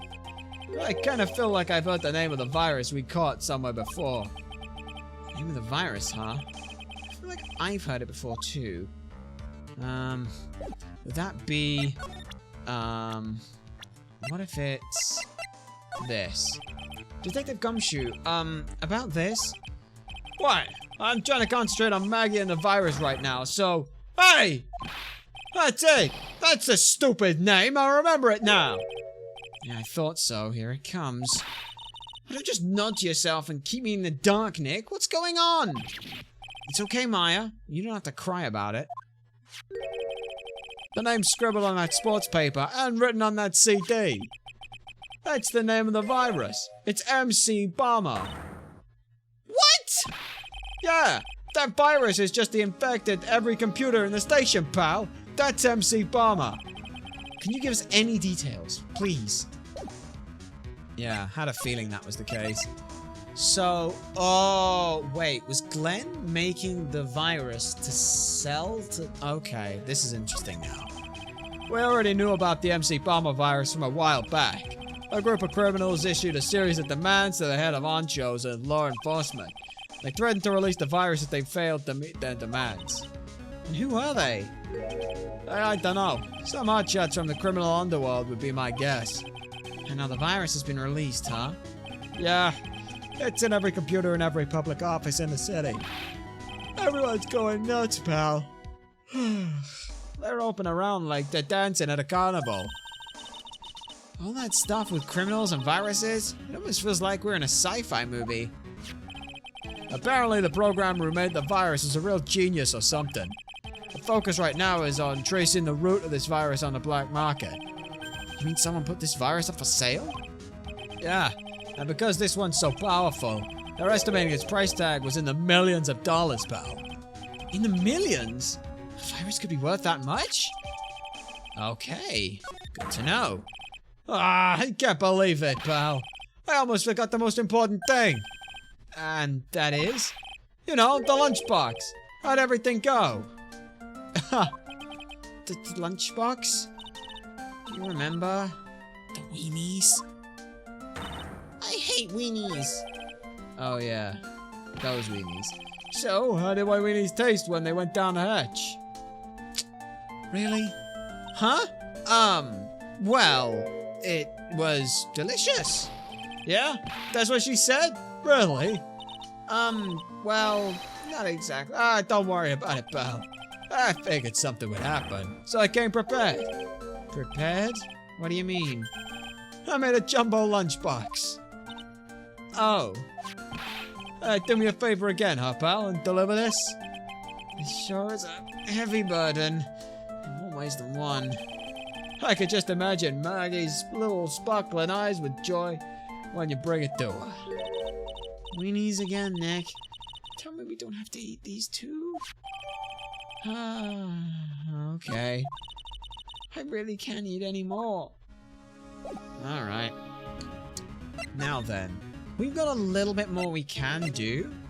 If we go detention center, we move. There was... Yeah, the move. Where is it? Vitamin. No, it's blue screen. Move. I want to go to blue screen. That's what I want to do. Not Tenderlander. Très bien. Move. So I want to go to blue screens. You have a thingy, don't you? You have a thingy? You have a thingy. Give me your thingy. Alright, what do you got for me? 3. That's good. Glenn's troubles. So, how about you tell me what kind of trouble Mr. Elg was in? I'm sorry, sir, but we don't deal with troubleshooting here. Perhaps you'd like to speak to someone in customer service. What is she talking about? I guess I'd just better take a shot and see where this gets me. Miss Basil, let me ask you something. Did Mr. Elg's trouble have something to do with this? The betting slips. What is this? A bunch of horse racing tickets. All losing ones. With that many tickets, you could collect $1 at the recycling center. You good people are very, very bad. Cashing in on others' misfortunes is immoral. Is there a whiff of hypocrisy I smell? Oh, what is the relevance of these tickets? The victim, Mr. Glenn Elg. He had a gambling habit, didn't he? I don't think that is a logical conclusion based on the facts. Everyone likes to go at the races from time to time. Yeah, but not everyone buys this many tickets. Anyway, I don't believe that proves anything on its own. Yeah, you're right, but I'm not through yet. Mr. El's gambling wasn't restricted to horses, was it? Because he also had lottery tickets. The lottery, horse racing, he bought a lot of tickets. And lost a lot of times. That's gotta have hurt his wallet pretty bad, don't you think? Maybe bad enough to be the case of some pretty serious... the cause of some pretty serious trouble, perhaps? You are right. Glenn did have a gambling problem. You good people must not follow his example, do you understand? Trust me, even if I wanted to, I don't exactly have that kind of money to buy any... But, if you win, there's no problem, is there? And Glenn had a winning ticket, did he not? For $500,000. Yeah, but... It's hard to imagine how he could have been in trouble then, isn't it? Yeah. It's true that Mr. Elg won $500,000 in the end. But that was his first stroke of good luck. He was in deep trouble before that. Deep trouble? What do you mean? Mr. L's real problem was with someone or something more terrifying and ferocious. Ah, he got him with... yeah. Aw, 78. Nice. Yeah. Furio Tigre, the boss of a loan office called Tender Lender. Tender Lender? People with businesses should think harder before naming their offices. It's like you want to talk. Well, what do you think? Our office is doing very well at the moment. I don't think we need to borrow money. No. I mean about Mr. Elg. You think Glenn had something to do with this Furio Tigre? Yes. I'm sorry, I don't know any connection between the two of them. Really? Because I've got proof that Mr. Elg and Mr. Tiger knew each other. No, that's his... whoops, that's his fucking... No, that was... that's his man's career. Wait, no, that is... sorry, that's wrong. I know it's wrong. No, that was... okay, anyway, thank you. Yes, I know I presented the wrong piece of fucking information to you. It's literally just his fucking... don't know any connection between the two of them. I know a connection between the two of them. That would be the fact that on his thing it says meet with the tiger. Yeah. Furio Tigre, aka the Tiger, is the boss of the loan office called Tender Lender. This is who Mr. Elg met with on the day of his murder. And the only thing a loan shark would want to talk to him about would be his debt. It is true that Glenn had racked up quite a bit of a debt from his gambling habit. About $100,000, I think. $100,000? Ouch. But I heard he won the lottery, so he should have been in the clear. Shame Maggie couldn't get a bit of that good luck. Okay. So the guy got lucky and won the lottery. But what if he hadn't won? What was his plan then? Well, that isn't easy to say, but he said he would use his talents to repay the money. His talents? I suspect he was talking about programming. What computer program is worth $100,000? Perhaps you good people should leave so I can get back to my work. I'm so close to cracking her. The program in question, was it by any chance this? He made MC Bomber. Alright. Malicious, corrupting bomber. Well, this is it, isn't it? This is the virus that's infected computers worldwide as we speak. MC Bomber! Alright. There we go. Alright. Okay. Okay, Glenn's trouble. Glenn's head had more processing power than any computer, but it had been infected with a gambling virus. Glenn was in too deep. You mean he was in debt? Yes, $100,000 in debt. Not an easy amount to repay. So, he said he was taking on some extra work. Something a bit risky. Risky? How? Maybe he was going to become a waitress at Tribulations? Where do you come up with these ideas? Yeah, risky extra work. So it's safe to say that Mr. Elg was the creator of this virus, huh? The MC Bomber virus, yes. It's a work of genius, in a bad sort of way, of course, but still genius. Something like this would probably fetch several $1 million on the black market. Inconceivable. Gumshoe was ripe for a change. This date, December 3rd, that is marked on his calendar. That was his deadline for repaying his debts. Yeah.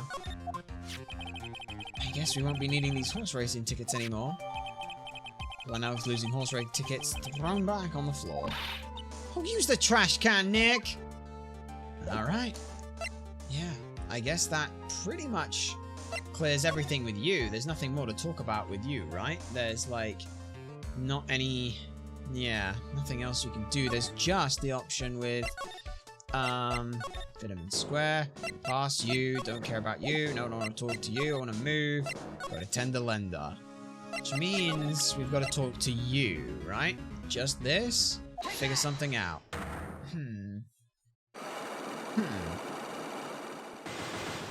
Yeah. Okay. You said that that bandage was around your head was from an operation. You also said that you suffered a fatal injury to the head, correct?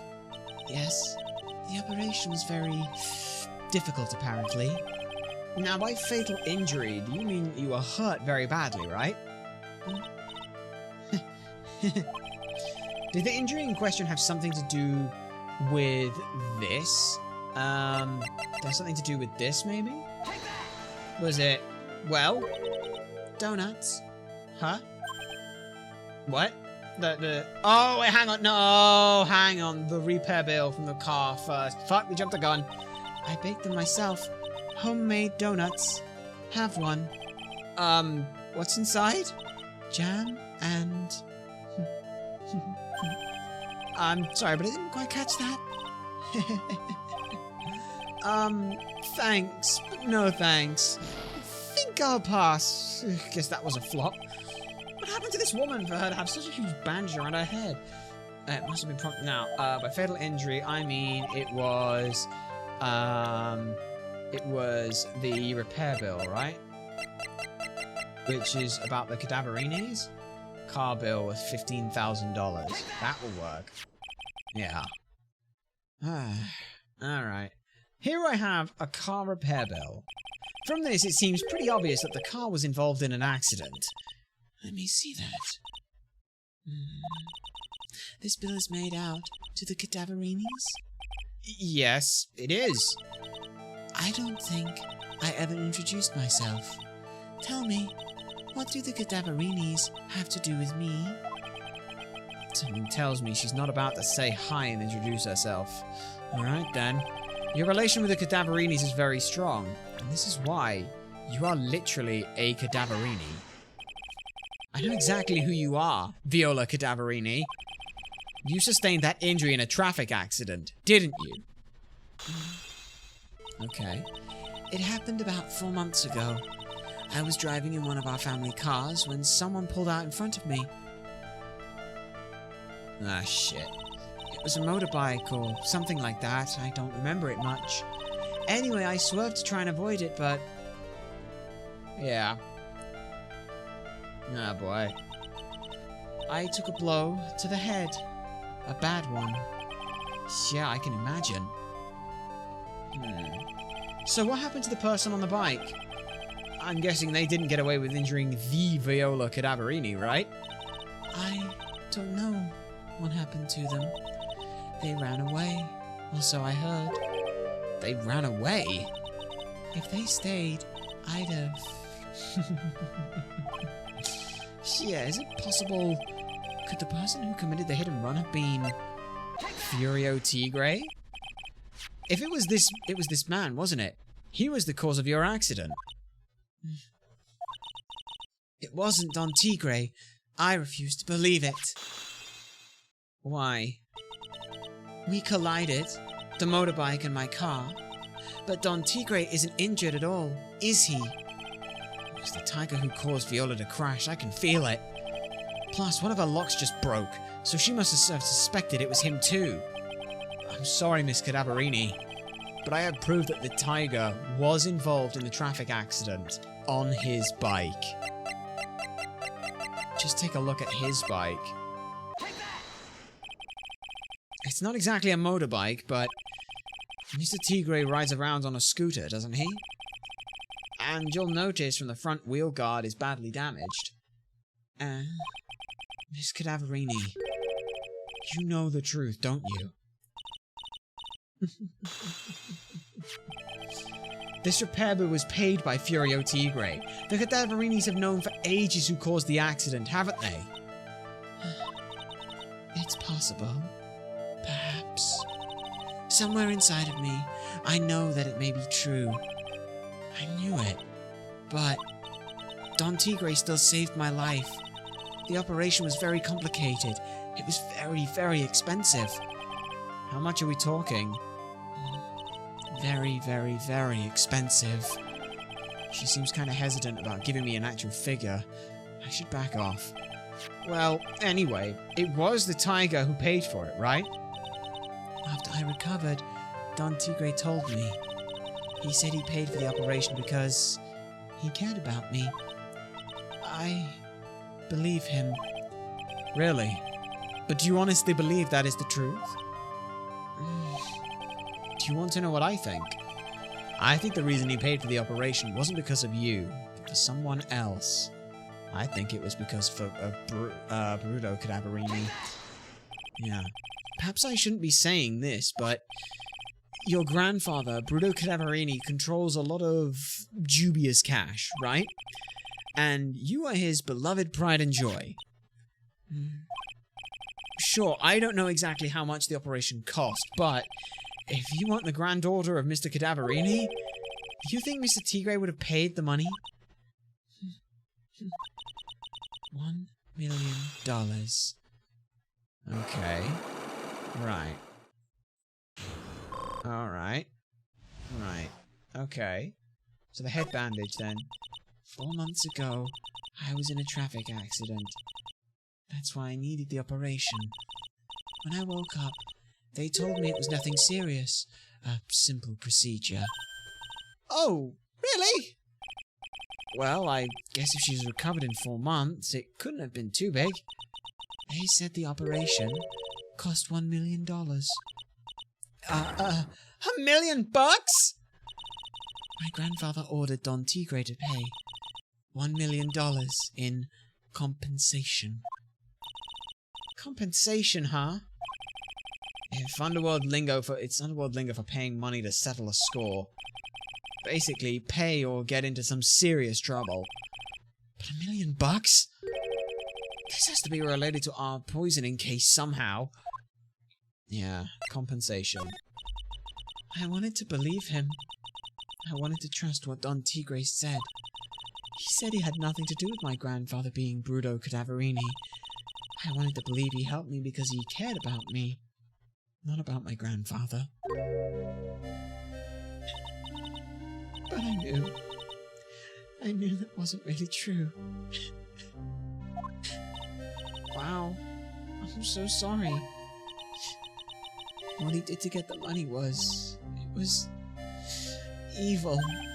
He said it was all for me, so I helped him. You helped him? Oh! Oh! Oh, hang on a minute, you helped him! You staged a second incident of what happened! Oh! Oh, it makes so much sense! How was it that the Tribulations owner, Armstrong, had helped in the incident? How was it that had been done? The obvious... Right. So, it happened the first time around. Cadaverini was sat there. She was sat there to make sure that this whole thing went as planned. They were planning to pin the blame onto the waitress from the start. Because everything was set. Furio was meeting the other person who was there to make Glen Elk think that he was safe because there wasn't anything bad happening because there was a witness. The fact it was in Tribulations because it was a restaurant meant that other people could overhear it, it would be fine. But the restaurant, everything was planned by Don Tigre. He planned to kill him from the start. As a result, he wanted MC Bomber. He knew that he was going to sell that to him. The problem is that he met the fucking lottery. Because he hit that lottery, how the fuck could that have happened? Like, he was going to just pay off his debt, and then Tigre was, 900,000 in the fucking hole. So he had to kill him to get MC Bomber. He had to kill him. He was originally planning to just take MC Bomber. Then he helped him set it up. They pinned the blame on that. That's what it was. They had to kill him because he literally was going to pay off his $100,000 debt. Otherwise, it would have been sell him MC Bomber. And he would have sold it to him for $100,000, knowing that he could sell it on for millions and be fine. That was his way of getting out of this whole thing. And that's what happened. So, Viola Cadaverini, she dressed up as a waitress to very obviously and very conspicuously place herself as the waitress. They knew that they would be able to create a scene where he was the witness. Then, after that, they got him out of the place. Viola disappeared. The waitress came. They pulled Maggie back out, and boom. That's the story of how it happened. Here, take these. What are these? Medical papers? I'm Bruto Cadaverini's granddaughter. He had to pay compensation. He was made an offer he simply couldn't refuse. Poor Viola. 1 million. Yeah. Okay. Wow. I feel bad for Viola. It's inexcusable. Huh? Yeah. There are two things that I consider inexcusable. Poisoning and betrayal. Only a coward would hurt people using either of these tactics. Is everything alright, Nick? We should get going. Right after we finish our espresso. Yeah. Aw. I won't need to convince Viola of anything else. So I guess I can get rid of these. Repair bill thrown into the trash. Okay. Where the hell are we moving now, though? Because, what else have we got? I guess, Tribulations? Like, I want to talk to, Armstrong, if possible, about this. Bonjour! I have been waiting for you to return. Mr. Armstrong? Ah, good timing. I was hoping to find you here. We'd like to ask you a few questions. Well, he hasn't got anything to say to you fellas. Well, he hasn't got anything to say to you fellas. Ah, it's Zin Aof. Who you calling Zine Upe? Come out from under the table already, Maya. Okay, hand it over. But what? Yous wanna plays games with me? I don't recommend that. The medical papers. Now. Uh-oh. I think he wants Viola Cadaverini's papers back. You mean this? The $1 million medical papers? Miss Cadaverini trusted you. That's why she said that she helped you. Forget about that. That girl's dumber than an eggplant. You just wanna know what it said? I tell you what's sad, and it ain't only her face. She thinks she's got power cause she's Bruno's little girl. Now that's sad. I can't let you have these papers. Tomorrow in court, I'm going to expose what you did to get the $1 million you used to pay this off! Are you crazy or something? I don't care what you want to give it to me, whether you want to give it to me or not. There's two of us here. You got that? Two. Oui. Mr. Armstrong? Forgive me, désolé. I cannot argue with him. Hey! That really hurt. This all you's got? I'll be taking those papers now. Armstrong, get that lighter. Wait. Don't take it too hard, Phoenix Rat.